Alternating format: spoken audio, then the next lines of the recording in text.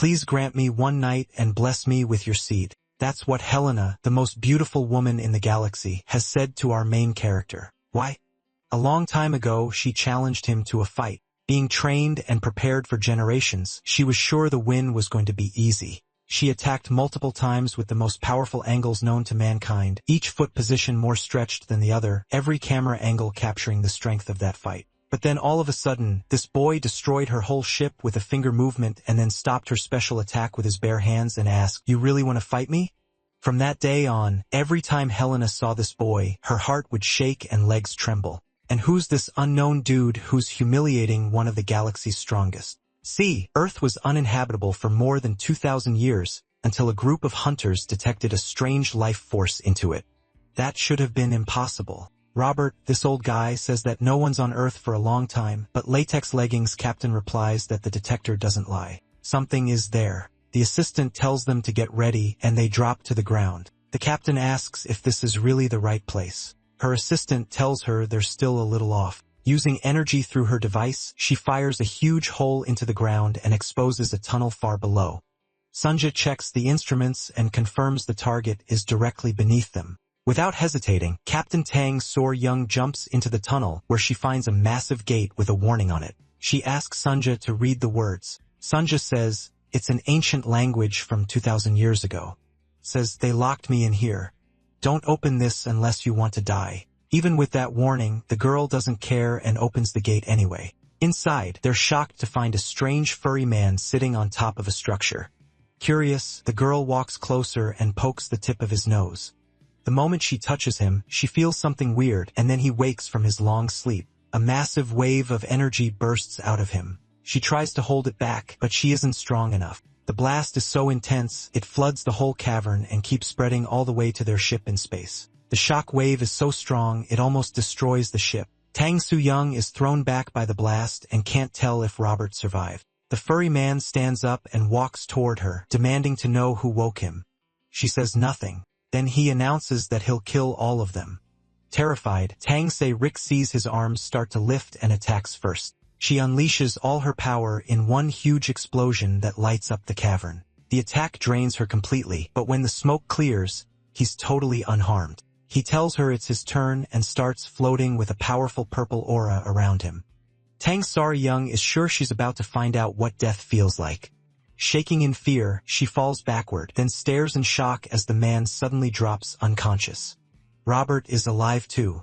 He only pretended to be dead. He guesses the man passed out because he hadn't eaten in all those years. Over the radio, Sunja confirms that he's still alive. After a while, they return to the ship with the mysterious man. The whole crew strongly objects, but the captain stands by her choice. She says a creature like this has to be worth a fortune, maybe more than they can even guess. They start talking about who might buy him and for how much. Then they look back at his unconscious body and wonder what to do once he wakes up. Tang So-ju is sure the celestial silk thread binding him can't be broken. Suddenly, they hear a strange noise. The man is waking up and trying to attack, but Sunja calmly offers him food and says sausages are better than fighting. Overjoyed in a way he hasn't felt for centuries, he starts to eat. Watching him devour the food, Tang So-jung asks Sunja how she knew that would work. Sunja says it was obvious a starving beast that hasn't eaten in centuries won't turn down food. After eating, the man introduces himself as Lee Makshon. He learns they're bounty hunters, not tomb raiders. After being sealed away for 2,000 years, he now hears that humanity nearly wiped itself out in war. The survivors chose to leave Earth and live in space. Tang So-young explains that once humanity moved there, all violence was banned, weapons, war, even martial arts. She adds that they use a galactic calendar now. Lee is furious. He can't believe humans live in space and threatens to kill them. Instead of arguing, the group points him to the ship's main window. From there, he sees what Earth has become. Tang So-young says it actually looks better after 2,000 years of recovering from humanity's damage. Then she tells him he smells awful, which makes sense after centuries without a bath. So they show him the ship's bathroom and shower. When he comes out cleaned up with a haircut, the crew can barely believe it. He isn't some weird beast or disgusting old man at all. He's an incredibly handsome young man. Tang So is stunned. It's been a long time since she's seen a guy that good-looking. Later, while Lee stares in awe at space, he suddenly feels someone pinch his cheek. Is Tang So-young. She just wants to make sure the man in front of her is really 2,000 years old, though she reminds him his time in hibernation doesn't count. While she keeps questioning him, Robert and Sunja watch and think the whole thing is pretty strange. Soon, they arrive at a building built into an asteroid in the Pleiades, a space tavern where people come to relax. Inside is an inn called the Wild Crane, packed with people eating and drinking. At one table, Sunja watches in horror, while the new guy stares back at her like it's no big deal.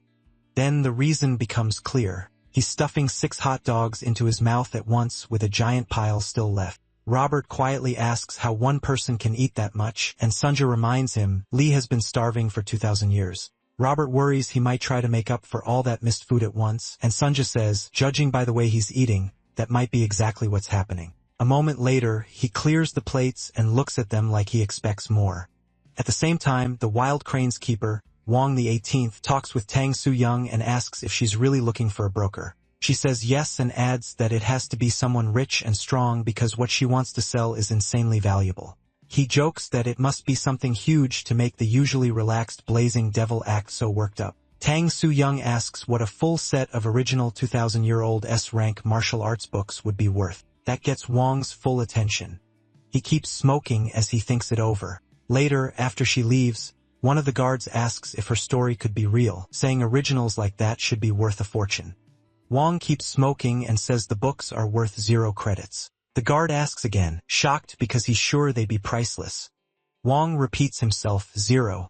If books like that were real, even one could buy a planet and more. So he figures a mid-level bounty hunter like the Blazing Devil must be lying. He tells the guard to stop dreaming and throw them out. Meanwhile, Tang So-young comes back to the table and asks where Sunja went. Robert says she went to get more supplies, then asks how the talk with the innkeeper went. Tang So-young lights up and says it went well. Wong promised to contact them if he finds someone. Then something else grabs her attention. Lee is stretched out on a bench with a mountain of empty plates in front of him. She asks Robert if he really ate all that, hoping she's seeing things. Robert says they're lucky he finally stopped. Tang So-young grabs her head in regret and says, if not for the money, she'd have handled this very differently. Right then, the tavern door slams open. Everyone turns to look. A group of dangerous-looking men walks in. Tang So-young immediately reacts, recognizing them as members of the Heavenly Demon Sect. Their leader scans the room through a futuristic lens, and Tang So-young identifies him as Sanjong Wak, leader of the Red Wolf Squad. Robert nods and says the Red Wolf Squad are the sex inspectors. Since they specialize in tracking, Tang So-young figures they must be hunting someone. She quietly warns him not to make eye contact. Lee overhears that and asks if they just said demon sect, making Tang So-young turn to him in surprise. With hot dog crumbs still on his mouth, he asks if they mean the Heavenly Demon Sect, and from the sound of it, he knows exactly who they are. The captain asks how he even knows the Heavenly Demon Sect after sleeping for thousands of years. Then it hits her. The sect must have already existed back in his time. He looks shocked and asks why nobody is running from the Heavenly Demon Sect. If those people are really from the Demon Sect, everyone should be panicking. Sarah Young asks why they would run. She says the Heavenly Demon Sect has problems. Sure, but it still sees itself as the top orthodox sect in the universe, and honestly, it has the power to back that up. That only confuses him more. He can't believe Demon Sect and Orthodox are being used together. Then a thought hits him. Maybe that strange dream of his really has come true. While checking the room, Sanjong Muk notices someone suspicious and pauses. A nearby couple turns thinking he's staring at them, but they aren't his target. He's focused on a man sitting alone with his head down on the table. Sanjong Muk walks over and orders the man to raise his head so he can inspect him. The system scans his face and shows 52.7 C of internal energy. It also lists his martial arts and flags him as wanted for level 2 robbery and assault. Sanjin Wak tells him it's his lucky day. They aren't here for him. Still, he orders the man to report to the Martial Alliance at once and turn himself in, warning that he'll suffer if he refuses. Then Sanjin Wak suddenly stops mid-sentence, eyes widening as he senses something strange. A hand has landed on his head. He goes blank for a second, stunned that someone dared to get that close, let alone touch him. It's our martial arts master casually patting his head like a cat. He says the young man looks admirable, then adds that his impossible dream really seems to have come true. Everyone in the tavern freezes. No one has ever seen somebody act this boldly around a member of the demon sect. Even the card players stop knowing this can only end badly. The martial arts master keeps praising them, calling them youngsters, and saying they really made his dream come true. He even pulls Sang-jin's head into a hug, saying they must have suffered a lot to build the heavenly demon sect into what it is now. The man Sang Jong-mook had been threatening can only stare completely lost. Still trapped in the hug, Sang Jong-mook asks if this weird newcomer is some kind of foolish child. Robert quickly steps in and says their friend isn't exactly unstable. He just has absolutely no social sense. Sang Jong-mook calls him a brat and says it's his lucky day too. He tries to pull those hands off his head and warns that if he'd sensed even a little martial power from him, he would have torn him apart. Yong Joksang grabs at the hands, but removing them is harder than he expected. He struggles harder, shocked that even with more power, the kid's grip won't budge. Robert notices the Red Wolf leader grunting and asks Tang So-young if something's wrong. She admits she isn't sure. Sang-wak puts more force into it and uses his martial technique, but the hands still won't come off. Now he's openly cursing, so he activates his internal energy drive, pushing a technique called Blood Wolf Art to the max. Sang Jong-woo's eye turns completely white as he shifts into another state. He bursts out with a huge wave of power, forcing the new guy back and yells at him to quit playing around. The energy floods through the hole in and blasts several tables away. The people watching recoil in fear, realizing things are about to explode. No one looks away.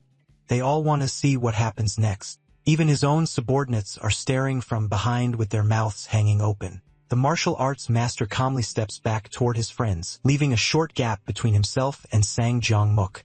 Sang Jong-mook starts to settle down, then notices two things at once. His opponent is totally unharmed, and the inn is a wreck because of him. Tang So-young tells Robert the Red Wolf leader may not be in top condition lately, which would explain why he couldn't remove the newcomer's hands. Meanwhile, our guy just stares at Sang Jong-mook.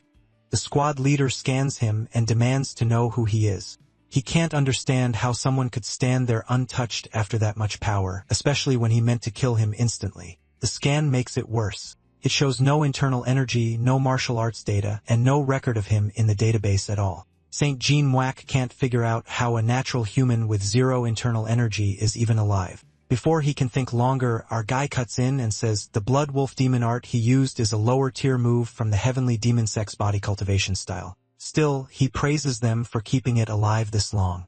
Then he points out the real problem.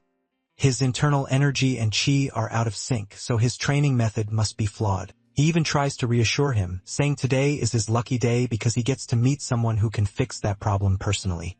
That only makes Sang Jong-whack more annoyed, and he snaps that the guy is insane.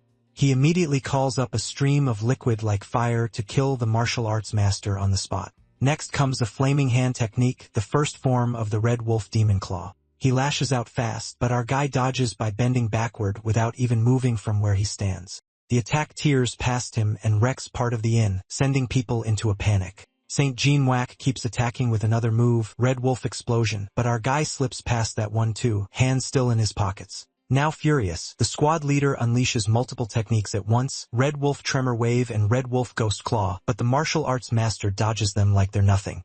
The veins on Sang Jong's head bulge as he throws in all his strength and focus to bring this guy down. He even turns one hand into a demonic claw and wraps himself in a storm of demonic fire dead set on killing him. Through all of it, our guy keeps watching closely. He can tell Sanjin Mawak has enough internal energy, and his form is sharp, so he studies every move. Soon he decides the problem lies and how the technique is being used. Meanwhile, Sanjin Moak goes all out, eyes glowing red as he maxes every attack he knows. That finally annoys our guy. He slams a hand down on Sanjin's head and tells him that's enough, crushing it down like a marshmallow. Sanjong Muhak crashes into the floor, and our guy coldly says his martial arts are crude. The impact blasts a huge hole into the stone floor like a comet just hit the inn.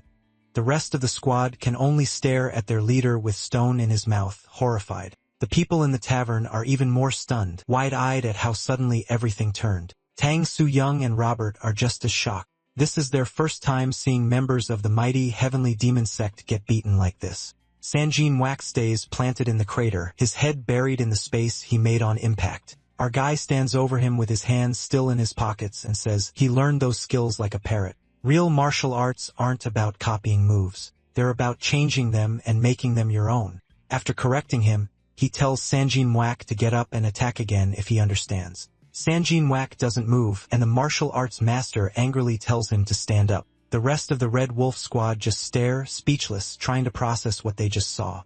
Then they snap and demand to know how he dared attack their platoon leader. Calling him a brat, they rush in to kill him. They charge with weapons drawn and martial arts activated, while the MC just stands there with his hands in his pockets. A little later, the story jumps to the 32nd district of the Heavenly Demon Sect. Every sect member who was in the tavern is now injured, still lying inside with handprints pressed into their skulls. The district commander watches it all on a screen, completely stunned. A robot scans the unconscious Sanjimyuk and lifts his eyelids to check if he's alive.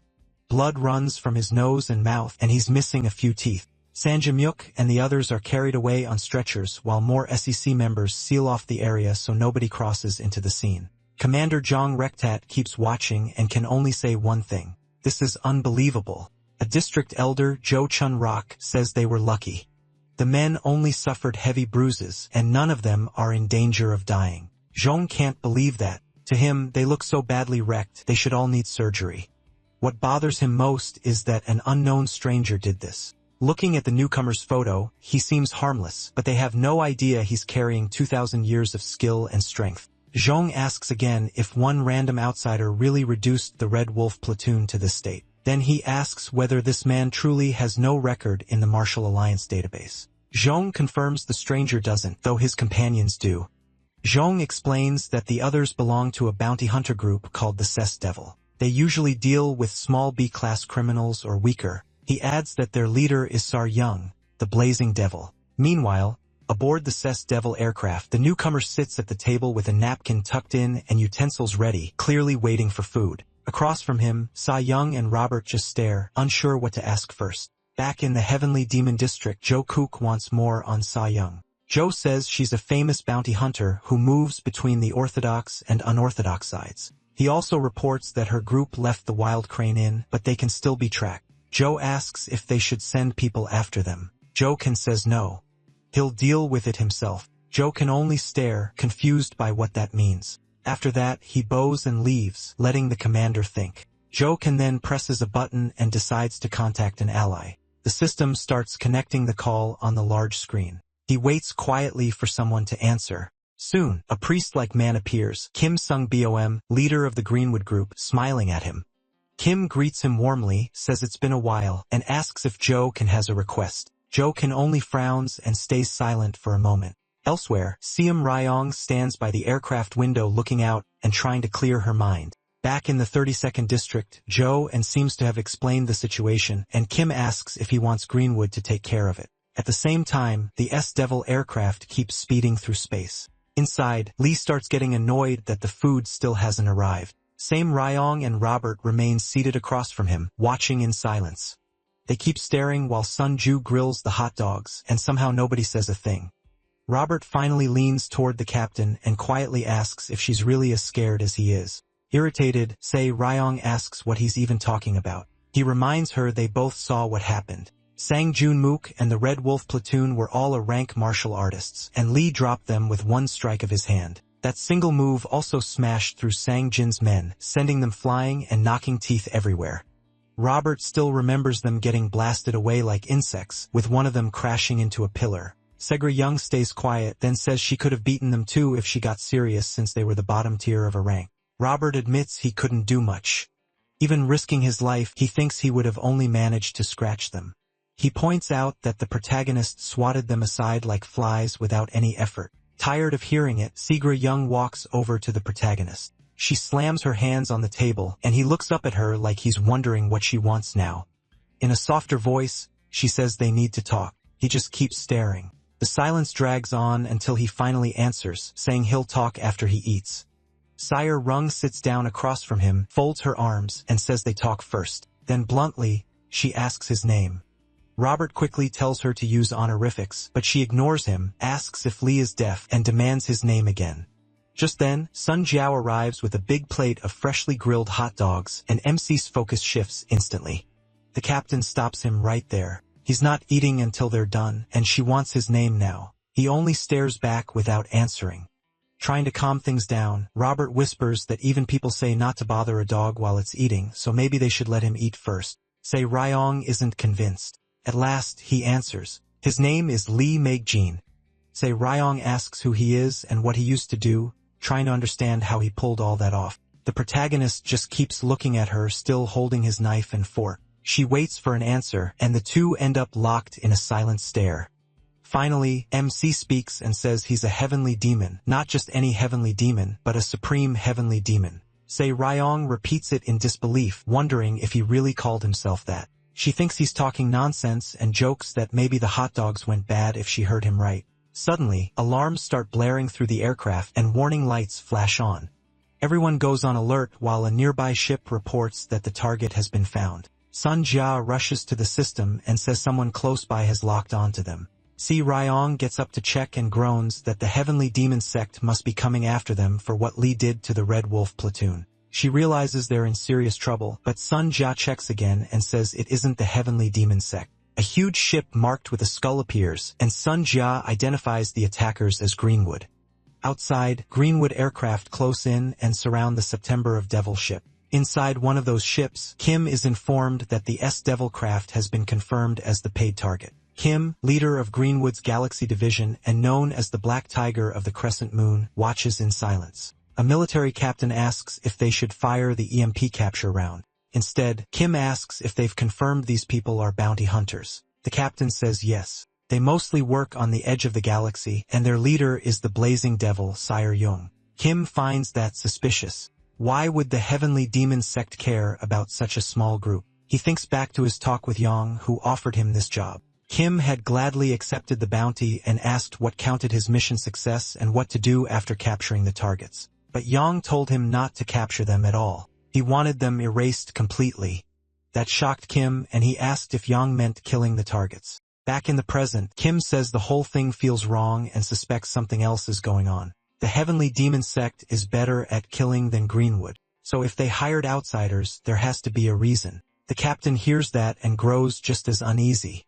After thinking it over, Kim says there may be a trap waiting for them inside the Seth Devil ship. Inside that ship, Sir Young looks out and sees the fleet closing in around them. She says Greenwood are just bandits here to rob them, but Robert doesn't buy that. He points out that no one would send a fleet this big just to rob people as broke as them. There'd be almost no profit. Sir Young winces at being called poor, though she admits he has a point. Still, she brushes it off, calls Greenwood filthy thieves, and says she'll beat them and throw them out if they try anything. Robert just watches her make bold claims while Lee admires the ships around them. Sun Jia finally cuts in and says this is far more serious. These ships are part of Greenwood's Galaxy Division, and it looks like a whole division came to capture them. That shocks Sir Young, and she asks if their leader Kim came too. Meanwhile, he keeps watching the scans and casually comments on how cool it all looks. Sir Young thinks of the Black Tiger Kim Song-bom, and admits even she can't beat him easily. Robert bluntly says she can't beat him at all. She'd die in 3 moves. Annoyed, Sir Young argues it's not that hopeless and says she might still have a chance if she really tried. Robert cuts her off and tells her to forget that. He says they should surrender fast and not panic since they don't have much to lose. The captain can only frown after having her confidence crushed. Then she pulls herself together and starts giving orders. She says Greenwood will probably fire an EMP round first to shut down their ship and leave them helpless. Then they'll come aboard armed, and she's expecting that too.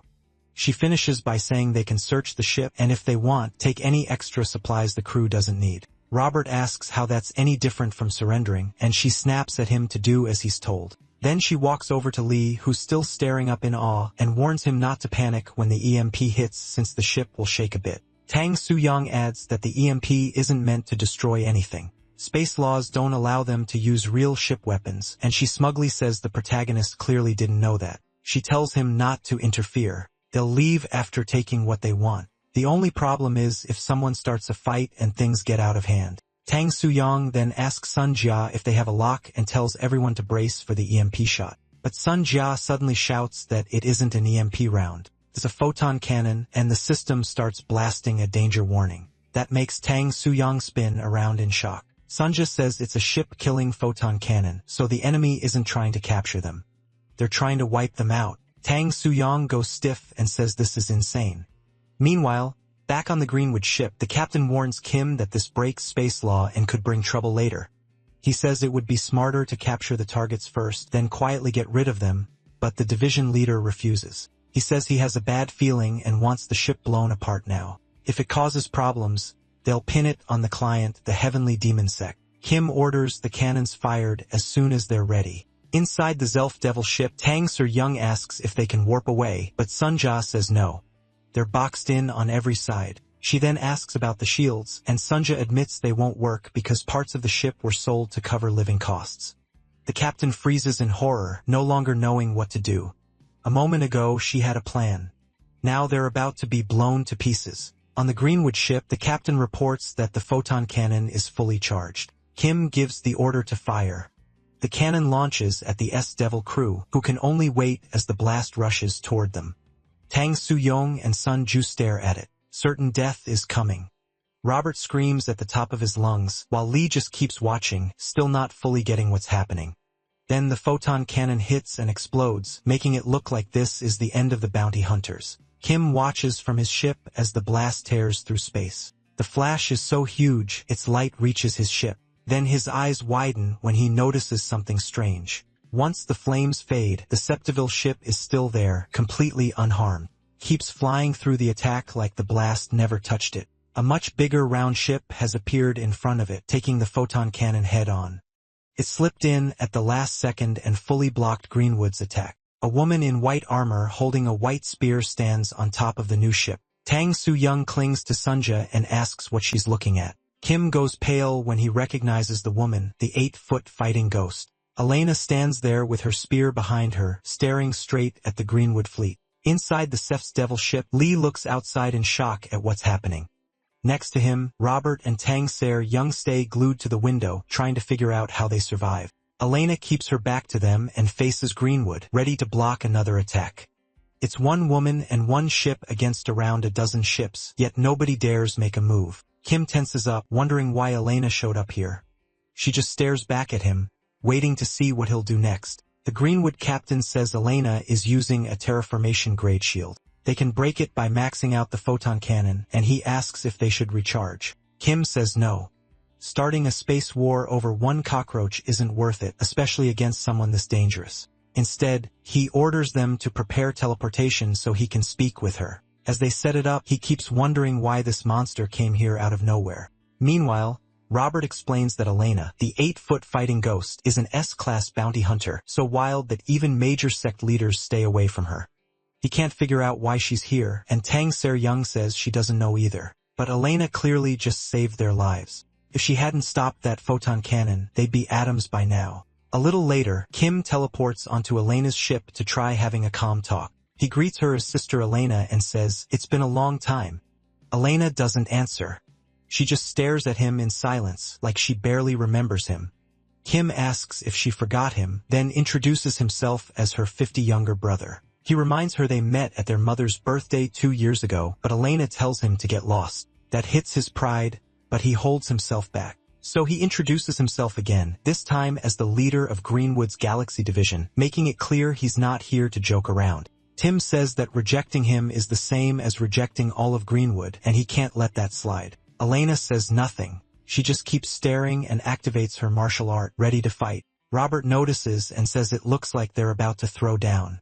Tang Soo Young says Greenwood won't have an easy time.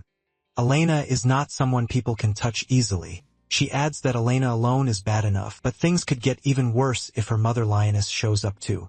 Still watching closely, Robert asks what she means by mother lioness. Realizing things are going south, Kim jokes that Elena hasn't changed. She still uses her fists to talk. He lifts his hands and says he surrenders, trying to calm things down.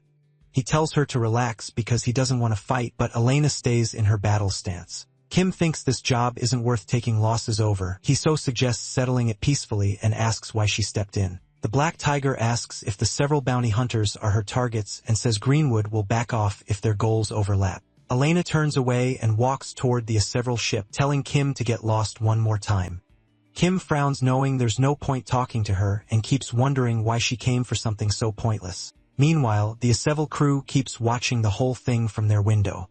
Elena approaches and opens a comm line ordering them to hand over what they have or die. Her voice booms through the ship speakers and everyone hears it. Tang Ser-young looks confused and wonders what is happening now. Robert starts panicking, asking why Elena wants to rob them too when they don't own anything valuable. He even asked the captain if she hid something expensive on the ship without telling them, then answers himself in his own panic. He keeps saying there's nothing here worth an S-rank bounty hunter's attention. Then Lee's eyes suddenly widen. Robert and Tang Ser-young instantly look at MC because he's the only thing on this ship that might matter to someone like Elena. He keeps staring out the window.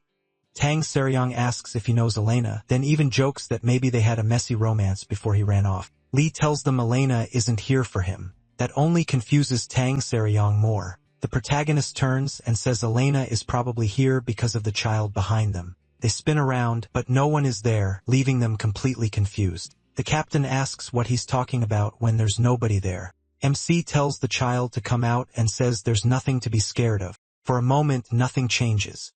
Then a young girl slowly starts appearing out of thin air, with her head showing up first. The bounty hunters are stunned and turn to stare at her. A moment later, she fully appears inside the ship. Tang Ser-young is shocked to see this random girl, and Robert totally freaks out. The girl only looks at them and stays silent. Tang Ser-young grabs Lee and demands to know who this little girl is and where she came from. He says she followed them from the inn. He sensed her presence even without seeing a body, but let her stay. He adds that she hid her breathing really well, an impressive trick. Then the girl remains silent. Sunja says it isn't a stealth technique at all. The girl is using a stealth ring to hide herself. Explains that the ring is expensive quantum tech. The captain doesn't care how pricey it is. She marches up to the girl and demands to know who she is, why she snuck aboard, and what she wants. The girl nervously introduces herself as Zhong Huarun, but the captain cuts her off and says she didn't ask for a name. Instead, she asks if the people outside are hunting her, if she's their target. Nearly in tears, Huarun says they're probably after her. Outside, Elena keeps waiting for an answer. Huarun says that as long as she's alive, they won't stop coming for her. Robert suddenly freaks out when he hears the girl's name is Hua Suin, catching the captain off guard. Still stunned, she asks if he knows her. He goes full fangirl and says of course he does. Hua Shrin is the main singer of a group called the Pernosian. Ser-young gives him a blank look and asks who the Pernosians even are. Clearly, they aren't as famous as Robert thinks. Robert insists they're the hottest rookie idol duo in the galaxy. He brings up their song Dynamite Dadato, then reminds her it's the group he always plays, the one she dances to. He rushes to look her up online, confirms it's really her, and blurts out that she's even prettier in real life. Then he keeps reading her profile like a total weirdo. She's from Mount Hua, 166 centimeters tall, 47 kilos, blood type AB and EFSP, and allergic to cats. Elena finally loses patience and warns them over comms that this is their last chance. They have 10 minutes to hand over whoever they're hiding. She makes it even clearer, give the girl up or everyone dies. That snaps them back to reality. They stop messing around and remember Elena has them cornered. Holding back tears, Robert asks Miss Wiseman-Ryan why all these people are after her. Ser-young stays quiet for a moment, realizing what kind of choice they have to make. Then she tells Robert it doesn't matter. They have no choice but to hand the girl over. She makes it clear to Wazarin that she boarded their ship without permission and has nothing to do with them. Even so, the captain reluctantly says she has to leave before she gets them all dragged into this. Robert immediately protests, clearly not okay with giving her up. Ser-young turns away and says the decision is final. She's the captain. Warin says nothing. She just stares, knowing they're about to send her back to the people chasing her. After they place Warin in the release chute, Robert tells the captain, this feels wrong, especially since she's the main singer of Pernodian.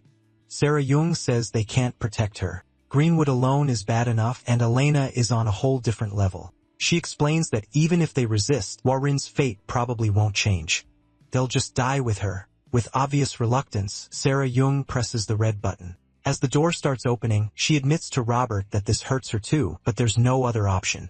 Warin waits in silence while the system announces that the lock has been released and the gate is opening. She steels herself for whatever comes next, then a hand suddenly lands on her shoulder. Startled, she turns and sees Lee beside her, wearing that same strange look he gets when things turn insane. He reminds her that he told her not to worry. She can only stare, shocked that he came with her while Elena is waiting outside. Looking through the glass, Sarah Jung sees the protagonist standing with Hua Xuan and panics, wondering when he got in there. Robert is just as shocked. Sarah Jung rushes to shut the gate, baffled by how reckless Lee is. Robert stops her and says they should wait. MC is strong enough that he might even beat Elena. Sarah Jung calls him crazy. They're in space and he doesn't even have a shield, so he shouldn't be able to breathe. As the gate opens, it looks like space itself will kill him before Elena can. The captain orders Sunja to close the gate right away. Sunja looks surprised and says it's already too late. Stunned, Sarah Jung moves to the window.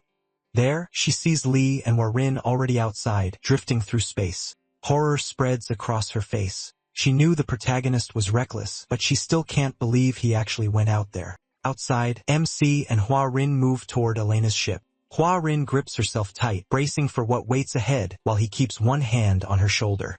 She thanks him for coming with her, then warns him that the people on that ship are powerful martial artists. But when she looks at him, she notices his bloodshot eyes and blank stare.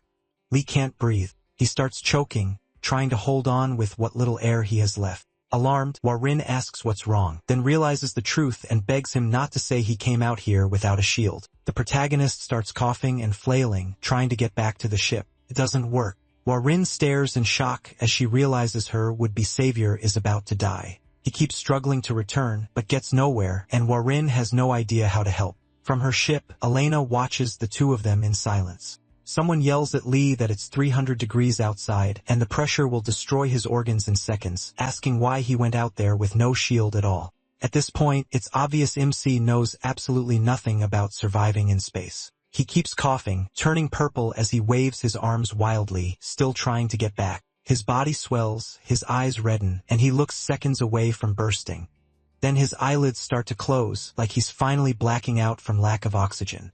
Suddenly, the person shouting at him grabs his face with both hands. The Satri Young. She came out herself to save him. She quickly puts a nano shield over his face and activates it so he can breathe. When he still doesn't move, she keeps yelling at him to wake up and breathe.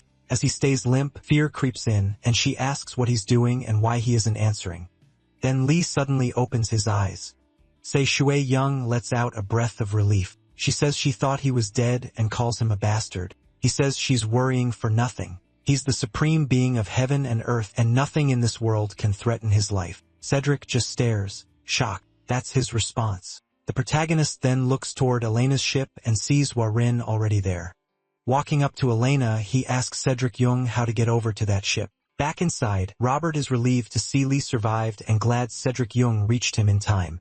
Sunja bluntly says she was actually late. Even a top master shouldn't last a full minute in space without a shield. Yet, MC endured 6 minutes and 13 seconds, and somehow all his organs still look normal. As So Ryong helps him over, Warin is surprised to see him again. Sunja tells Robert that he has gone far beyond normal human limits. On Elena's ship, Elena waits for Warin and the others, while Kim still stands behind her despite being told to leave. The protagonist takes the front. Warin stands a little behind him, and Seo Ri Young stays farther back. Elena says nothing, only staring at them while Seo Young watches her carefully. One look is enough for Seo Ri Young to tell Elena's aura is terrifying. She really does live up to her name as a battle maniac. Then she notices Kim behind Elena and realizes the situation is even worse with Greenwood here too. She tells Lee not to start anything, steps forward, and says she'll handle this herself. Forcing a smile, she greets Elena and awkwardly asks if she's been well. She keeps going, saying she's heard a lot about them, then introduces herself as Senra Young, leader of the S-Devils, also called the Blazing Devils. Elena just stares back, clearly having no idea who she is. Greenwood stays silent too. Meanwhile, Warin grabs Lee's hand out of fear. Feeling it, MC glances back at her over his shoulder. She's completely terrified, like she's barely even breathing.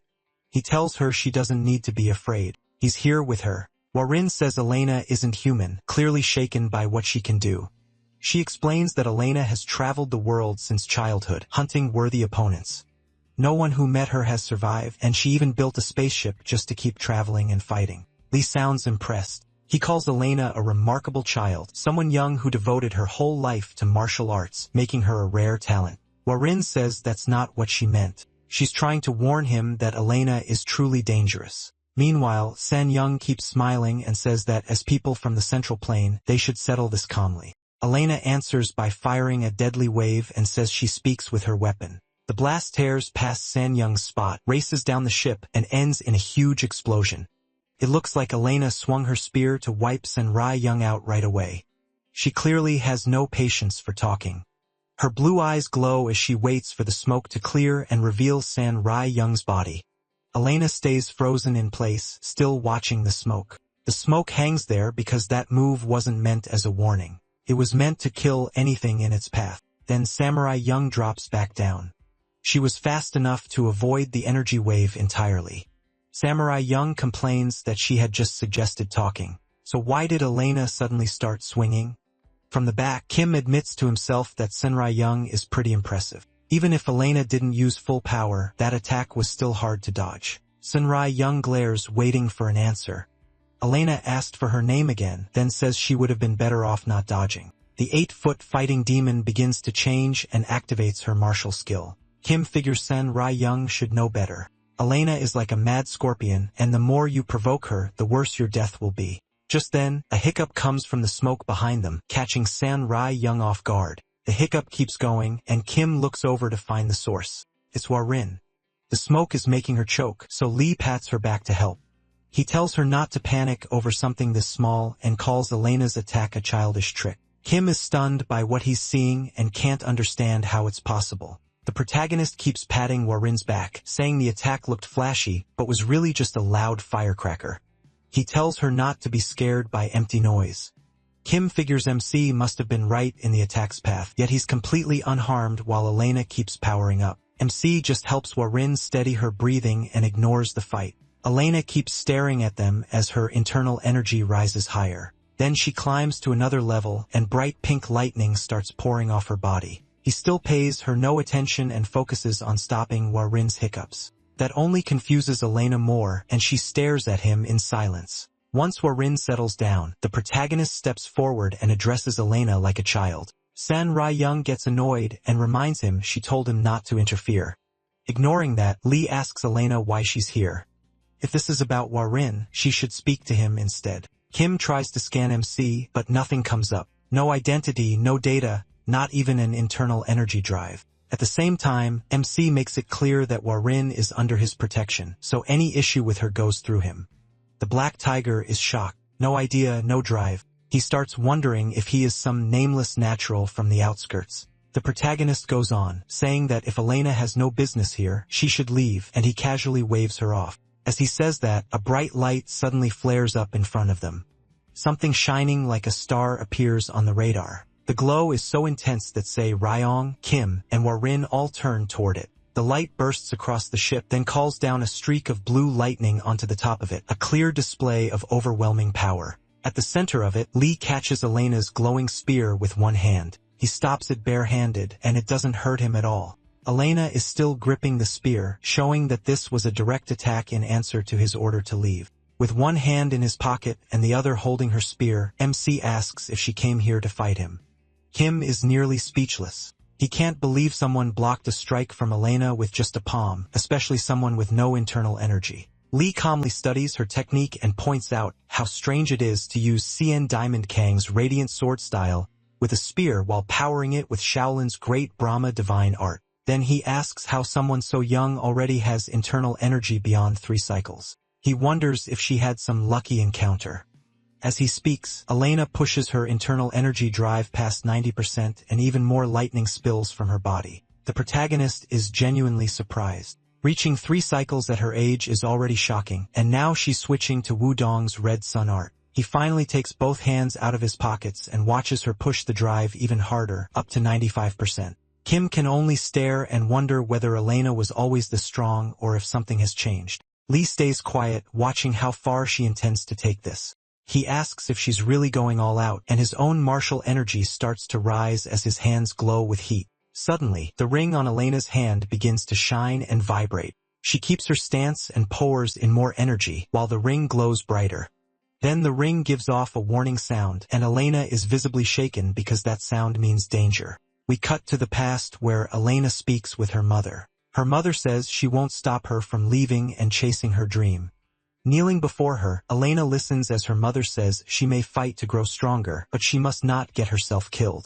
Her mother goes on to say Elena is already powerful. In the whole world, fewer than 10 martial artists can even hurt her, and even they shouldn't be able to push her to death's door. Reaching toward her, Elena's mother tells her to never forget who she is. Then she places a ring on Elena's finger and says there is one rule she must obey if she wants to leave home. If the ring ever sounds, Elena must run no matter what. That warning means her opponent is far beyond her, and if she ignores it, she will die. Back in the present, the fighting demon goes still in shock as the meaning of the ring hits her. She stares at Lee, who looks like nothing more than a weak young boy. Even so, she refuses to retreat, and painful memories start rising up. She remembers cruel voices from when she was younger, people mocking her, asking why she was hesitating, telling her to run, know her place, and hide if she wanted to live. Those memories take her back to childhood, standing among her mother's many children while they taunted her. She hears her mother telling her to greet them as her siblings. Her mother said they all had different fathers, but the same mother. She remembers standing there alone as her mother said they should stay close because they shared her blood. Then the other children sneered and asked what her name was again. Back in the present, Elena chooses to fight to the bitter end. She forces her energy drive from 98% to 100, then 110. She pushes it all the way to 120, something that shouldn't even be possible. Power floods out of her, and the whole ship nearly catches fire. Lee frowns, now clearly more concerned by how far she's pushing herself. Say Rhyme watches in surprise too. Kim is just as stunned. MC waits and lets her finish whatever she's becoming. Her suit transforms into something new, making her look almost like a panther. Her hands turn unnatural, like she's become a high-level killing beast. Lee mutters that he's never seen anything like this. A transformation through transcendental awakening is new even to him, and he realizes martial arts have changed a lot over time. While he's thinking, Elena launches straight at him. He feels martial arts may have advanced a little too much, but he still doesn't move. He stands there with his hands in his pockets until Elena closes the gap and swings. He slips past the strike with ease and notes that the move is the chaotic storm sword of the AIM sect. She follows with a fiery spiral attack, and he dodges again, identifying it as Kunlun's sun and moon twin wheels. Elena grows furious and raises her output to 125. She unleashes several attacks at once, but Lee still avoids them all while naming each one the sun-piercing spear and the falling sun blade from Xian Diamond Kong sect. Elena pushes even higher, reaching 140, and sends a twisting fire tornado at the protagonist. He simply leans back and avoids it, calmly recognizing the moves as the beggar's sex dog beating stick in drunken 8 immortal steps. Still crouched, MC frowns. He's shocked that she also mixed in the esoteric sex 4,000 red needles, not slowing down at all. Elena jumps to 170. She charges with twin iron claws and explosive force in both hands while he keeps retreating and dodging, staying on defense. Finally, he yells that enough is enough and swings a hand forward. A heavy blast of fire pours out and shoots straight at Elena as she leaps in. The hit triggers a huge explosion that swallows the whole ship, making it seem like no one could survive. As thick smoke fills the area, Lee waits to see what happened to Elena. Then something moves inside the smoke and catches his attention. Even Kim is shaken by what appears like he's never seen anything this strange before. Yang Hua-rin and Seo Zhang stare in the same disbelief. It's Elena, but now she has around 8 arms, each holding a weapon, floating in the air with 8 glowing swords. She looks almost like a god of war. A second later, she flies at Lee, trying to strike him from every angle. Now she's at 190 and still not stopping. She brings down a blazing overhead attack, but the protagonist only watches her. Elena keeps coming, fully armored now, looking less and less human. MC looks up at her and frowns, wishing she would stop before going too far, but she does the opposite and rushes in even faster. He admits her talent is incredible, yet she's already crossed the line. As she charges, Lee realizes her awakening is dragging out all her wounds and desires. She's being swallowed by herself. Watching her close in, he can tell she's carrying far too many inner demons. Power suddenly bursts into his hand. He thinks that if she pushes any farther, he'll have to kill her to stop her. Behind him, Hua-rin watches Elena rush in. A strange heavenly sword forms in the protagonist's hand, and he reminds himself he promised to protect Hua-rin, Su Ryong, and Kim are stunned when they realize Lee is holding a heart sword. Elena doesn't care and keeps charging, bent on killing him. It feels like only one of them will walk away. Just before she reaches him, MC swings in anger and tells her to stop. The burst of power is enormous, so bright it nearly blinds everyone watching. Even Robert can barely see through the light. From where he is, he watches an explosion erupt over Elena's ship.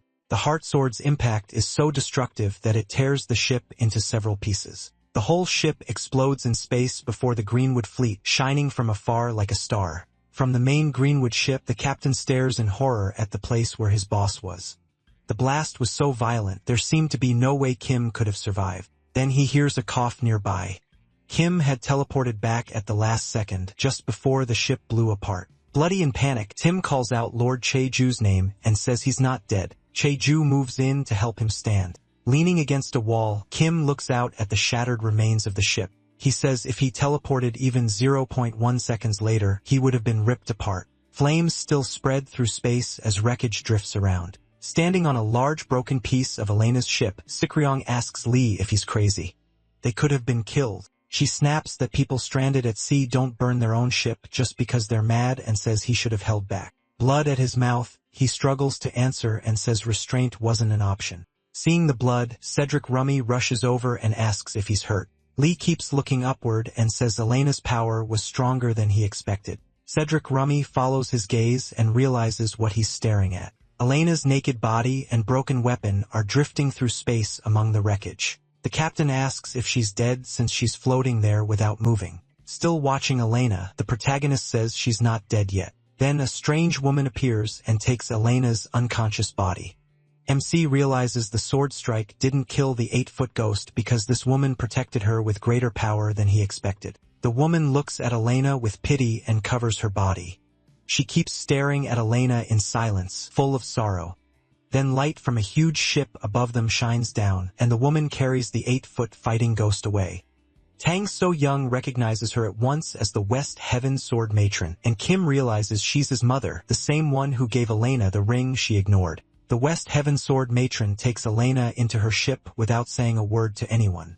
Lee only stares after her in surprise, still holding the Heart Sword. Inside the West Heaven Sword Matron's ship is a pool of green liquid. Elena's unconscious body floats inside it, and the liquid seems meant to heal her injuries. Her mother stands in front of the container, waiting for Elena to wake up. The worry on her face is clear as she keeps watching Elena inside the tube. Soon, Kim, Tang, Seo-young, Young Hwa-rin, and Lee appear behind her, apparently called in for a talk. Kim bows to his mother at once. At the same time, Tang So-young holds Hwa-rin's hand, trying to calm her fear.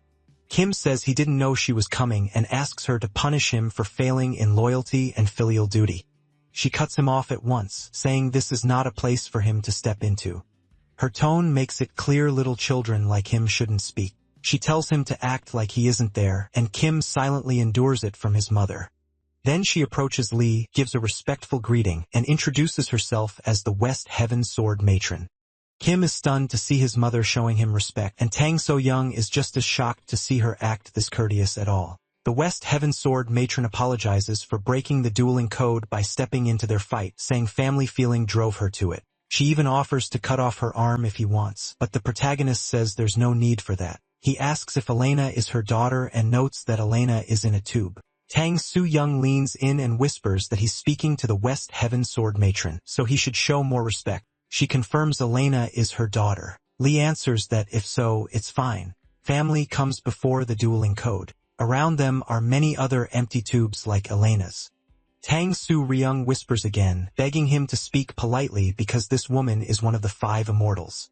She adds that the West Heaven Sword Matron's temper is so terrible she could split someone in 2 with a glare, then something shocks her so badly that she stops talking. The West Heaven Sword Matron drops to her knees before Lee, leaving Sibir Tor-young stunned. Outside, ships from the 72 strongholds of Greenwood still wait for Kim. Later, on top of her ship, the West Heaven Sword Matron speaks privately with MC. She says Elena still hasn't regained consciousness, so she doesn't know exactly why she attacked their ship or Hwa-rin. She adds that Elena had passed through Mount Hwa before coming here, so she was likely hired there by someone to track down Hwa-rin. He only stares out into space and says nothing. The West Heaven Sword Matron says she recognized the art he used, the Demon Heart Asura Buddha sword, and addresses him as a revered master. Then she asks if he has any ties to the heavenly demon sect. Lee doesn't answer clearly. He says he doesn't know. There was once a deep link, but too much time has passed to be sure. Now he goes on to say that time wears down even the strongest bonds like rust on iron. Nearby, Warin and Ser Young wait in another part of the ship. The protagonist adds that time can even erase ties dearer than life itself. While Kim listens in secretly from inside the ship, the West Heaven Sword matron simply studies him, unable to fully understand him. To herself, she admits he truly is extraordinary. His chi and martial arts are flawless with no sign of being forced or fake. She can't understand it. Reaching that level should have only been possible in the golden age of martial arts. Kim keeps staring off into the distance, ignoring her, and she wonders if this young-looking man is using some kind of age-reversing art. Breaking the silence, she respectfully asks Lee if she may make a request. MC reads right through her and asks if she wants a real duel. She's stunned he caught her intent so easily. He says her manners are polite, but every word carries killing intent, like a blade being sharpened more and more. The West Heaven Sword matron praises his hearing for catching even her quiet mutters. He says he never turns down a challenge, but if they fight, one of them will die, and the survivor won't walk away whole. Something too strong can't bend, so it breaks. The West Heaven Sword matron begins raising her inner energy and accepts that outcome, still hoping for a chance to fight. Suhui notices the matron's energy rising and starts to worry that trouble is about to start. While she continues, Lee asks if there's any real reason for them to fight. That question catches the West Heaven Sword matron off guard. The protagonist finally looks at her and says they can fight later if there's a reason. For now, he'd rather keep seeing more of the world. His words interest her enough that she stops gathering power. In the end, she fully lets go of the transformation and accepts his offer. Not long after, the West Heaven Sword matron's ship and the Greenwood fleet remain spread through the area. A moment later, the Cess Devils leave, showing their talk is over. Later, Kim speaks with his mother and tells her the kill order came from the Heavenly Demon Sect to keep a secret from getting out. Still kneeling, Kim firmly repeats that the Heavenly Demon Sect was behind it. She says she can't understand why the Heavenly Demon Sect would want everyone on the S-Devil ship dead or what secret mattered that much.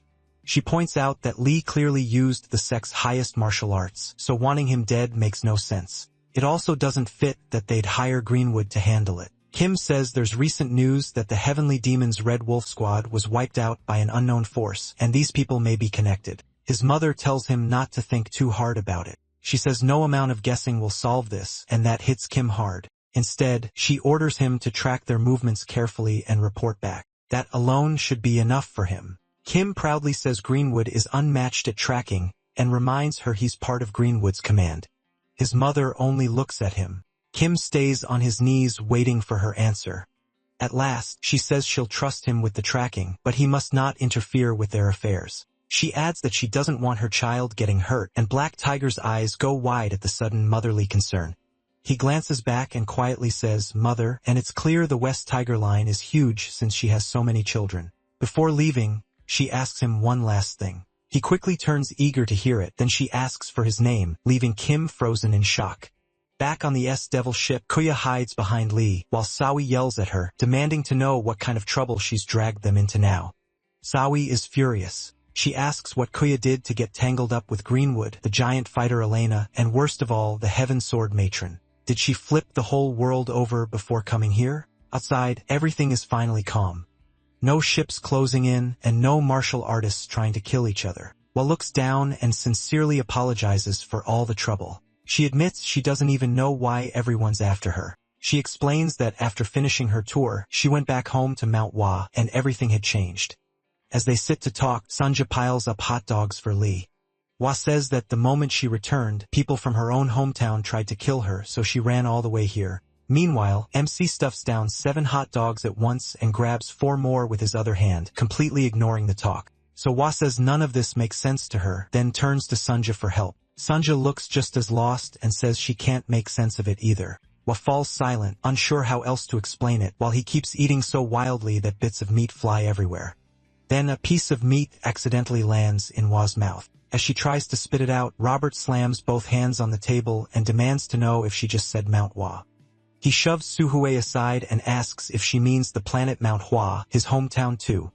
Hua accidentally swallows the meat and starts choking, but Lee doesn't notice at all. Robert urgently demands to know what happened at Mount Hua while Hua keeps coughing. Watching the chaos, Sunja frowns and mutters that humans are seriously abnormal. Elsewhere, one of the large tubes on the West Heaven Sword Matron's ship has shattered. Elena drops out of it conscious at last and collapses to the floor, coughing in front of her mother. The West Heaven Sword Matron watches her with concern, giving her a moment to recover. Then she immediately asks what happened on Mount Hua, but Elena is still coughing too hard to answer.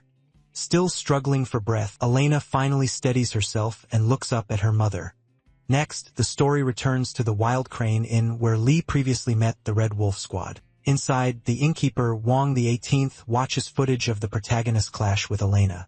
He studies the recording as Elena attacks and MC slips past every strike. Then he sees him use the heart sword after getting tired of dodging, causing the blast that tore through space. Wang watches in excitement while his guards stare in shock behind him. He remembers talking with Zoe, especially when she asked how much a full set of 2,000-year-old martial arts manuals would be worth. She had told him they were all original S-rank texts. Now he's stunned to realize she was telling the truth, and he let a fortune slip through his fingers. From there, we move to Heavenly Demon Sect, District 32. On a screen, Elena charges at Lee while he simply stands there. Soon, she's throwing strike after strike, and the protagonist avoids them all with ease. District 32 Commander Jingri Tak slowly turns pale. He watches in horror and asks what's happening as MC brings out the heart sword to end the fight with Elena. From behind, the West Heaven Sword Matron asks what he thinks of the footage, saying that martial art looks strangely familiar. He turns toward her. She keeps her eyes on him, waiting to see if he'll realize the technique is tied to the demon sect. Jung admits the martial skill is beyond anything he's ever seen, but says he doesn't get why she call it familiar. The sword matron studies him, wondering if he truly knows nothing about this new figure who has suddenly appeared, while holds his ground and repeats that the art means nothing to him. To herself, the sword matron concludes that he really has no clue. Lee's martial art is connected to the Heavenly Demon Sect, so she asks why he went after him and why Greenwood was involved. The commander says it's an internal sect matter and none of her concern, even if she rules the West Heaven Cosmic Zone. He stands firm, but in the next instant, the side of his neck is sliced open. Blood starts to run as the sword matron holds her blade out, showing she cut him from a distance in a blink. A dark, dangerous aura rises around her, making it clear she'll get the truth whether he wants to speak or not. Jung's skin is only lightly cut, and his collar is sliced through, proving she could have gone much deeper if she wanted. Pressing a hand to his neck, he asks if she's declaring war on the demon sect. She lightly asks if he really thinks she'd be afraid of bloodshed. Still holding his neck, Jung thinks she'd rather die than back down. A woman so obsessed with martial arts, she'd even consume her own children. He realizes she's the type who never cares about gain or loss when martial arts are involved. Elena clearly inherited that madness from her. The sword matron's blade ignites with bright red fire, ready to come down. She starts to wake, purple flames spreading through the room, and asks if he'll answer her question or choose death. Zhang says the answer is obvious. Even if all 1,076 fighters in District 32 attack together, they still couldn't match the sword matron, so he's chosen death. He ignites fire in both hands and tells her to start. He knows he'll die anyway, so if she plans to kill all 1,076 of them, she'd better hurry. The West Heaven Sword Matron smiles, impressed by his nerve. Since people already say the Heavenly Demon Sect keeps getting stronger, she decides to let the matter pass. Instead, she reveals that the unknown fighter's art is the Demon Heart Sword technique.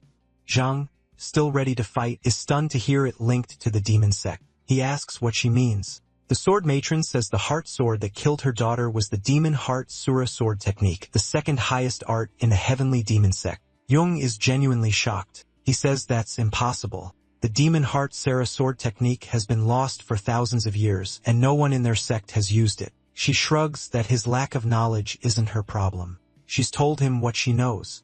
Now she wants to know why he went after that person. Pointing to Lee's image on the screen, she asks why he was being pursued. Jung stays silent for a moment, weighing whether to tell her. Then he says the protagonist was never their target. He points at Hua and explains she was the one they were chasing. Meanwhile, in the Tel Aviatra orbiting star system, the S-Devils arrive at the home planet of Robert and Hua, Mount Hua. Their ship enters the atmosphere and lands on the planet. They head to Hua's hometown, Hua Home County, but the place is unervingly empty. The lights are on, and the homes look untouched, yet not a single person is anywhere. Once they arrive, Saha asks what's wrong and why the whole area is deserted. She wonders if maybe there's some kind of holiday. Robert looks around in horror and says no. Every shop door is wide open. Through the camera, they spot open stores and market tools left behind on the ground. Sunja reports that the town should have over 10,000 people, but she can't detect any life signs at all. Robert panics and grabs the captain, saying something terrible must have happened. He begs them to get down there fast. Either everyone died or ran, so Hui tries to calm him and asks why he's suddenly losing it. He shouts that Mount Hui is his hometown and that they have to save it. So Hui struggles in his grip, coughing and telling him to let go because she can't breathe. As So Hui tries to pry him off, tears fall from Hui's eyes while she stares at her empty homeland. Hui breaks down while Lee quietly studies the planet below. He asks her what happened and tells her to speak if she knows why the place is abandoned. She hesitates, clearly knowing more than she's saying. Before she can answer, Sunja announces that she found a life signal and everyone turns to her at once. The signal is coming from Jiha Pavilion inside Mount Hwa's main headquarters. Robert stops struggling when he hears that name and says Jiha Pavilion is where the leader of the Mount Hwa sect lives. Sunja confirms it but warns them the signal is strong and seems to belong to only one person. Hawa says nothing, but it seems like she already knows who it is. Later, they reach Jahan Pavilion. By night, the place feels eerie with smoke hanging around it. They stop at the entrance, tense about what might be inside, when Sahui hears a loud noise behind her. There's Robert in a combat suit, and she asks what he's doing. He says whoever's in Jaha Pavilion is tied to what happened to his homeland, and he won't forgive them. So Hui asks if that suit even still works. She thought he stored it away after his discharge and later sold it. Robert proudly says a Special Forces soldier is always a Special Forces soldier, and he's kept the suit maintained every day. As they near a tunnel by the pavilion, the captain contacts Sunja. She asks if the signal is still there just to make sure they're not chasing nothing. Sunja says the life signal is getting stronger, but warns them it doesn't seem human. Sahui takes that in and suggests sending a recon drone first to identify it before they go inside. Robert blurts out when he hears the target may not be human. Before she can finish, Robert charges into the tunnel, yelling that he'll kill whatever is in there and demanding the monster come out because special forces are here. Sun Hui and Lee can only stare. Sun Hui mutters that he's acting strangely just because this is his hometown. Since Robert already made enough noise to alert the target, she gives up on the drone idea and tells everyone to stay sharp. Just as they move in, a wave of fire bursts from the tunnel and rushes at them. So Hui sees the flash and freezes in shock. The blaze tears through the tunnel and burns everything in its path. She can only hope they're not facing a dragon. The flames shoot far past the tunnel and reach the houses in front of the pavilion. Then the fire pulls back into the tunnel and the area goes still again. So Hui is left speechless. Hwa is just as stunned that they survived such a massive blast. The reason is awkward. They've both been pressed tightly together to avoid the fire. Lee had lifted both of them with his legs and raised a shield to block the flames. Not even noticing the awkward position, MC keeps looking into the tunnel, trying to figure out where the fire came from. Sahawi snaps out of it and asks where that sudden blast came from. He tells them to move, then drops Sahawi onto Hala. She lands hard on her back and groans in pain. As they push forward, they find Robert. His suit is badly scorched and they can't tell if he's alive. Suhawi kneels beside him and tells him to respond if he can hear her, but he stays stiff and silent like he's been roasted alive. She contacts Sungja and asks for a scan. Sungja checks and says he's fine. Luckily, the combat suit protected him. Suhawi wonders why he still isn't talking. Suhawi says he's probably scared out of his mind. Realizing that's the problem, Suhawi gives Robert a moment to recover. Meanwhile, Lee studies the tunnel, still searching for the source of the fire. Then he notices a streak of pink lightning overhead. Looking closer, he spots something scattered near the end of the tunnel. They're small pink flower petals, and they're creating those flashing streaks. One lands in Lee's hair and crumbles right away, which confuses him. A second later, thousands more petals suddenly fill the tunnel. As they move ahead, they find the petals pouring from a man seated on a throne. He's the leader of the Mount Hua sect, sitting with his eyes closed, wrapped in powerful energy, seemingly unaware they're there. The protagonist frowns, still trying to understand what's happening. Suhawi sees him too and asks Suhawi if this man is the source of the life signal. Suhawi confirms it and says he must be Mount Leader. She identifies him as the flourishing blossom sword sovereign Jakesan, shocking Suhawi. Staring harder, Suhawi realizes he's really the sword sovereign of Mount Hwa. Lee reaches out, catches one of the plum blossom petals, and examines it. He says blossoms opening from heat means the user has mastered the plum blossom heavenly fragrance heart technique. When the petal crumbles in his hand and releases a purple glow, he wonders why it's purple. That can only mean the plum blossom heavenly fragrance technique has mixed with another art, the purple mist divine heart. All the while, Jackson remains seated in silence as pink and purple streaks of light pour from his body. Meanwhile, Hwa calls him dad through her tears. The sword sovereign still looks completely unaware of everything around him. That's when it becomes clear. Hwa is Young's daughter. Lee stares at him and realizes this is bad. Young stays on his throne like no one else is there, lost in his own state. So Hwa steps up to MC and asks what's wrong. He explains that the plum blossom heavenly fragrance heart technique is extreme Yang, while the purple mist divine art is extreme Yin. Even Mount Hwa's elders can only master one. Fire and water don't mix. So what happens if someone forces them together? He answers right away. When a martial artist pushes past their limit, a demon can grow in their heart and they stop being human. Then the protagonist begins summoning the heart sword, like when he beat Elena, ready to bring Yang down. Since Yang has become something else, Lee tells Suhawi to take everyone and run. This won't be an easy fight, and his aura starts rising fast. He warns her that even he can't promise their safety if this battle starts. But before he attacks, Hwa runs straight to Yang, crying out for her dad. Sui yells at her, telling her not to go any closer, but Hwa ignores every warning. Lee gets ready to move, then realizes there's no time left to get anyone out safely. Sunja watches in shock, unsure what's about to happen to the girl.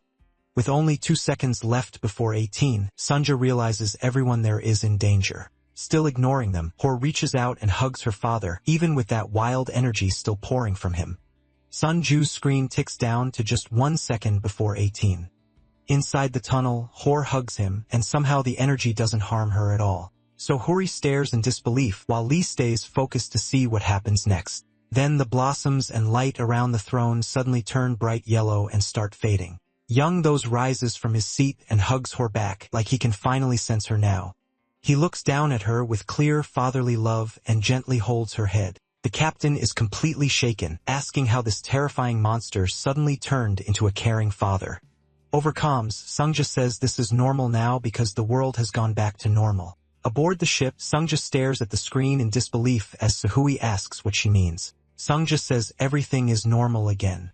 The display now shows the time has passed 18 by a few seconds. Out in the city, people are walking around like nothing ever happened. Sangja keeps checking the cameras. She tells them she can see people back on the streets. Every place that looked empty before is active again. Couples are out, people are shopping, and the missing citizens seem to have returned. At the same time, Yun keeps holding Hor.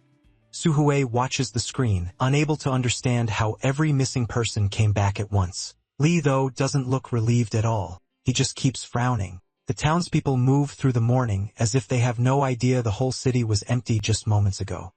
Later, Robert, Suhui, and Sungja sit in a restaurant, still troubled by everything that happened. Tahora asks Sungja why she detected no life signs earlier and whether the bioscanner failed. Sungja, sipping her drink, reminds her they already checked it together. She links to the scanner again and confirms it's still working perfectly. But while scanning the people around them, Sun Jin notices something strange.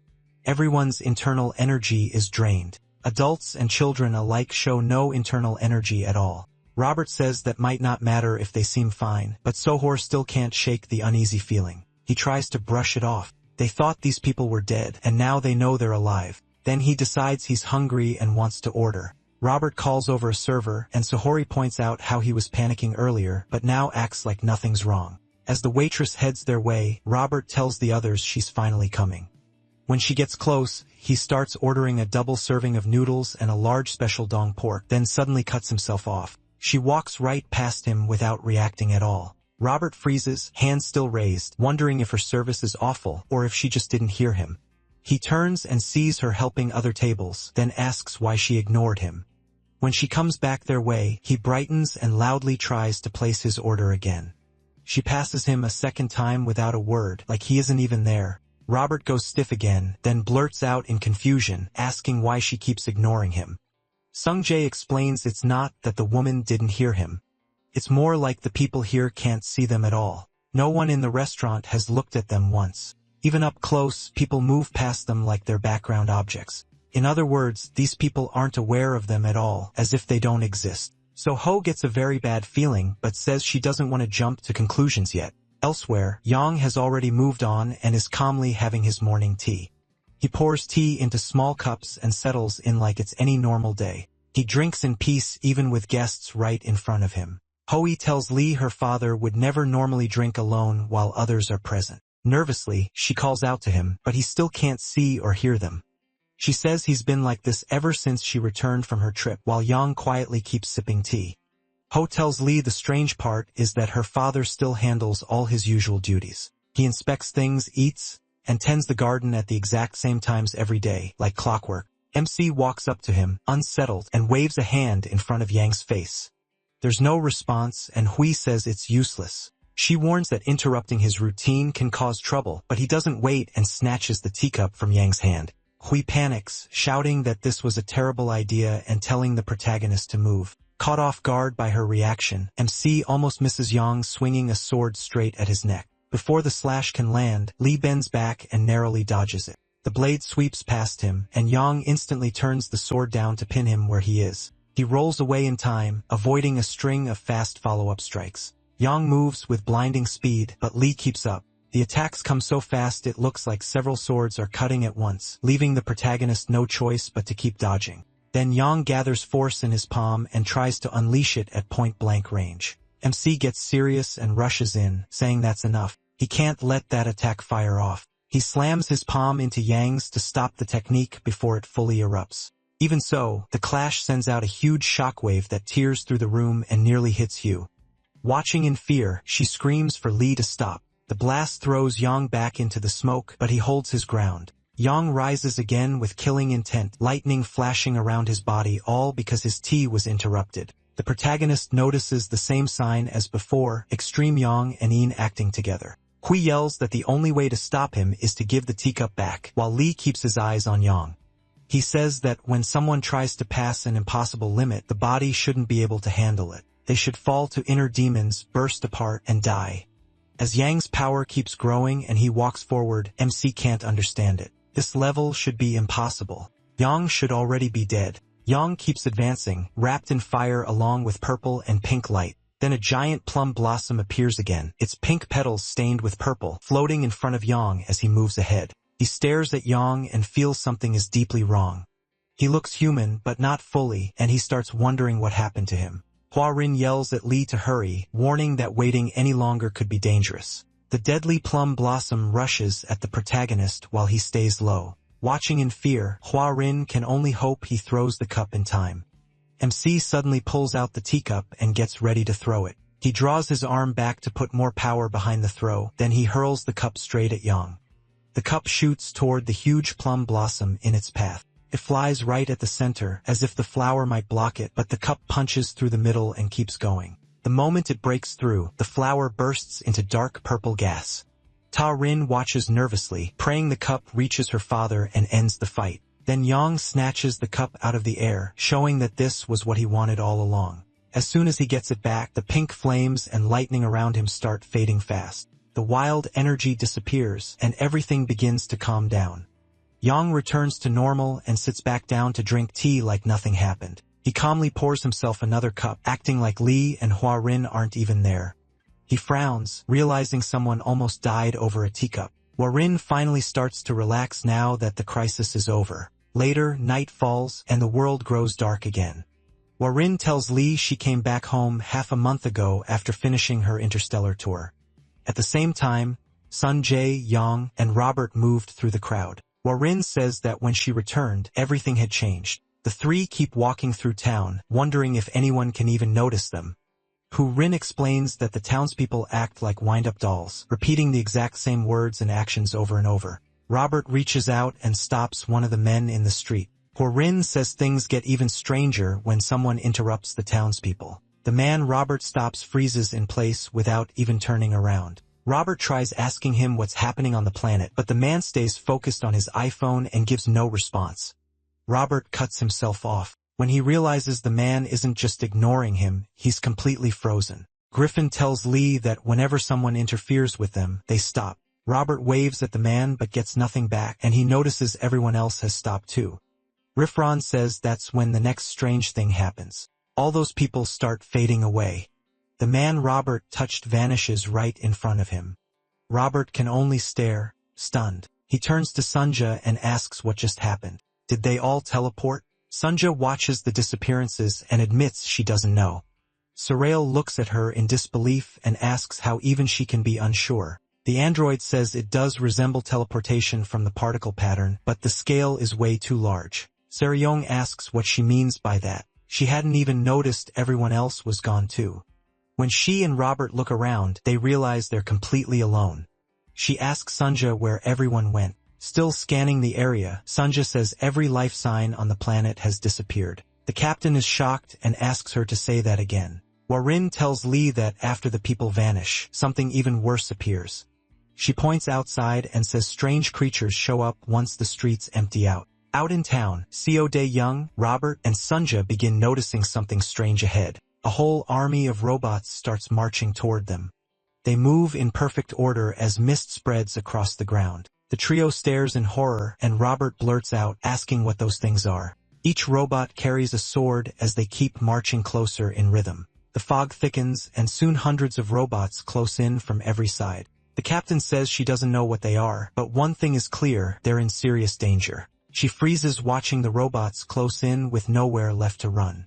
Still staring at them, she asks Sunja if they're androids. She also wonders why they look unfinished with only an iron rod where their abdomen should be. Sunja scans them and says they're not androids, they're construction droids. She explains these are early labor models made for simple work like planetary development with weak AI and limited thinking. Lets out a small breath saying she panicked for nothing if they're only construction droids. She reminds them that under the 3 laws of robotics, droids can't harm humans, but Robert isn't convinced. They're carrying swords, and he asks why construction droids would need those. Saborian guesses they're using them like tools. She walks up and tells the droids there are people here, ordering them to move aside and find another route. Instead, one droid charges at her and tries to slash her face. Before she can react, it swings again, aiming to cut her in half, but she fires an energy blast at it. Luckily, the blast pushes her back just enough to dodge the strike. She glares at the droid and demands to know what it's doing, wondering if it's broken. Her answer comes fast. Several more droids leap at her with swords drawn. They move like ninjas, swarming in to slice her apart. To stop them, Se-ri-young unleashes a huge energy blast with her martial arts. From the Jahan Pavilion, Hua Rin and Lee notice the massive explosion tearing through the city. Hua Rin tells the protagonist those are the things she meant. They always appear after the people vanish. Back in town, Cedric keeps blasting the robots. Sunja clings to her waist and Robert runs for his life. Hua Rin explains the robots attack any living thing they find. Meanwhile, the trio jumps onto a roof, but the robots keep chasing them. Robots swarm the rooftops in the streets below, leaving them with nowhere to escape. Warin says the same thing happened to her when she came home from her tour. She glances toward where her father usually drinks tea and realizes he's gone. The spot was empty, and she tells Lee she would have died if her father hadn't stepped in. Yang returns to his seat and resumes meditating. Warin says the robots never come near her father for some reason. Yang settles back onto his throne and rests his arm on it. Then pink fire begins to rise around the place again, just like when they first arrived. He closes his eyes, the pink flames surround him once more. As his meditation deepens, the light flares and plum blossoms appear again. Ho Rin adds that when everyone else disappears, only her father remains. But in that unreachable state, looking at Yong, Lee says he's trying to hold on. She turns to him and asks what that means. MC explains that Yong is burning both his internal energy and his soul, even risking inner demons just to endure. That's probably the only reason he hasn't been destroyed. He places a hand on Hua Rin's head and says Yang is clearly protecting something at all costs. Hershey stares at her father with pity, wondering what he's suffering through. Lee says the Sword Sovereign's resolve is truly admirable. Then he suddenly heads out and tells Hua Rin to follow. He's gonna put an end to this. Startled, she asks where they're going, and without looking back, the protagonist says he wants to see the face of the scum behind all this. Meanwhile, Cedrillon, Sonia, and Robert run into a dead end with no choice left but to face the robots. Surrounded on all sides, they desperately try to think of a way out before they're killed. The droids stare at them with glowing red eyes, and it's obvious they didn't come to play. Cedrillon starts stammering, asking why they're attacking humans. She turns to Sonia and asks if that should even be possible. Hiding behind her, Sonia says it shouldn't be.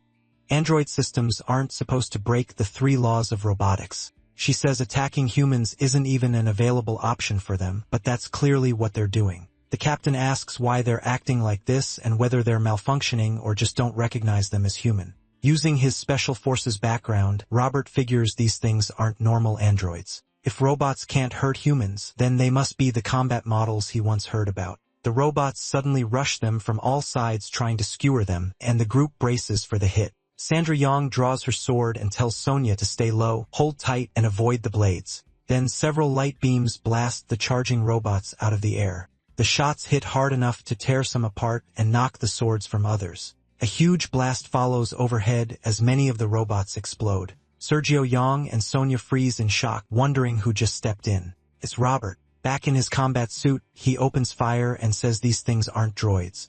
He explains that they're called Iron Zhangshi, basically reanimated corpses.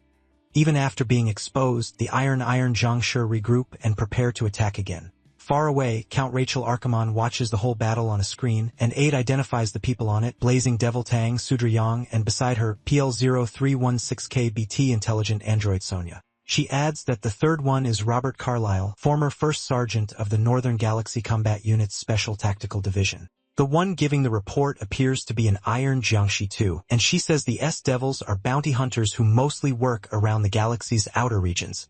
In her view, they aren't a serious threat and could be wiped out in 10 seconds. Rachel stops at one detail. Did she say Robert came from the Northern Galaxy Combat Unit? Watching Robert tear through the Iron Zhangshi, he asks if he was also in the Special Tactical Division. The Iron Zhangshi asks whether she should give the order to kill them. Richa studies the scream with his half-metal face and thinks it over. Back at the scene, Lee arrives where the others were fighting the Iron Zhangshi. Seeing broken machine parts on the ground, he asks what happened. The battle is already over, so MC wonders how it ended so fast when they were fighting just moments ago. Robert answers right away, bragging that he went all out this time. He says he'd been waiting for a day like this, which is exactly why he never got rid of his suit. To prove it, he shows the suit off a little, proud that it still works perfectly. He boasts that he kept everything maintained for this exact moment, and Lee stares at him before asking, a little sarcastically, what he would have done otherwise. Robert says things would have gone badly if he had listened to someone and sold his gear secondhand. Cedric Young just folds her arms, tired of hearing him talk. He explains they only tried to sell it because they were broke and needed money for food. While Robert keeps bragging that they'd be done for without him, he picks up one of the metal hands and studies it. Sunja cuts in and tells Robert to calm down. They didn't beat the Zhangshi. They pulled back on their own, and if they had kept attacking, the group would have died. Holding up the metal hand, Lee wonders what it is and guesses it might be part of armor. Se-Yong tells him it's not armor, it's a droid, or more simply a robot. The protagonist repeats it wrong and calls it a drobot, then tells her to explain it in words he can understand. In his world, robots don't exist. Too tired to deal with it. So Ri-Yong says he still wouldn't get it even if she explained. So she asks Sun Ja to keep it simple. Sun Ja says a robot is basically a machine that can think and act like a person. MC is stunned. He says the world may have changed, but there's no way a piece of metal can act human. Then something happens that completely throws Lee off. To make her point, Sun Ji takes off her own head and holds it out to him. He completely loses it. He screams, jumps behind Wei Fren, nearly knocks her over, and demands to know what Sun Ji even is. Tang Se Ryong asks Sun Jia if she never told him she was an android, and Sun Jia says they've been too busy. At the same time, one of the destroyed Zhangshis still has an active intelligence unit, its eyes open, locking onto the group while no one notices. It records Lee hiding behind Huarin, then the Jiangxi reporting to Count Rachel Archimonde links into the live feed. She tells him the protagonist doesn't exist in their database. In the hidden base, they review the footage, and she adds that MC doesn't appear to have an internal energy drive, which means he may be a pure natural. Richel gets up to leave and says that judging by his foolish behavior, he's not worth worrying about. The one they should watch, he says, is Robert. If Robert came from the Special Tactical Division, then he must be an elite soldier. Richel goes further. If he made first sergeant, he's likely top class. A man like that wouldn't end up here by accident, so he orders them to stay alert and investigate him fully. Elsewhere in space, a bright light appears in the distance. It isn't a star at all, but a transport ship moving through space. Its destination is the 32nd district of the Heavenly Demon Sect. There, District Commander Shang and Elder Zhou wait to greet an important guest. Soon, the transport arrives and its doors open. The guest steps out in flip-flops, looking completely relaxed. He walks up to the commander and elder who bow to him out of respect. The commander thanks him for coming all this way and addresses him as officer. The officer yawns and agrees it was a long trip. This officer looks like a bossy little kid, but he makes it clear the trip had better be worth it. He is Zhou Dan, first-class officer of the Disaster Safety Headquarters, Central Committee of the Heavenly Demon Sect, and he gets right to work. Zhou inspects the swollen red mark on Zhang Shi head left by Li's slap. Zhang is still in a wheelchair, showing he hasn't recovered from that beating body or mind. Commander Yang asks Officer Zhou if he notices anything. Zhou looks alarmed and leans in for a closer look at the strange hand mark. Since he's so short, he climbs onto a stool and keeps staring at it in silence. At last, Wo places a hand on the mark and asks Sang if it hurts. Sang says the pain is mostly gone, but his head still feels hot all the time. Zor asks him to repeat that, puzzled by how there can still be heat without pain. Looking down, still shaken by what happened, Zorb confirms that's exactly what he's been feeling. Then Zorb suddenly cries out in pain. Zorb presses the spot again and uses the same move Li used, making Zorb groan loudly. His scream echoes through the whole medical room. Over the protagonist's large handprint, Zorb's much smaller hand leaves another mark, though Zane can't protest against his superior. When Zorb pulls his hand away, smoke rises from the spot just like before. He strokes his chin and keeps thinking. The commander thinks he understands and says the two marks seem different. The first is swollen, but the second is sunken, so maybe they aren't the same technique. Without even looking at him, Chua says they are the same. The first mark also came from the 9-in palm. The commander is shocked because that confirms the sword matron's claim that this unknown man is tied to the Heavenly Demon Sect. He tries to explain that 9-in palm is just a basic martial art taught to beginners, while this new version looks far more advanced. As they talk, Elder Zhou goes to prepare food for their guest. The commander adds that he himself mastered 9-in palm when he was only 7. While the elder sets the table, Zhang points out that the 9-in palm mark still looks different from the original wound. The officer agrees. He says the core of 9-in palm is cold energy, but this attack left heat behind, so, of course, the scar looks different. He explains that whoever did this reached a level where he could completely suppress the technique's natural coldness and leave only the heat from the strike. According to Zhou, that was actually an act of mercy. The attacker held back so the enemy wouldn't suffer worse damage. The commander is stunned and asks if it's really possible to reverse a martial art's basic nature, like making fire from ice. Zhou says it should be possible in theory.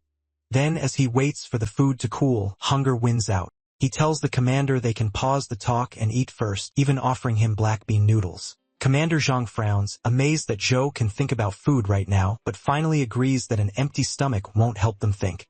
Meanwhile, back on the S-Devil ship, Robert explains that the things they fought are called Iron Jiangshi. Sunja drops off another huge pile of hot dogs, and Tang gapes at how fast Li is eating. She starts eating too and asks Robert what iron giants she really are. He says it was a rumor from back when he was still serving. From what he heard, they were making a new combat android meant to kill humans. Tang calls that nonsense robot minds are built around the 3 laws, so they shouldn't be able to hurt people. At the same time, MC still can't accept that Sunja isn't human, so he tugs at her cheeks to check. She only gives him an annoyed look. Robert says they got around the 3 laws by swapping out the AI circuits with dead human brains, and that completely shocks Tang. That's why the project was called Iron Jiangshi. Still poking at Sunja's face, Li asks again if she's really not human. Sunja asks if he wants her to take her head off again, and even offers to remove her arms and legs so he can be sure. He hurriedly says that's not necessary. Stunned, he mutters that this world has gotten way too strange. He finally stops bothering her and turns back to the food. Tang tells Robert his story does fit what they saw, but it still sounds too crazy to believe without seeing it firsthand. Then Lee notices the plate is empty. They finished all the hot dogs while he was busy with Sunja. Tang catches him looking her way and comments that using dead people's brains is seriously messed up. The protagonist answers with a cold, horrified stare. There's no food left. Not understanding the look, Tang asks what his problem is and why he's making that face. Then she looks down, sees the empty tray, and finally gets it. To avoid trouble, she quickly tells Sunja to make more hot dogs for him. Sunja blankly says they're out. Tang just brushes that off and says then it can't be helped, turning back to figuring out what's happening on the planet. She says it feels like they got dragged into a really bad situation. Behind her, Lee suddenly shouts that they're shameless, and his body starts to flare up. Tang spins back around. Furious, he says maybe the old martial world's manners are gone, but she still dared to steal his food. Alarmed, Tang asks Robert what he's talking about, but he has no idea. MC's power starts rising as he says she can't pretend she didn't know who he was. He already declared himself the supreme heavenly demon. So how did she dare do this? Tang puts a hand on her hip, remembering he really did say that. Robert remembers too. Even so, Tang can't make any sense of what that title is supposed to mean. She ignores him and says they can sort that out later. Right now, bigger things matter. Lee keeps burning with anger. Robert gets too uneasy to stay at the table with him and stops Tang so they can leave together. Sunja also quickly heads out, clearly not wanting to deal with his mood. Soon, the protagonist is left alone, and with no one there, his anger dies down and the awakening fades. He looks at the tray again and spots some grease and a few tiny pieces of hot dog left behind. Staring at those scraps, Lee gets an idea. He reaches down and takes them. It's all that's left, and even the supreme heavenly demon can't starve. Still frowning, he eats the scraps, seeming to accept that this is life among such lowly mortals. Outside, the wrecked iron jiangshi parts are still scattered around. Sunja picks up one of the robot heads to inspect it, hoping they can learn something useful. Tang looks over the wreckage, unsure where to begin. Their ship stays ready overhead in case they need to flee, while the ground is covered in robot debris. Robert examines a robot arm and notices the joints are flimsy. He wonders why it's built so badly and why the alloy is so weak. Looking over the head, Sunja says that's because these aren't finished units. They're only prototypes. She studies the head and scans it with her eye sensors. After a while, Sunja goes silent mid-thought. Tang notices and asks if she found something in the robot's head. Sunja says yes. She adds that its neural network is very simple, then starts opening the head. When the compartment opens, an intelligence chip pops out. Sunja identifies it as a primitive M207 chip. She says it's so crude, it's embarrassing to even call it AI. According to Sunja, the M207 is made to receive commands, not think for itself, so it doesn't count as real artificial intelligence. Following her logic, Tang asks if the robots were being controlled from afar. Sunja confirms it. Each unit was remotely operated. She quickly scans the area and says 9,817 droids attacked them. That means at least 9,817 humans had to be controlling them. Elsewhere, a lab is filled with tubes of liquid. Wires run into every tube and something sits inside each one. Richel and his robots head into the lab to check on the experiment. He studies the rows of tubes with a cold, determined look. Inside them are naked people with their brains wired up, making it clear this is how the robots are controlled. One unconscious man, clearly a townsman, floats in the liquid looking badly worn out. Back on the street, Tang asks Sunja for the total population of the Manhwa district. Sunja answers that the exact number is 9,818. Meanwhile, back at the Jaha Pavilion, Yang is still burning away his inner energy along with his soul. The others realize only one person is missing, the Sword Sovereign. He's still unconscious as pink fire and plum blossom petals surround him. Near the throne, Hua sits down and watches her father in pain. Elsewhere, Commander Zhang is stunned by what Cho says and politely asks him to repeat it. While wiping his mouth, Cho repeats his order, full of mobility and lockdown for all of District 32. No one is to move, no one is allowed in, and every dispatched unit must be called back at once. Still shocked, the commander asks why he made such a sudden call. Cho says the times are too dangerous to do anything less. He explains that 2,000 years of peace have lasted too long, and the authority of the martial alliance has faded. Then he asks what happens when the tiger ruling a mountain loses its fangs. Commander Zhang answers that the wolves take over. Choi says not exactly. The wolves try to become tigers themselves. He reminds him that wolves made packs because of the tiger. Once the tiger is gone, they start comparing themselves to each other. Other wolves look weak, and that weakness makes them attack. In times like that, the first target is the strongest wolf because everyone is fighting for power. As he heads for his flight pod, with the commander walking beside him, Cho says the wolves will use the pack tactics they learned to bring down the strongest one. His point is simple. Their sect is the strongest wolf in today's martial world, so they must be extremely careful. The commander asks if that means the unknown person using their sect's martial art is tied to this danger. Cho admits he doesn't know, and that's exactly the problem. Stepping into the pod, he says he got an emergency message before arriving. An unknown person is heading toward Mount Hua. Commander Yang is startled and asks if he heard that right. Mount Hua? Cho confirms it. An unknown factor has landed on a powder keg, and the martial world is one spark away from exploding. That's why he says they need to understand the situation first and avoid acting too soon. Then he enters his pod and departs, hoping the truth becomes clear soon. The commander watches him leave, unsure what to think. All he can do for now is frown and wait. At Mount Hua, Zhang and the others head to the Jaiha Pavilion to meet Hua. Zhang asks her to confirm that the missing people always return at night. Hua says they do, except for her father, who always stays behind after everyone else disappears. She says her father always stays behind in that burning state, sitting on the throne. Sir Yung just stares, totally unsure what to make of the sword sovereign. Yung remains seated in the flames and still doesn't notice any of them. Sir Yung asks Sunja how long is left before sunset, since that's when the missing people should appear again. Sunja says Mount Hua switches from day to night every 6 hours. By her count, sunset is only a second away. Then, in the very next moment, something happens that shocks the captain. Right on cue, the sword sovereign stands up, pulls Warin into a hug, and cradles her head just like before. Warin explains that he does things like patting her head without any awareness. She says he also drinks tea, looks around the area, and later reads in the garden.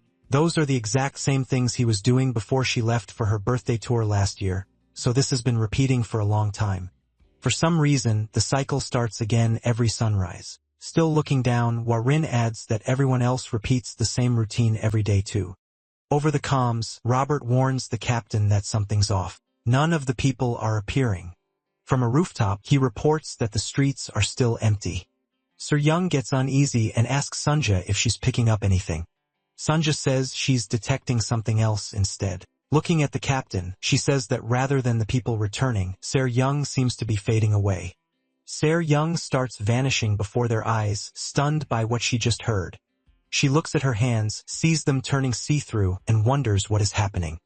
Then her hands vanish completely, and she cries out. Sun Ji says the captain's vital signs are disappearing too. A second later, Sir Yang vanishes completely, leaving only a faint glow. Meanwhile, Warin is still in her father's arms. Outside Mount Hua, a Greenwood ship drifts in space.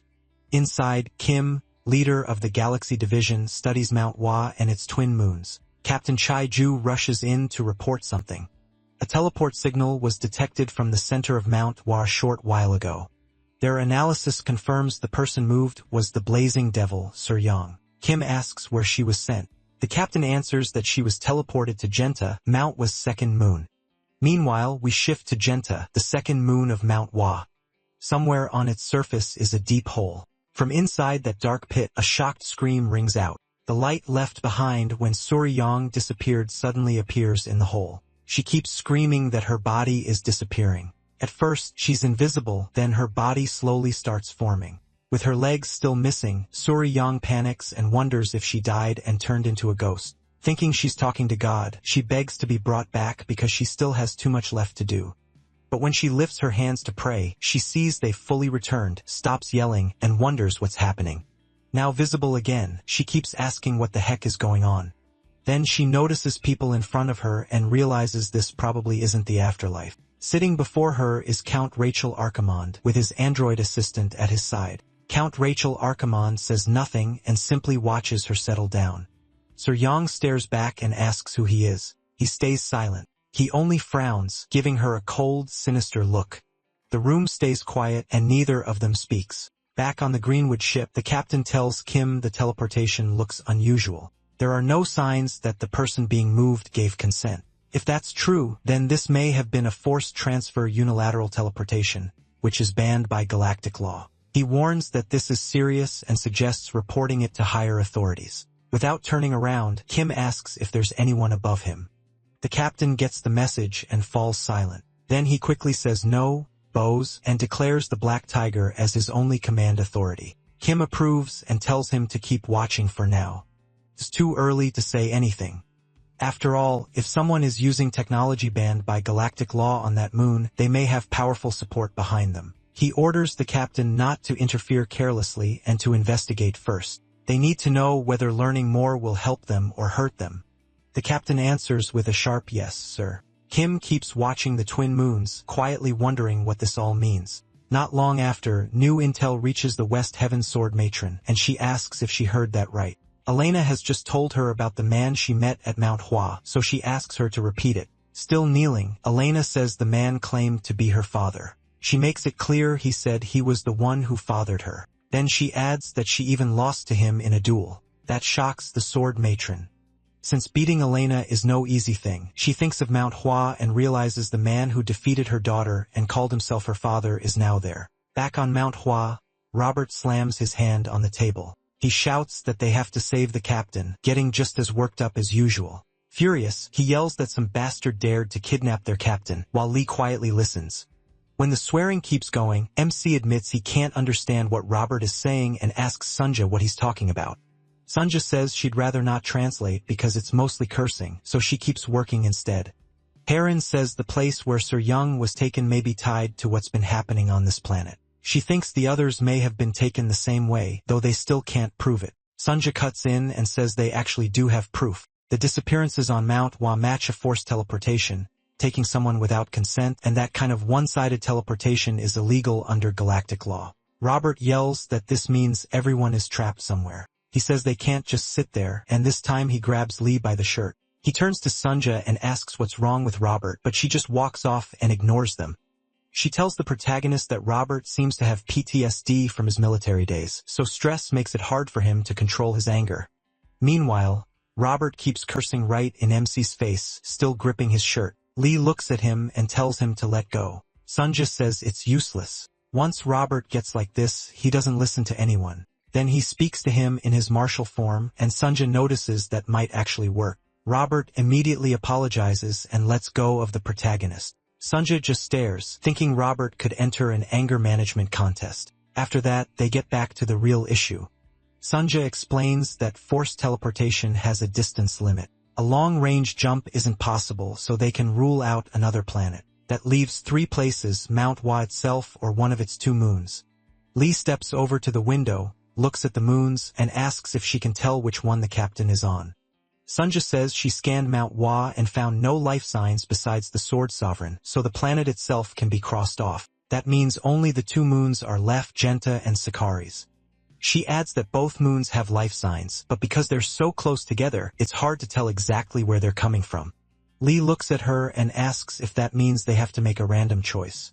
Sunja says yes and thinks it over. Then she remembers the captain loves gold. Since Sir Yang is obsessed with it, Sunja picks the golden moon, Sakaris, but she couldn't be more wrong. We head to Manhwa's second moon. Genta, their count, Rachel Archimonde, is still staring at Sir Yang, who was just teleported into his facility, and he still hasn't spoken. Sir Yang asks who he is, but he gives her nothing. Rachel's android scans Sir Yang and finds an externally mounted 1.4 giga internal energy drive. It also detects a 3.3 giga ultra-high-density internal energy drive embedded in her body. The android adds that her only outside weapon is the electronic soft sword at her waist. At last, Count Rachel Archimonde speaks, bringing up her 3.3 giga internal energy drive while sipping sparkling water. He remarks that a backwater bounty hunter is carrying something she can't even use. Ser Jung asks again who he is, then bluntly asks if he's deaf. Somewhere else in the universe, a beam of light falls on a tiny sprout. The little plant is growing in what looks like sand, living off the strong sunlight. An old man crouches beside it, quietly watching it grow and admiring life. Nearby, Officer Cho walks up and calls him master. Cho arrives with a serious face and says there's a problem he needs to discuss. The old man cuts in right away. He already knows about the Manhwa incident and that Cho was sent to handle it. The master tells him not to rush. He says they need to wait until the bud fully blooms. Only then can they know what kind of tree it really is. In other words, they should wait until the forces behind Count Ritual are fully exposed, then strike for real. He reminds Troll that he raised him to understand that much, then asks if he's being impatient or if something else is wrong. Troll stays silent. Sensing more is bothering him, the master asks what's really causing this childish behavior. Troll explains that during his investigation, a mysterious person appeared in the case. According to him, that person used martial arts at the level of reversing the energy flow. He also knows their sect's secret art, the Demon Heart Asura Buddha sword technique. The master's face suddenly turns horrified, making Cho hesitate. Then he adds that this person has reached the peak of mastery. Worse, Cho says this man does not belong to their sect. Now grim, the master flatly orders him to kill that person.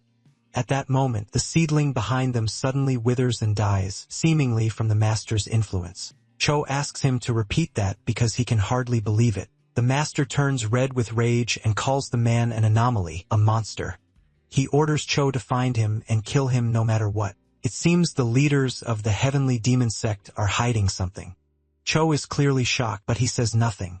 Later, he returns to his travel pod and resumes his mission. The pod moves through space with Cho riding inside. Soon, he settles into the pod and continues his journey.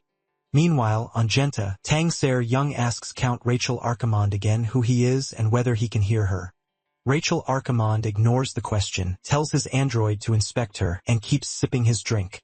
The android vanishes from behind him, moving at blinding speed. In an instant, it appears behind Tang Seo Young while she's still facing the other way, unaware it's there. She senses it, spins around, gathers an energy blast in her hand, and demands to know what it thinks it's doing. But when she fires, the android is already gone.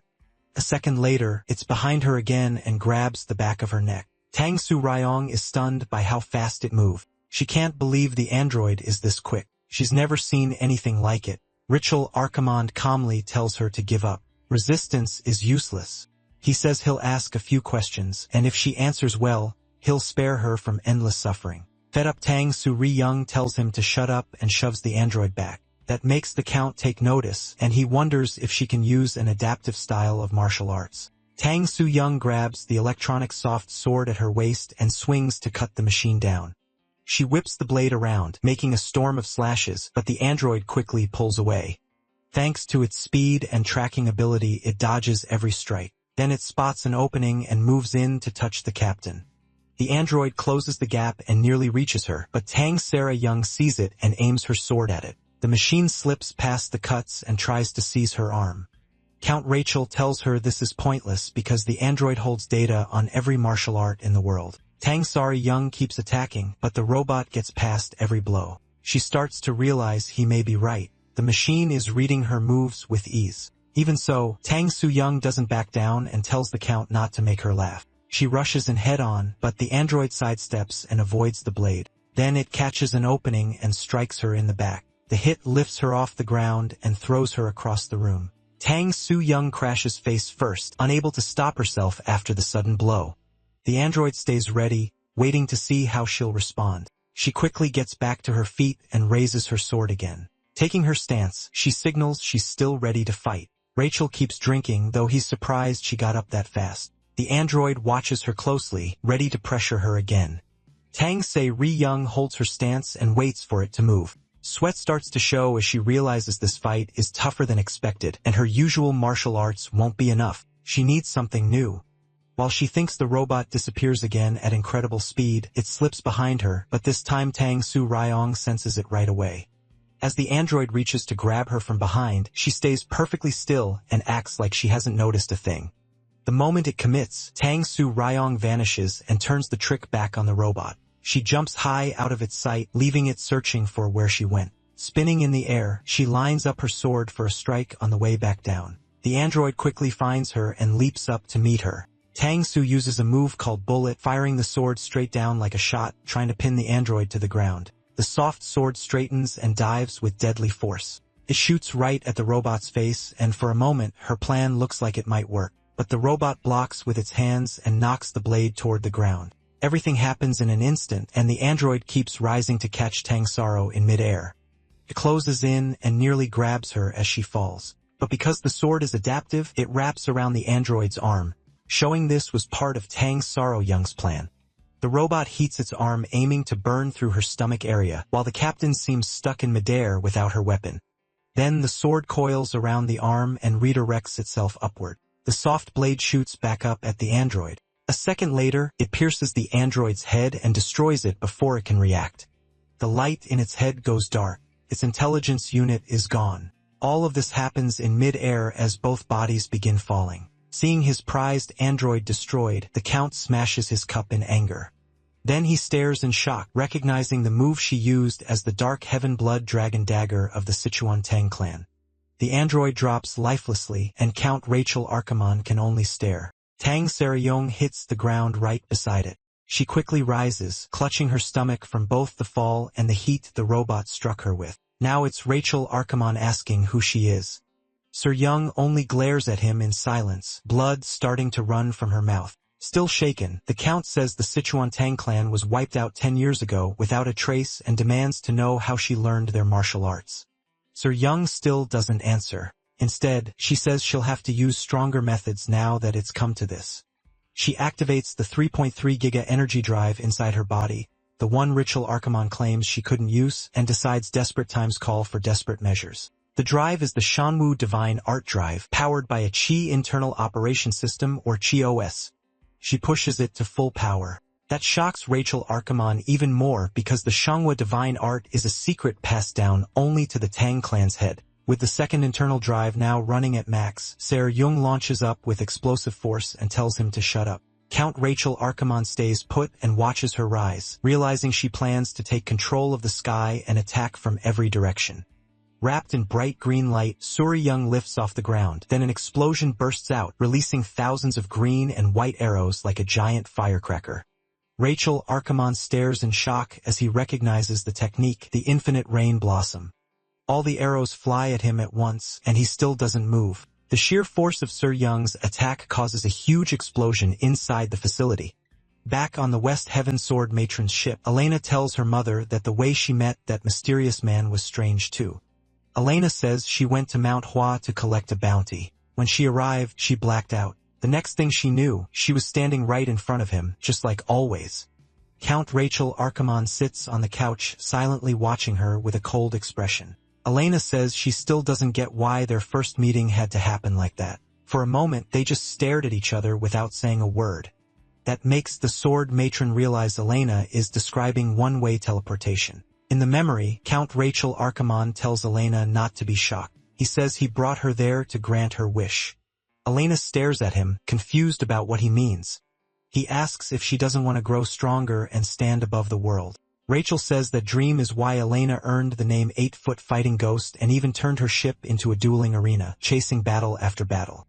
He says the closer she got, the farther the goal seemed, leaving her in despair and crying alone at night. Then he offers her power, the kind that would let her look down on the world. Elena admits he knew far too much about her. In the flashback, she demands to know who he is and what nonsense he's talking about. What bothered her most was how accurate he was. Rachel rises and says she'll understand better after a fight. Back in the present, Elena says they fought, but there was one problem. Meanwhile, Count Rachel has already crushed Tang Se-young and is holding her by the throat. Elena tells her mother that against him, nothing she tried had worked. In the present, Rachel keeps Tang Se-young lifted by the neck. Her green flames have burned away much of his clothes. Underneath, his whole body looks metallic, just like the androids.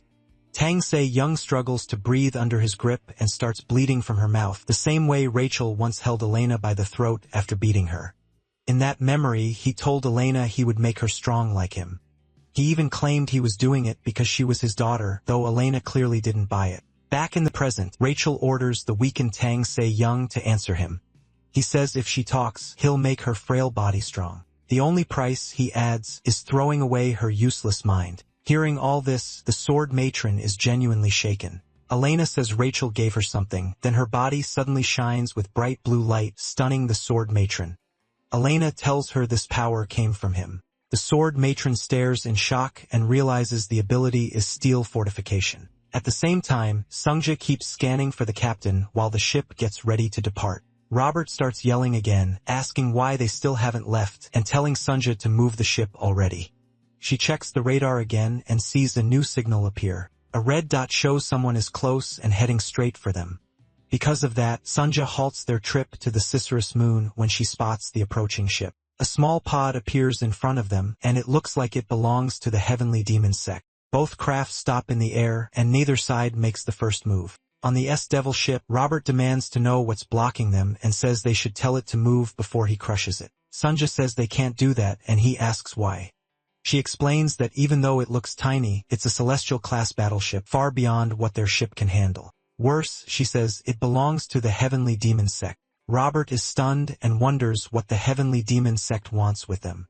A moment later, Officer Cho teleports into their ship, startling both Robert and Sunja. He looks straight toward Lee and ignores everyone else. MC doesn't even notice him. He's too busy trying to cut a single hot dog with a knife and fork. Cho keeps staring at him and quickly realizes he is the same person he saw on the district screen. Robert walks up and politely asks why someone from the heavenly demon sect came aboard their ship. Without even turning, Cho heads for Lee and introduces himself as a first-class officer of the Disaster Safety Headquarters, Central Committee of the Heavenly Demon Sect, then calmly takes a seat. He tells the protagonist to speak freely with him, but the protagonist just keeps eating and says nothing. Robert is baffled that a kid this small could hold such a high rank in the Heavenly Demon Sect. Cho cheerfully says he has an urgent request and came to discuss it with MC. He tells Robert to stay out of it, then continues speaking with Lee. Cho says the one behind this whole incident is Richal Archimond.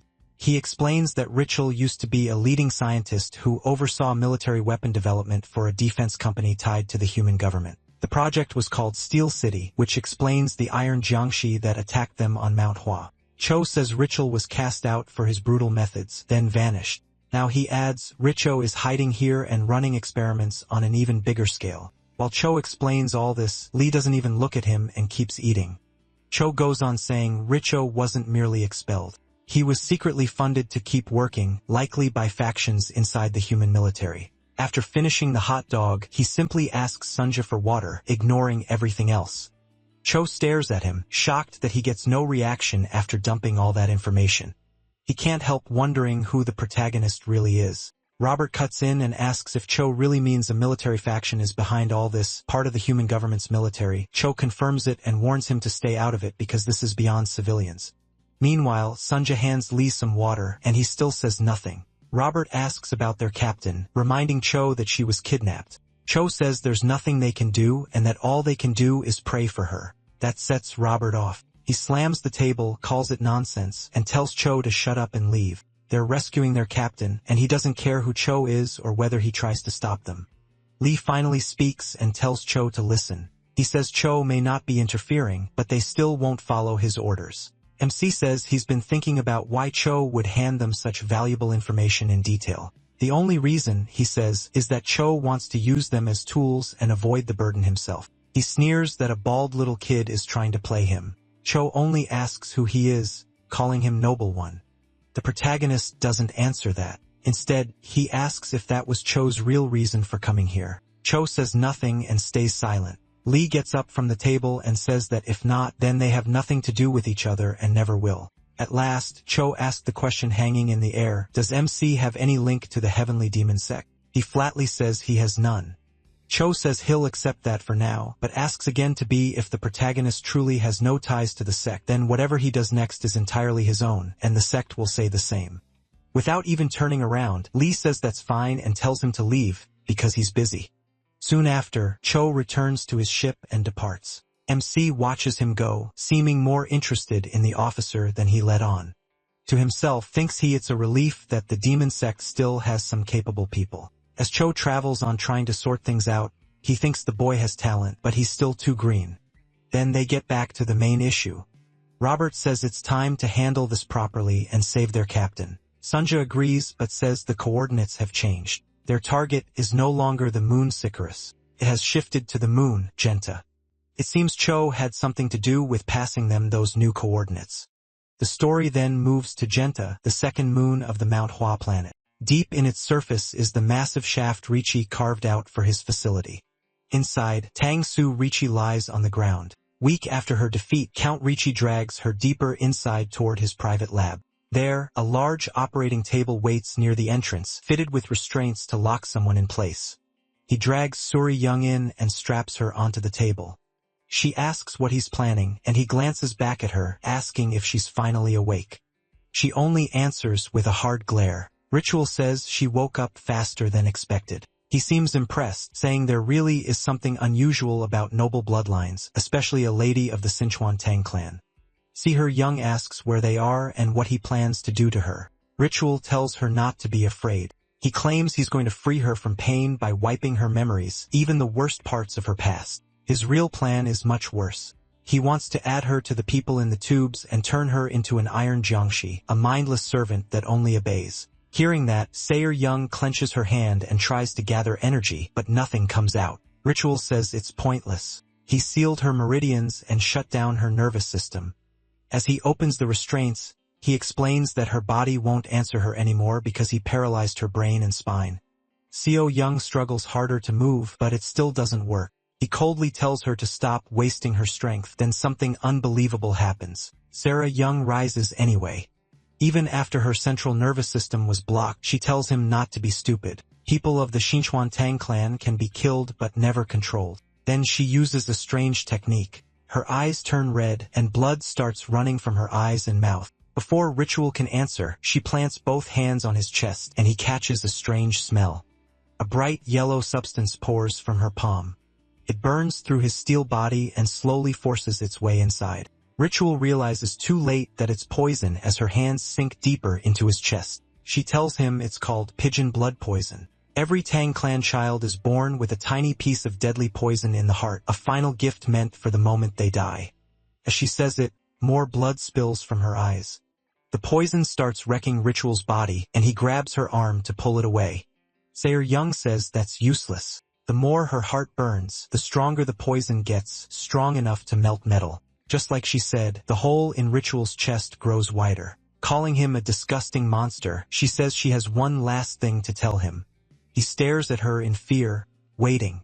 Smiling through a face covered in blood. She asks him to die with her, then a sharp blade flashes between them and slices through Sarah Young's hand. Came from Ritual's android, so it wasn't destroyed after all. Ritual yanks her arm and tries to tear it completely off. Barely alive, Sarah Young looks down and sees the android. She realizes it ruined her chance to kill Ritual. Blood pours from the severed hand and splashes across the room. At that moment, a warning alarm blasts through the facility. Annoyed, Ritual looks up and wonders what set it off. The system keeps repeating that intruders have been detected. Outside, Lee puts on a space shield, and he's clearly in a bad mood. Robert gears up too and stands behind the protagonist, who still has his hands in his pockets. Then a huge wave of Iron Giant shell bursts out of the hole and lines up to fight the Cess Devils. Thousands charge with swords while more keep jumping out to join them. Robert readies his weapons and tells MC he'll handle the robots, so MC should go save the captain. He doesn't hesitate. He takes off at once, leaving Robert to deal with the androids. He shoots over the incoming army and dives straight toward the underground base. Robert is stunned by how fast he left. The protagonist flies into the shaft and runs straight into more robots coming up as backup. Then he releases his form, and a blinding light erupts around him. The blast tears through the shaft, wiping out the robots inside and even smashing apart the hole itself. Robert can only stare in shock. Rocks blasted loose by the explosion crash down on several bots and crush them, but plenty are still left. Robert grumbles that Lee could have helped a little before leaving instead of taking his words that seriously. The Iron Jiangshi rush him with swords raised, and once he realizes he's alone, Robert starts cursing and opens fire with everything he has. Inside, Ritual watches the battle on a screen, badly hurt but still alert. He sees Robert going all out against the Iron Jiangshi. Robert fights like crazy, determined to wipe them out. Ritual's android scans his gear and identifies one weapon as the MZCT-106 recoilless laser. It also detects the TTR-8 automatic laser multi-missile system. Robert fires those missiles and tears through the Iron Jiangshi. When some get too close, he lifts off the ground. The android identifies the device as anti-gravity rockets. It reports that all of Robert's gear is Special Forces equipment, though outdated and no longer in active use. Ritual figures Robert isn't an active soldier, just a retired one, and decides he worried for nothing. He orders the android to kill Robert and the others too. Then another alarm suddenly sounds, catching Ritual and the android off guard. He looks over, confused about why a second alert went off. The android reports that an intruder has entered District 8. Seconds later, it says the intruder already passed District 8 and entered District 7. Ritual is alarmed, unable to understand how anyone moved through security that fast. A moment later, the android reports the intruder moving from District 8 to 7, then 6, then 5. Keeps going, 4, 3, 2, before suddenly stopping when it can no longer track the intruder's position. Ritual is stunned. He snaps that no one should be able to break through all their security that quickly. The android starts rechecking the data to find the intruder. Then a bright burning light appears behind it. The android tries to announce the intruder's current location, but it freezes and instantly explodes. Steel fragments scatter across the room as Ritual looks around, trying to find where the attack came from. Meanwhile, the alarm triggers a response in the holding room, and the tubes begin filling with gas. The gas rises almost to the top, like part of the emergency system, then the alarms suddenly stop. The tubes return to normal oxygen flow. Smoke from the blast fills the room while Ritual stands there, still trying to figure out who the intruder is. Then he sees a huge breach in the wall. Through that opening, Lee steps into the facility with his hands still in his pockets. Ritual realizes this is the person who tore through all his defenses, and he can only stare. MC calmly stares back, almost looking harmless. A moment later, he walks farther into the room toward Ritual. Lee says nothing.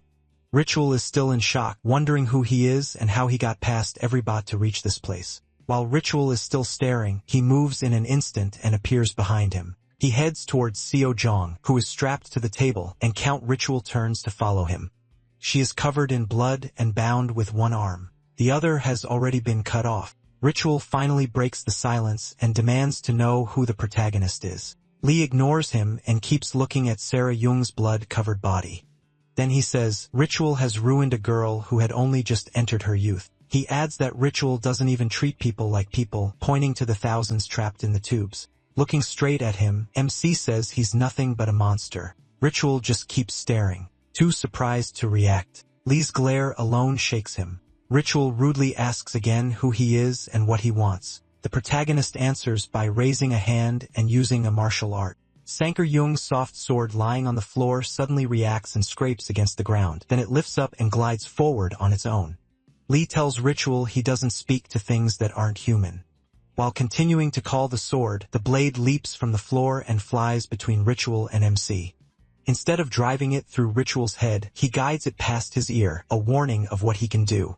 The sword returns to the protagonist, and he catches it. Shocked, Ritual recognizes the technique as void manipulation. Ritual scans Lee and freezes. There's no internal drive in him, yet he just used void manipulation, a skill only someone at the transcendent level should be able to use. He checks again through the scanner in his eyes, then starts to wonder if MC is using ancient martial arts. Ritual holds his position, but he knows he's in trouble. Of all times, this guy had to show up now. He glances at his damaged body, still messed up from Seo Ruejong's attack, and regrets getting hurt by her. He steps closer, still staring him down, then he raises the sword toward Ritual's neck, making the Count flinch. Lee tells him he's not just inhuman. He's not even a real martial artist. He goes on asking how Ritual can think about pointless things in the middle of a fight. That finally sets Ritual off. He snaps at the protagonist to shut up and charges in, throwing a deadly strike. A second later, Ritual sees blood pouring from his hand. Lee had already slipped past him and sliced off his left arm. Ritual turns and sees his arm lying on the floor. MC says that cut was for what he did to see her young. Cedrigan still lies unconscious on the operating table. He adds that now Ritual has to pay for making him angry. As he starts powering up, Lee warns the Count to get ready. The price for that is very high. A huge wave of energy pours from the protagonist into the lab, and things get even worse for Ritual. Ritual bitterly thinks he must be the unluckiest man alive. First, the woman from the Sichuan Tang clan, and now this monster, all in one day.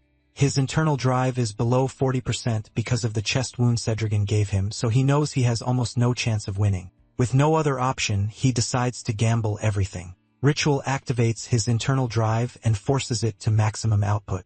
At once, the system sends out a danger warning. His damaged body can't handle that much power. It warns that he's past the safe limit and the heat is out of control.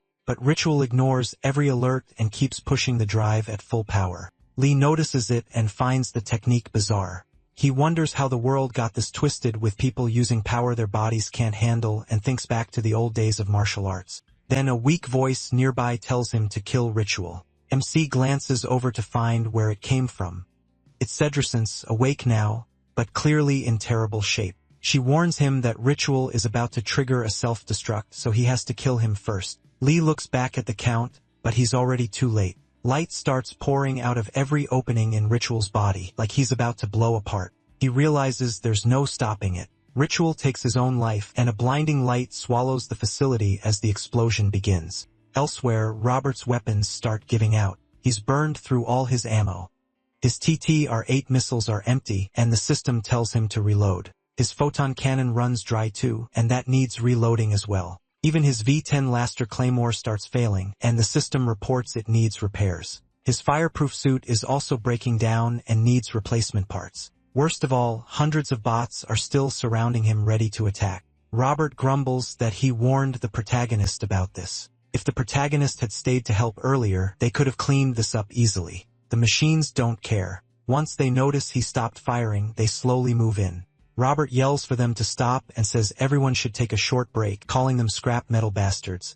Then he asks if they even know who he is and starts taking off his combat suit. He drops the front armor like he's done relying on it. Throwing the suit aside, he stands there and declares himself Robert Carlyle, Sergeant Major of the Special Tactical Unit of the Northern Galaxy Combat Forces. He pulls out 2 daggers and tells the bots not to get too scared. Then Robert leaps at them and shouts for all of them to come at once. The bots pause in surprise, then prepare to meet him head-on. Suddenly, a huge explosion erupts in front of him, and Robert is stunned by what he's seeing. The blast is coming from the underground facility. It rapidly spreads across a huge part of the moon's surface. The flash is massive and blinding. For a moment, it washes everything out. Robert stares at the blast, still trying to understand what just happened. He looks around in shock, mouth hanging open, still clutching his weapon. He just stands there, stunned by the sudden turn of events. The blast rises like a mushroom cloud, almost like a nuke hit the site. It's so huge, it can be seen from far away with debris launched out into space. Even the Greenwood ship notices the explosion. Kim, who had been secretly watching the S-Devil bounty hunters, is shocked by the sudden blast. Captain Cheju reports that they've detected a gigaton-scale electromagnetic explosion from Manhwa's moon. Kim says this is becoming far more serious than expected. He explains that an electromagnetic blast this big could only come from military forces, which suggests the human government may be involved. Then he orders the captain to erase every record of the incident, including the footage. As far as they're concerned, they saw nothing. The captain is stunned, especially since Kim had earlier wanted this reported to higher authority. Nearby Officer Cho's celestial battleship also picks up the event. From his ship, he detects the massive explosion on Manhwa's moon. Watching the screen, he wonders what happened. Back on the moon, Robert is still standing there completely confused. He finally asks what's going on. There was an explosion, and now every bot has shut down because the base can't command them anymore. Then he remembers why they came here in the first place, to save the captain. Since she was inside the facility, he worries she may not have made it. He takes off running toward the ruins, desperately wondering where she is. But another bright light suddenly appears and makes him stop. He can only hope the facility isn't exploding again. He looks up at the light in the sky, trying to figure out what it is. It grows brighter and starts moving toward him. Then Lee comes out of the light, standing on the operation board with Captain Tang surveying in his arms. Robert sees right away that she's badly hurt and missing an arm. MC looks down at her wounds, clearly heartbroken. Robert can only stare in shock. He stays silent, looking between Lee and the captain, just hoping she survives. Later, Officer Cho returns to his master and reports that Manhwa has gone back to normal. The master is calmly tending to a growing plant among the flowers as Cho adds that the test subjects have all gone back to their normal lives. Luckily, none of them remember anything, as if nothing ever happened. The master says it all sounds like some strange ghost story and asks how Rachel could pull something like this off. Cho says the only possible answer is that they succeeded in commercializing entropy inversion. The master admits he has no idea what that means and tells Cho to explain it in normal words. Not everyone is a genius like him. Cho says entropy inversion is a technology that can reset time itself because it could create multiple universes. all experiments on it were banned. But Rachel didn't just finish the technology. He used it on all the test subjects at once. On top of that, he created other forbidden tech like one-way teleportation. Cho calls Rachel a genius greater than himself. The master says that with power like that, the human government's military factions would definitely back him. He calls them greedy and warns that playing with fire can burn them and the whole world. Then the master asks if Rachel is dead. Cho says he isn't completely sure. The master decides that means Rachel is still alive. Cho aget. The master orders him to make sure Rachel is eliminated for good. He also tells Cho to get rid of the one using their sex martial arts, Lee. Cho doesn't argue. He only says he understands. Even though the order clearly bothers him, he keeps his thoughts to himself. Later, Cho returns to his ship and sits down as usual. He stays there for a while, lost in thought. Meanwhile, life on Mount Hua seems to have gone back to normal. Sovereign Yang serves Lee some tea and says his daughter told him everything that happened. He tells Lee he doesn't know how to repay him for saving his daughter and the ones accused of rebellion. Lee says they weren't rebels at all. They were being controlled like puppets. He adds that from what a little kid told him, there are bigger villains behind this whole mess. Sovereign Yang agrees. He says that much is obvious even with Mount Hua weakened. Even so, nobody could break the planet's laws without backing from powerful people. Lady calmly sips his tea and says it sounds like the sovereign plans to pretend none of this happened. That catches Sovereign Yang off guard. He's stunned that Lady saw right through him. Lady doesn't even look up and keeps drinking. Yang also notices how calm he is while talking about something this serious. Despite being so young, it makes him wonder who Lady really is. Yang finally answers that his top priority is protecting the nearly 10,000 members of Mount Hua. If he has to throw away his pride to do that, so be it. Striking back right now would only hurt his people. He also points out that Lee doesn't seem nervous around him at all. After rising to the top, everyone treated him with careful respect. But with Lee, even the rude attitude somehow feels natural, and that confuses him. Lee tells him not to think too hard about it.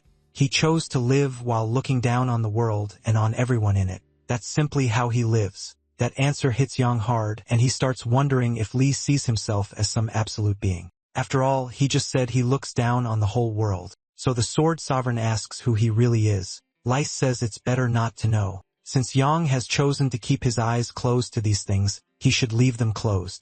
Opening them will only bring more trouble. Sovereign Yang can only stare at him. Puzzled, Lice may be the strangest person he's ever met. Lice gets up and heads outside. Before leaving, he says he wants to ask something. Since he doesn't know much about the world in this era, he asks if there's any technology that can restore a severed arm. Yang admits the question sounds absurd, but lately nothing has made sense anymore. At the same time, the Sev Devil ship has already left Mount Hua and returned to space. Inside, Se Rang lies unconscious.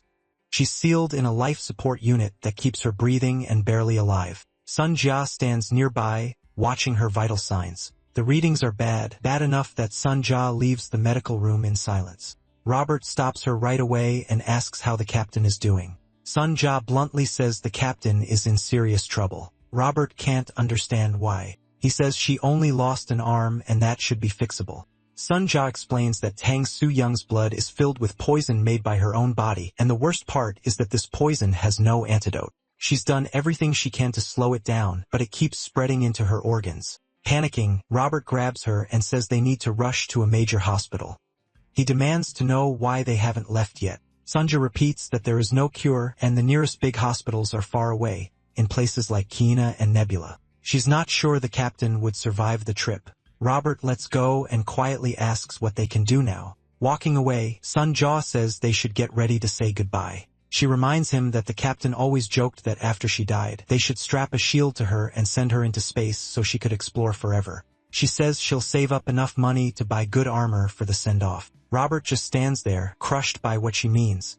The ship feels empty now. Sun goes to get some water, but she just stares at the cup, then she pours it over her head. The water runs over her eyes, the closest thing she has to crying.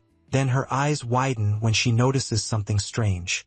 A large ship is outside belonging to the West Heaven Sword Matron. Sun Jia is alarmed. She has no idea why the Sword Matron has come after them again.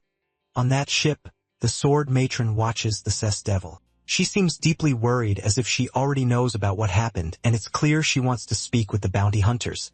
Back on Mount Hua, Sovereign Yang notices something unusual in the sky. The West Heaven Sword Matron's ship has entered the planet's airspace, and no one knows why. The Sword Sovereign is clearly unhappy about this sudden visit. A Mount Hua security enforcer, Man Sanjong Myuk, comes to report that the ship belongs to the West Heaven Sword Matron. The Sword Sovereign recognizes her as Kim Yenhua. Sanjun Myuk says they tried contacting her several times, but the ship never replied. Yang says she clearly didn't come to see him, so he tells him to leave her alone. That frustrates Sanjun Myuk. He argues that this is Mount Hua territory, and being the West Heaven Sword Matron doesn't give her the right to disrespect their sect. Yang only smiles and tells him to calm down. Mount Hua is rebuilding, and this is the worst time to start trouble with another sect. It's obvious Sanjian Muak still doesn't know how badly they were hit. When he tries to protest, the Sword Sovereign cuts him off and says patience is their strongest weapon right now. As he walks away, Yang adds that they have to endure it until the sect is strong enough to fight back. Sanjan Myuk is left standing there, confused, but he has no choice except to obey. He still doesn't understand what Yang means by saying the sect is rebuilding. Meanwhile, the West Heaven Sword Matron's ship stays in orbit and still ignores the planet's security calls. Inside, the Sword Matron tells Li she came to meet him about an important matter, calling him revered master. She says she may be able to offer unexpected help.